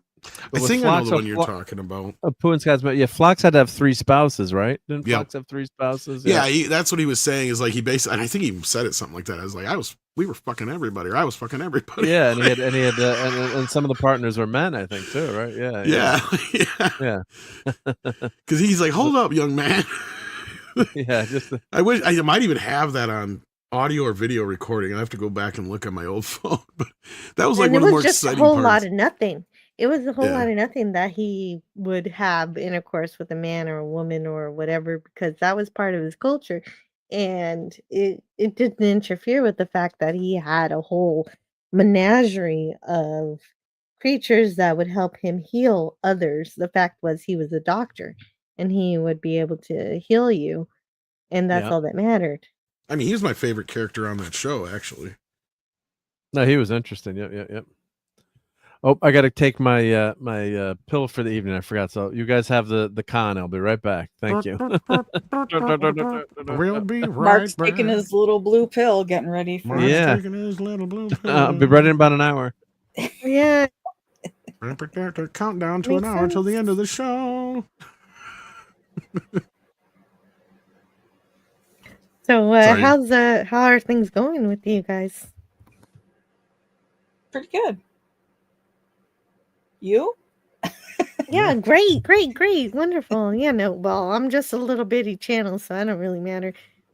Yes, you do, Oh, Jill. you mean on that front? Oh, I don't even want to talk about work. Okay, we don't have to. No, that's fair. It's been the usual grind. What are you doing lately on your channel, Jill? Yeah. Just science fiction. I did Rock and Rule recently. Do you guys know that movie? Do you like I it? actually have a either import or bootleg Blu-ray. I can't determine which of it. Rock and Rule? It's really fun. It's an animated movie, and it's obviously about rock and roll, but it's really cute. But it's not just for kids. It has sex, drugs, and rock and roll, and that's kind of the thing that I grew up with when I was a teenager, and I watched it recently. Hey, he has it right there. I'm there back. It goes. Yep. Oh my Always god! forget- Yeah, like I said, I'm not sure it's a. Are you serious, Six? He's got them all alphabetical. I don't know if it's a bootleg or if it's just a foreign film, or foreign release, but yeah, I think it's a bootleg. I think it's a bootleg Canadian. foreign. It's a Canadian movie that was made. It is American. originally, but this is like it says it's region 2. Oh, okay. So And- that's probably a foreign. It is, but then the disc Foreign itself bootleg. is a burnt disc. Oh yeah, so that's definitely a bootleg copy. Yeah. I don't think it's ever been officially released on disc. Jess was destroyed in a fire. The original VHS, the original release of the movie was destroyed. So I don't know if I'm ever gonna get the actual original release of the movie. Yeah, so there's I guess they can upscale it these days with AI, but yeah. Well, no, this is a HD copy of it here. I think she means her original VHS. No, it actually. I think that they lose. You're saying your copy, Jill, or I thought that the part of that movie was lost or something, or there was a fire that destroyed the tapes or Yes, something. there was a fire, Mark. Yeah, so at the one of those studio storage, they lost the original copy of the movie, I think, or because. Oh yeah, I see it here. You are correct. I'm sorry, I misunderstood you. Yeah. Yep. So yeah, because we're talking about those the fires last week, right at the. I wondered. I haven't really checked this in years. I wonder if it is an upconvert. Terrible. How many fires have destroyed so many movies? Yeah, be surprised. And then all the artists, all the next to the King Kong ride. What studio was that, Tom? It was Universal Universal. Music. Yeah, they lost all those original. Lost all those original tapes. My God, yeah, horrible. Yep. I haven't seen this in a long time, but yeah. So, It's something I reviewed this past Friday, and so I mentioned when you were away. So we'll have to check that out. Yep. All right. Well, I think we've been going almost for 4 hours now, so I think it's a good time to thank all the channel members and get the heck out of here. But we had a big crowd here tonight. Must be because of Six and Jill, not me and Tom, ladies. and Courtney Yep. Thank you. I miss but you know Courtney. what? You miss Courtney. just barely. Yep. But let me thank channel members here. So let me do that if I can find my list here. Where's my confounded list? Where did my download button go here? So let me find that. Yep. Let's see. Your channel members. Yep. So in no particular order, I think this list always pops up when I download it from YouTube. But thank you to Wes Cagle, who's here, for being a channel member. Professor R2, Philip Story, Dadman, Mandalorian, Nick Weiser, DJ Ronnie G, RobAltis, RTNZ, Max Redstone, Christian Delorme, 70s Rock Fan, Dave C, Jill. Thank you, Jill, for being here too. JT Kirk and Brian Hepburn. So thank you so much to all the channel members, helping to keep the lights on around here and helping me cover all this great pop culture stuff and get toys to review and do all kinds of fun stuff. But much appreciated, and help pay for StreamYards, because damn it, I'm worried about when StreamYards goes my year is up, because I don't know what they're going to raise the price to now. StreamYards is their price is crazy. It's insane. It's totally insane. It's just nuts. Yep. So we've got. Do you think they're going to increase their prices? Well, I mean, I think I'd bought it when it was a little bit cheaper, but then they didn't they like double their prices for StreamYard? Yes, It's they supposed to did. go up here, yeah. I actually got a fancier level of StreamYard, and then they doubled their prices, and I went back down to regular.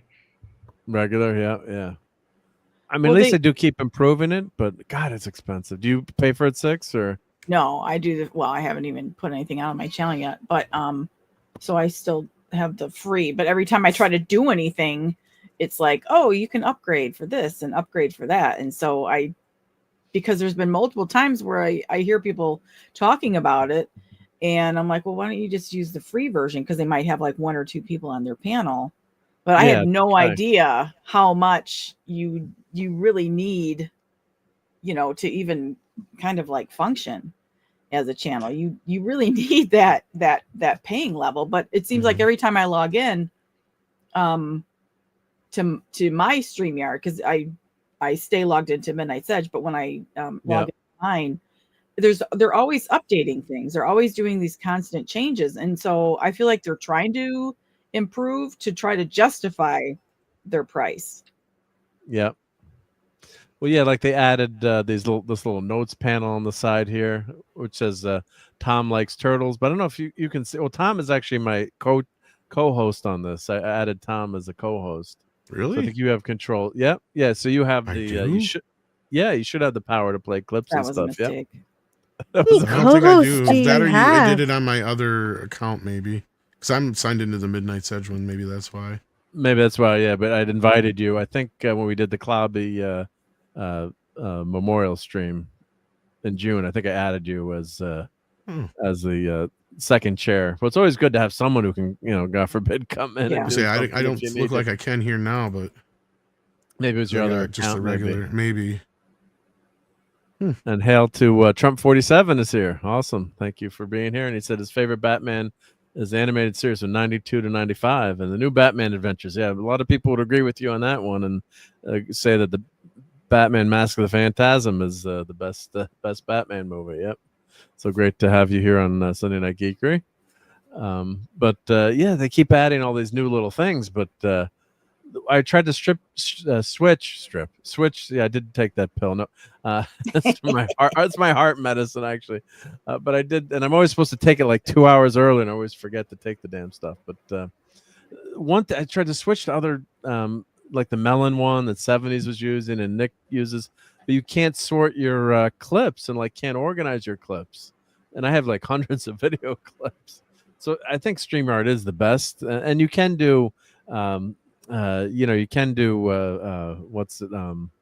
OBS, but to have guests on an OBS, it's just unless you're a computer geek and nerd, it's not that easy to use OBS Studio. It is free, but what I've seen is StreamYard keeps taking away all the free features. So by the time you go to use it 6, yeah, you're right. They make you make it so you kind of have to pay for it eventually. Yeah, by the time I actually get around to doing a live stream, I'll probably say, I'll probably like upgrade while I'm live. It's just to get some options. I have a degree in computer science, and I still don't want to use OBS. So I like StreamYard. Yeah, that says a lot about it. Yeah, for sure. Yep, and definitely sub to Jill here. No, I was just say sub to Jill here. And what were you going to say, Tom? I was going over my Blu-ray of this movie. This is not from a VHS. So unless that must mean like other versions, this is a straight up film copy of it. What are you talking about? That's rock rule. Oh, yeah. Rock and roll, man. Well, something happened to that movie with the negatives or something. A heavy metal review. I'm not so sure. I mean, this is a film copy. If you want to share my screen here, but yeah, I was trying to goggle it. Because it's a Canadian movie, and I'm gonna do heavy metal soon also. Let me add Tom to the stage here. But it says the original. Oh, it's not going to play it. Never mind. Oh, it's echoing. Yeah. It won't play it through because it's a movie. That's why. Movie. Yeah. Because I think this is a legitimate copy of it. Yeah, the original movie print of the '83 animated film was destroyed in a fire, so all later reproductions, including the DVD and Blu-ray versions, are copied from a VHS release. This is not a VHS. The fire destroyed the majority of the original production materials, including animation cells and tracks. and is suspected by some fans been related to the film's cursed reputation. The original high-quality master print of the film was destroyed in a fire, which happened sometime. That may be the negative, but this is a film print that somebody still has, evidently, that they scanned. Probably, yeah. The fire destroyed not only the film print, but also a large number of the cells. And they're saying here, because the original print was destroyed, later home releases were sourced from a VHS copy of the film. But that could that be if it, unless they found maybe they those found, were, but this is somebody must have had in their private film collection or something. Because I'm watching the credits here, and I even see on the right side, I can see where the fucking audio track is. So they probably, because when a film gets, the master print gets destroyed, but they send these out to theaters. So yeah, this is just a print of it. Yeah, like when they showed Star Wars in Britain here last year. Yeah, so they still have the print. So I wonder if, being all digital now too, like I guess we wouldn't lose a modern movie, but could you imagine? Yeah, if you wouldn't have those prints, like if it was all digital, but I guess Well, there's a few movies where they lost the negative of, so it's not abnormal. It's either been destroyed or lost for some movies, like even Star Dawn Wars? of the no, not Star Wars, but Day of the Dead, they can't find the negative for. The George Romero film, they can't find the negative for Ben, the sequel to Willard. They can't find a negative for a couple of films, the Sleepaway Camp sequels. I'm trying to think. There's a few of them. So they have Beastmaster. No, they can't find Beastmasters, but they have film prints, right? Yeah. And like most silent films have been lost too. When you look, Well, a lot of those just deteriorated to dust because they were on whatchamacallit, film acid, stock. the nitrate. Caleb asks about Event Horizon. Okay, I think that they have the negatives for the theatrical cut, but is that the one where they don't have the negative or any of the film prints for any of the deleted shit? See, because that was a thing back in the stuff like the orgy. The orgy scene, yeah, because no, back then a lot of studios wouldn't hang on to any of if it wasn't something that got used in the movie, sometimes it wouldn't even get printed. So that stock would just get tossed. Because film was expensive, but it was equally expensive to have it, go through the process of being, not preserved even so much, but just developed is the word I was trying to think of. Thank you. Thank you, brain, for finally working up with me. So even if they did, that's where you would go through dailies. Those were just the clips that the director would go, that's the keepers. Otherwise, the rest of the shit would never even get developed, right? Unless there was a specific reason why they would say, develop this, develop that, and they'd have it in cans. And a lot of times what they would do then is they'd edit the work print down to where they want it. And then they would know exactly what films they would have. They'd know what film reels those were in. So then they go back to the negative one time, cut the negative down to whatever exactly where the film was, sync it up with the audio, make a print of that and another dupe of that. And those are your masters that they would use to make the prints we'd go see in theaters. So they would rarely touch the negative ever again. The only times they would ever usually go back to the negative is when they would remaster it. Like if they were doing a new home video version or re-releasing a movie in theater more specifically. Because even a lot of times when they'd say they were remastering stuff on home video, they weren't using the negative. They were using the master print, but not the negative. So now when they're doing the 4K versions of these movies, they're generally going back to the negative. So what it sounds like here is what's been lost with Rock and Rule is the negative, which means there's still possibly film prints out there of it, which is what this Blu-ray is clearly from. So, because I'm looking at this going, there's no way this is a VHS. Sense. Yeah. So that the quality of those would be much better than any VHS ever could be. So yeah. Yeah, so what they're saying here on Wikipedia is the DVD became a surprise hit for Event Horizon, and they wanted to assemble director's cut, but found that the excised footage had not been carefully stored, and much of it had been gone missing. So the extra, the stuff they want to add back, director's cut was abandoned. Yeah, abandoned. So special 2-edition two DVD set was released. Wow.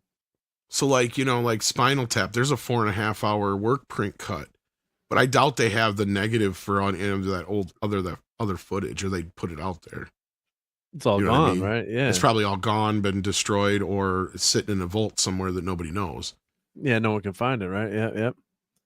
So, yeah, that's a shame. Yeah. So, some of the dialogue which remained present in the theatrical trailer. Yep. So that really sucks too when you lose that. Well, the Event Horizon thing, my understanding is kind of like where it's almost kind of like Justice League, where they abandoned that idea midway through, and then they just finished the film that they had initially planned on doing, or did it the way that the theatrical cut came out, and all that extra stuff got lost. But like, I don't know. See, and then sometimes it depends on the studio, and that's the thing. These studios change hands so many times that 9 times out of 10, when they buy one of these things, the catalogs, they'll only get the negative of the theatrical cut, and all the other stuff has been tossed away. They just toss it out, right? Why would they care, right? Yeah, yeah. So I think today they would probably save it, right? So, nowadays, for the last 20, 30 years, everything's been digitally preserved on top of... Yeah, on top, right? Like George Lucas started a lot of that, where all the dailies would be digitized. And so like you had a stock of everything in the whatever he called it, the I forgot what he called his editing station, the droid or whatever it was. Yeah. We would all be saved there. Yeah. And so you could just call up. It's basically what your Adobe or any editing program you use on your interface now is based on that. But it was all physical through Laserdisc. Actually, it would burn everything to Laserdisc, and then you had instant access to all these scenes. And then that would stack it all up, and then you'd go back to the negative, and you knew exactly which shots you needed to put together, and boom, it was done. So in no time were you actually handling any film. Because it used to be you actually had to go through all these film reels and deal with all the shit and blah, blah, blah, blah, blah. And it's like, stuff. Yeah. And physically cut stuff. Exactly. Yeah. Yes. Oh, and this is interesting. He said, and announced that producer Lord Levine had found a VHS tape with his original rough cut, and he planned to watch it. But then in 2017, he said the director's cut would never be released as the footage no longer existed. Asked about the VHS tape, he said neither he nor Levine had seen it yet, as Levine had moved to Spain. What the fuck? And the quality is probably horrendous. It was probably horrendous quality, but it'd be fun to, I guess, for just him. Have it, just to like, I love having that 4.5 hour cut of Spinal Tap, but I'll be the first one to say that, the theatrical cut is the superior version anyway. Yeah, you're not gonna want to. Yeah. And the Beatles stored their stuff as well. Yeah, thank God. Prince supposedly did too. He's got a lot of shit too. He's got all his stuff, right? Yep. So, but yeah, it's a shame when you lose that stuff. It's gone. A lot of movies are gone forever. A lot of things are gone forever, and maybe I'll have to help hook you up with this, Jill. This copy I got here. Sounds like it's a good copy, good version, right? Yeah. Yes, please. Yeah. Well, we follow each other on Twitter. If you can send me a link to that, what I'll do is I'll rip it off the disc, and it's a big file probably, so keep that in mind. Well, you could probably put it on Google Drive, and was what I'll do, yes. Yeah, but right, I'm talking it'll probably be like huge, right? I don't know, 15 to 20 gigs probably somewhere in there. I appreciate that. I'm a computer scientist, so I can handle it. Jill can handle the big gigabytes. Yep. And again, yeah. I went to school for this stuff. I can handle. Okay, so you know what I'm talking file. about. So yeah. Yep. Well, yeah, because the Blu-ray is a big. Blu-ray is a big file. Yep. So shrink it down. All right. Well, it's going to be 3 a.m. here, so let's go around the horn. Let's get. Holy shit! It is already. Yeah, we have too much fun here on Sunday night. So I know people got to get to work. So, Jill, what you got going on your landing party tomorrow? Are you doing a show tomorrow, or is that Tuesday? I am on tomorrow. I'll go to Jedi Master's channel. I don't know if you guys know Jedi Master 2022, but he is doing Lost in Space. And I'm doing that along with him, and we're doing the episode The Raft. And on Tuesday, I'm going to continue with the Twilight Zone. I don't remember what episodes we're doing there because I haven't gotten that far.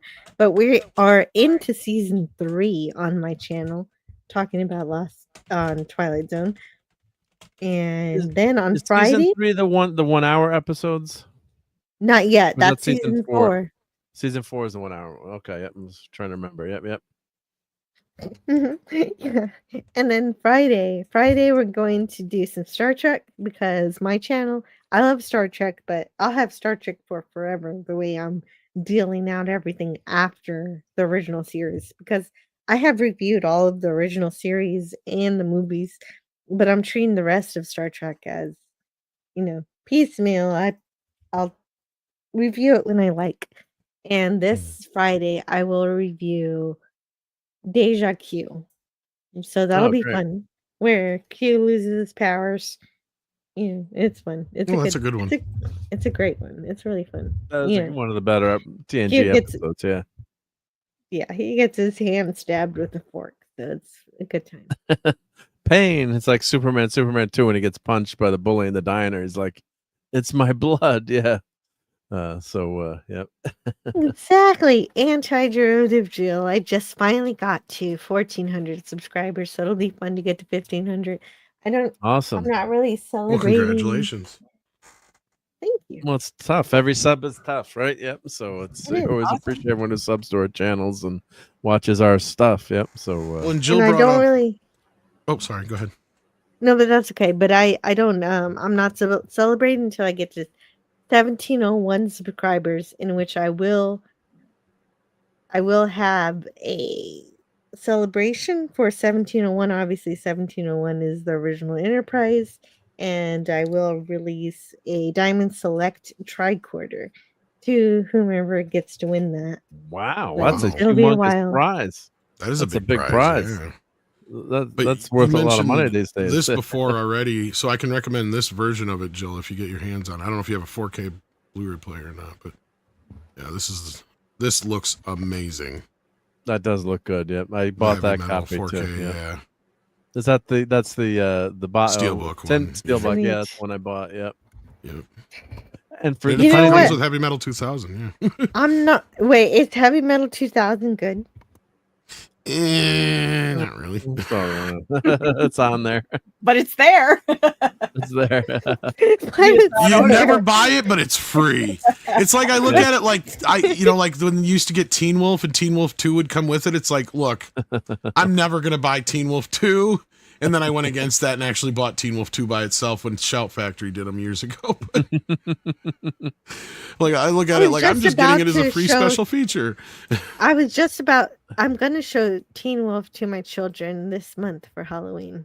Oh, cool. That's a good one, yeah. That is a great movie. But when Teen Wolf was released because of the popularity of Back to the Future, right? Was that the story? If I'm remembering correctly, with Michael J. Well, he Fox? shot it before Back to the Future, Before, but they right? released it. They held it off until after because they had a feeling Back to the Future was going to be big. And that helped that movie, yeah. Yeah, big time. And the funny thing about Heavy Metal was for years, my good friend Larry had taped it off of I'm guessing. Yeah, you couldn't get it on video. Yeah. So he had it and like, let's watch it. Let's watch Heavy Metal again. So that was like Larry's superpower, we'd go watch Heavy Metal on VHS. That and Star Wars and some other movies before they finally got released on VHS. They were very popular because you could get them off of HBO because of the music license. They couldn't put them on fucking home video. Right. So that was the big thing with Heavy Metal. Yeah. That was a really tough movie. And I don't think they showed it that often on HBO or like not Larry was able too to often. catch it. Yeah, so he was able to catch it one night and my record copy it. I got off of Cinemax actually, but yeah. But that's what you would do. You'd record, like you'd make your own mixtape. You'd record it until they re-released it for the anniversary THX remastered. Was it 97 or 98? 99? It sounds good. Yeah.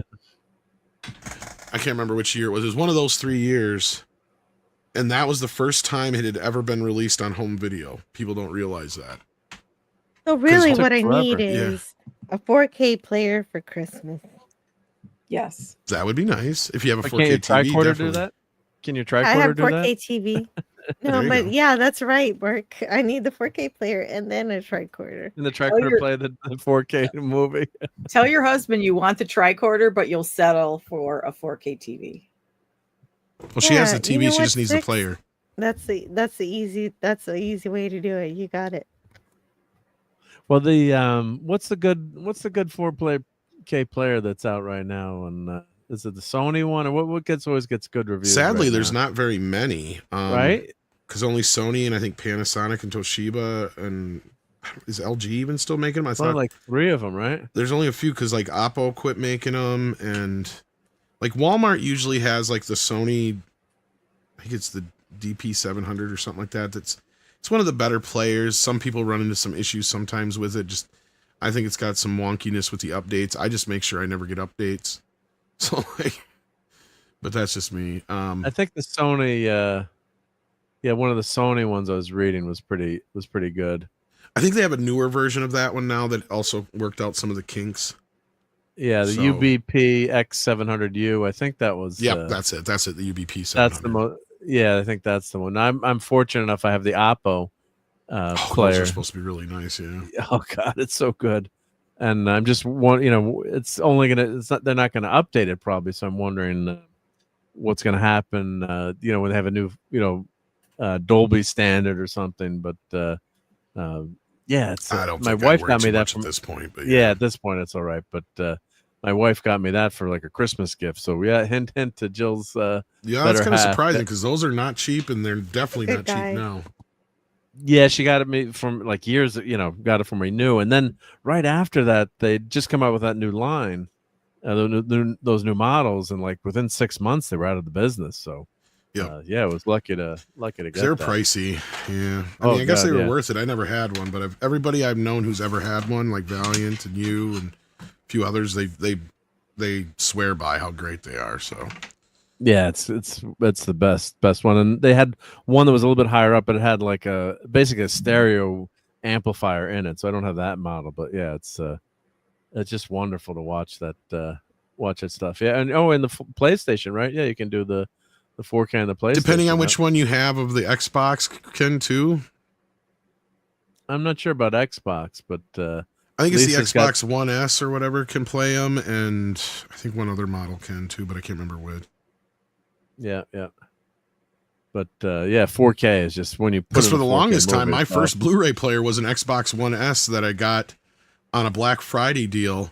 That was like 3 times cheaper than any of the 4K Blu-ray players at that time because I got it for like $120. Why not? So right? yeah, I was like, fuck yeah. Yeah, here we go. And I can play games on it too if I want to, right? Yep. Yeah, my Blu-ray So, player is my PS4. Nothing wrong Why with not? that. Yeah. The PS3 was one of the greatest Blu-ray players ever, and media players actually, for that matter. Yeah. The only thing it wouldn't play that would piss me off is MKVs, really. Oh, if you'd rip something to MKV, it wouldn't. Yeah, but even that Sony that we were just talking about plays them. Now it has some issues with some of the audio files. Sometimes I have, but it just depends on what I'm playing through it. Yeah. I still have my CD jukebox that had like 200. You could put 200 CDs in it, and now I have everything ripped. But the back, one of those rotating jukeboxes, and you'd have all your CDs in there. Oh, it was so fun to be able to do that. And the old stereos, and but takes up a lot of space, and just listen to streaming music now. Oh shit, we were talking about CD players earlier. Remember those fucking carousels? Is this what you were talking about? Yeah, the carousel. Yeah, where you get like 100 fucking discs in them, bitch. Yep. Holy shit, those were like the creme de la creme. Yeah. I still have it. I still have all this. I never took the CDs out. I left the CDs. What the fuck's the point, right? Yeah. So I stored it. I stored the player. I didn't, obviously didn't throw it out, but I'm like, I'm not gonna. I'd ripped them all, but and you could put it on random, and I had some Star Wars discs in there. My wife would go crazy when the Star Wars soundtrack would come up. Like, switch that off. Why don't they make those kind of players for like DVDs? Like, I'd love to sit down and load up, Buffy the Vampire Slayer season 1 and just hit play and just have it go. I have one of those. I was going to say there was 1 or 2 models where, because what they did at that point when DVDs first came out, one of the big selling points is they play CDs too. So you had a lot of them that were kind of like cross. Mm-hmm. So yeah, you would be able to get a DVD player where you could put a shit ton of DVDs in there and just, yeah. I'm going to have to look for that because I would love to do that. Yeah, that's what I had a DVD changer. They had so one of them had 400 disc DVD changer for sale. Yep, Sony. 400 discs? Yeah, I'll show you. It doesn't play Blu-ray, I bet, but yeah. No, because it was too old. Because I'd love to load up a whole like Supernatural. How many seasons of Supernatural are there? I could blow through that if all I had to do was power and play. Well, the other way of doing it, and this is where I've been talking to Andre, because he has, and I think you have this too, Mark, where you have the holy cow, that's not even that expensive. Holy shit, yeah, that's a good price. I wonder if it's functional though. I mean, considering what it does. Well, it says working. It just doesn't have a remote. No remote. Well, you could buy the remote, maybe. Potentially. Sometimes that's the thing. A lot of times the remotes are more expensive because they're harder to find. Yeah. But this is, I remember wanting to buy this one. That's a big beast. Holy shit. That is, yeah. So you've got that big carousel in there, and you load them all up. You could store, 400 disc changer. Yeah, it's pretty sweet. Yep. And but the other solution got, is to come up with a what do you call it? Where do you got it, Mark? Where you got all your movies on a server or whatever? A Plex server, yeah. So I do a Plex server. See, I've been wanting to do it because I got way too many movies to do that. But what I'd like to use it for is mainly for my TV shows. So I don't have to switch through 20 discs for a TV show like you were just saying, 6. And also it'll help me keep track of where the fuck I'm at. Because that's the other thing I go through. Like I spend 20 minutes trying to figure out, okay, was I on episode 6, 7, or 8 of season 6? Or going through 5 discs trying to figure out where I was. That's the nice thing about streaming. Like King of the Hill, I can stop watching King of the Hill for 2 weeks. And then when I go back, it's like right exactly in the middle of whatever episode I left it on. Yeah, so a lot of series I've actually bought. Well, plus it helped that for a while there were like a lot of shows that were in HD in the digital versions, but they weren't in HD because on DVD because they're just in standard def.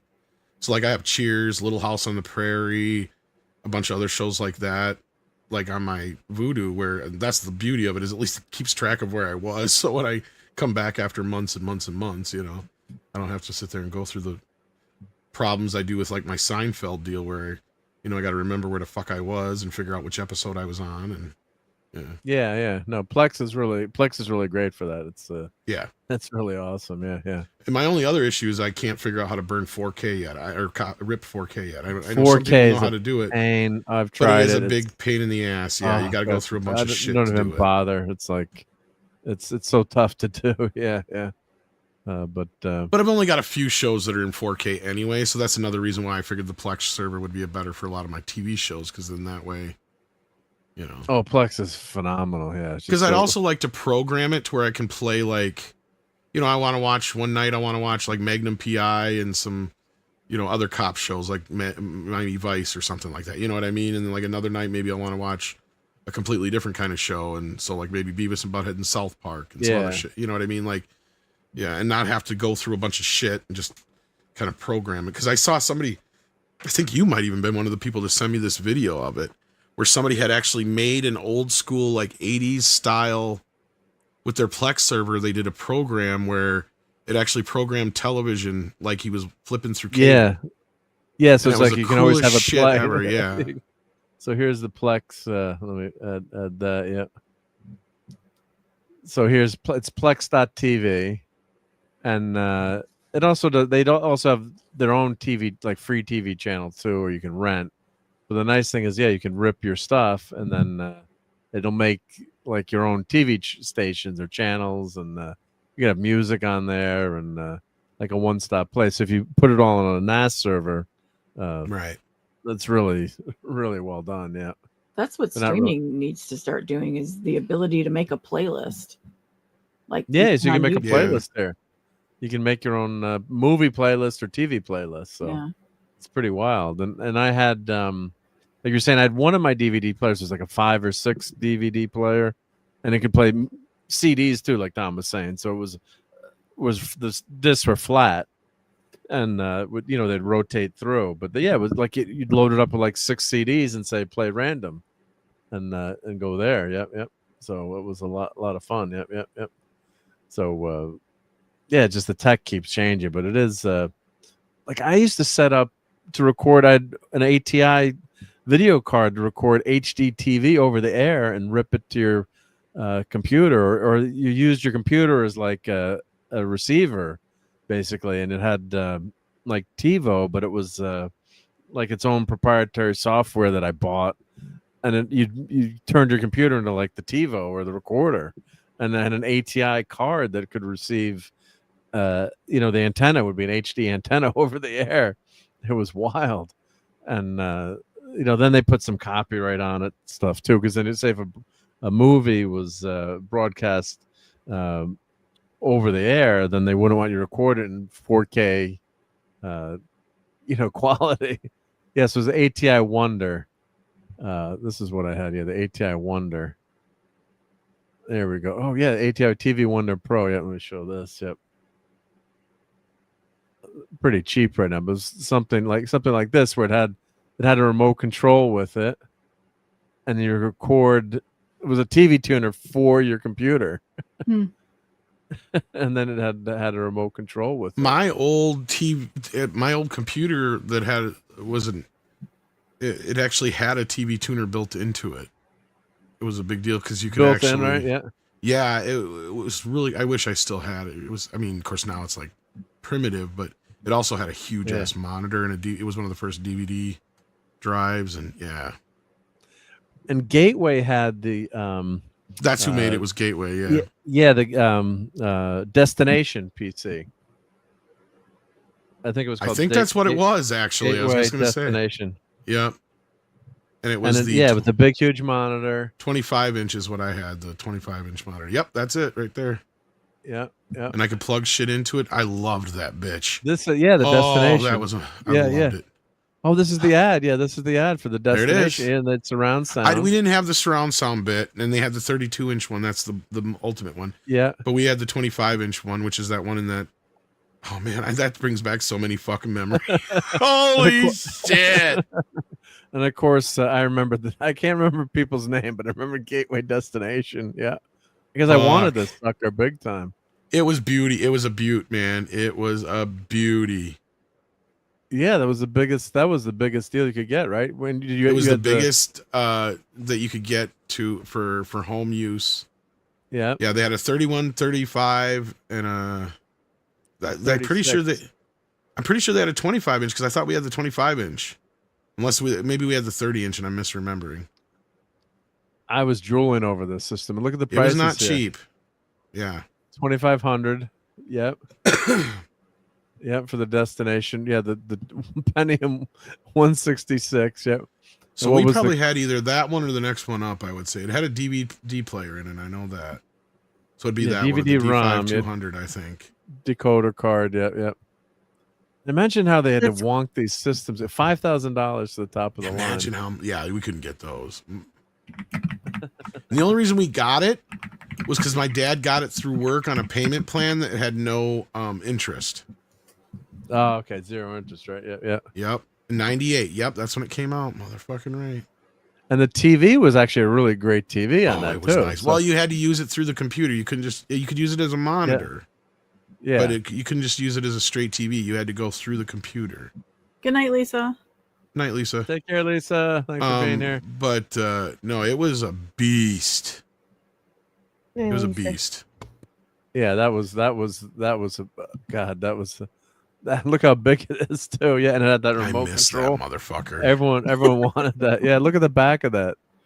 But imagine how they wonked the system together. Do you know how big that really was? Like I don't even know if people even understand how big. Oh, it was massive. It was huge. It's a monster. Yeah, it was a monster. Like yeah. Oh my God. Okay. Well, you can't see me on screen now, but. Like it was so big that we bought this really nice fucking entertainment center, and it was too big to fit in any of the component things. We had to put it on top, and we were worried that it was going to bust the top. It was that heavy. Yeah, yeah, yeah. Because that's I was going to say that they had to wonk all these things together because this was fan all in that like, fucker was loud too. Yeah, because none of this stuff was like. Oh, but you could hook up anything to that bitch. That was the beauty of it. But what I'm saying is. Kind of have scale there with the primitive. DVD drive, yeah. To get this all to work was an amazing tech because look, you have a 3.5 floppy and all the inputs. It wasn't easy like it is today, where you. This thing could almost do things that were technically almost impossible. Like that's the thing. Like it was. Like the things that you could do, like I had a Vista, a Sony machine that did even more than this with the video stuff, and that was a pretty top of the line thing. But that was like $1,000 less than this was. But like this one, I'm trying to remember. I don't think it would record video. It would record live TV, but it would still like copy stop shit. And then, but I'm trying to remember because I don't. Where's the antenna? Oh, here's the antenna connection. Yeah, you could hook in. Yeah, that's like the cable thing there. But the quality was kind of meh because you're getting whatever quality it's. Yeah, and you just got the component here, right? Yeah. And everyone wants these monitors for gaming now too, right? They want these. But Well, I this would monitor always you'd have to the monitor. This is, I mean, I don't even know if it's useful anymore. I mean, I guess you could hook it up to some things, but it's not a standard television. Oh yeah, Like you couldn't that's hook it. you need Yeah, to understand. Like it's not. It was a like a its own big CRT. computer Yeah. CRT screen thing. Yeah. Because then Gateway was starting And to sign the, flat and the panels. too. screen weighed a fucking ton. Yeah, look at how big this is. Yeah. Like Gateway I wonder if Destination. they got a shot of the back. Like it doesn't even look like the back of a normal TV. Let's see if they got. Somebody has one. That's the big bitch for sale. Yeah, look at that. Yeah. Holy shit! It still works. 224. Yeah. Because the Willing to back sell- of that is just as big as the front, so like it Yeah. doesn't, you know, like how old those old TVs, you know, they kind of get skinnier as you know in the back. Like that one didn't. It's a big chunky back. Like it's hard. Yeah. Like it's just a big solid brick. It's freaking massive. Yeah. But that was just such a cool idea to be able to put your TV. And I actually built my own version of this. And I had it in the living room with that ATI card. So because I could never afford this Gateway Destination, but I would always like build my own kind of version of this. So my living room, I had a TV, and that's where I had this setup. So I could, and that's where I first watched my first DVD. Putin's was cat had RoboCop. one. Sorry. Yeah. Oh, you had one? Yep. I was glad to dump it. Yeah.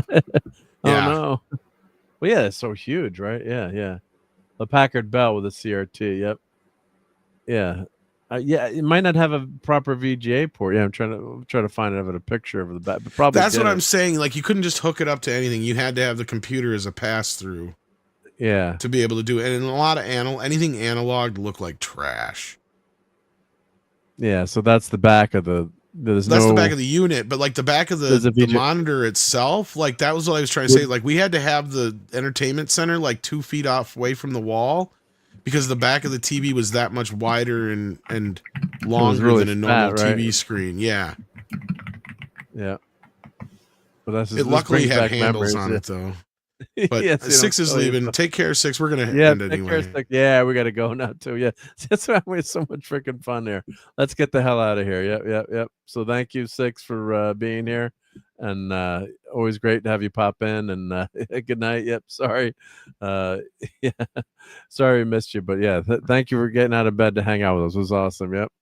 And let's get the last two comments here. Yep. Oh, Stephen Mack has 21-inch Samsung Sync Master. Yeah, weighed a ton. Yep.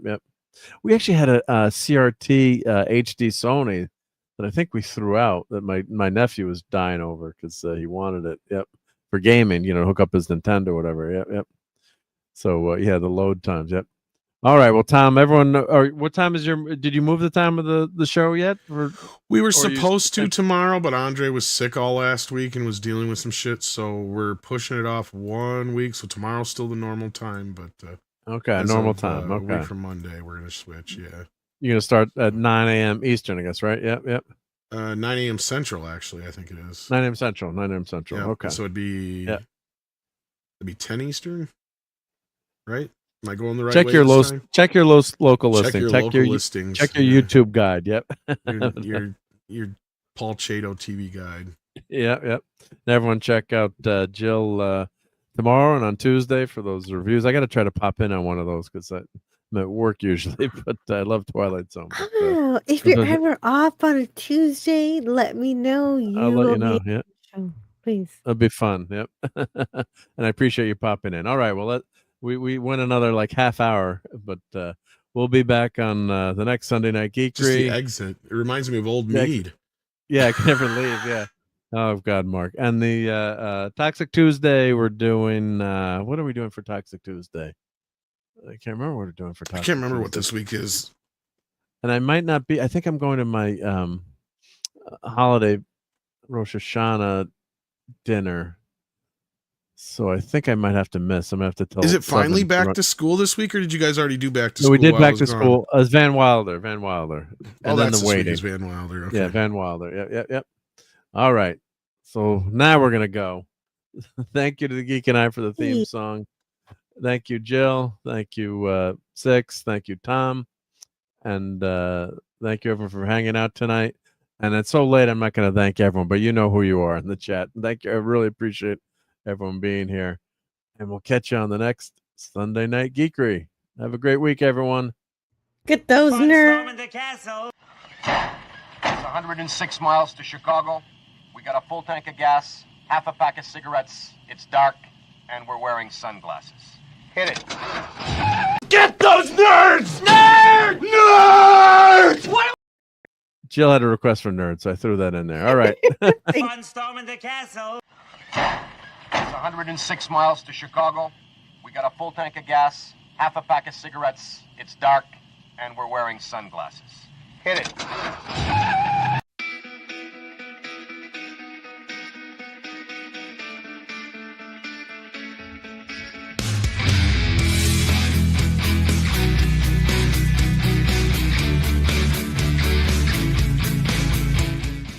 You're still here? It's over. Go home.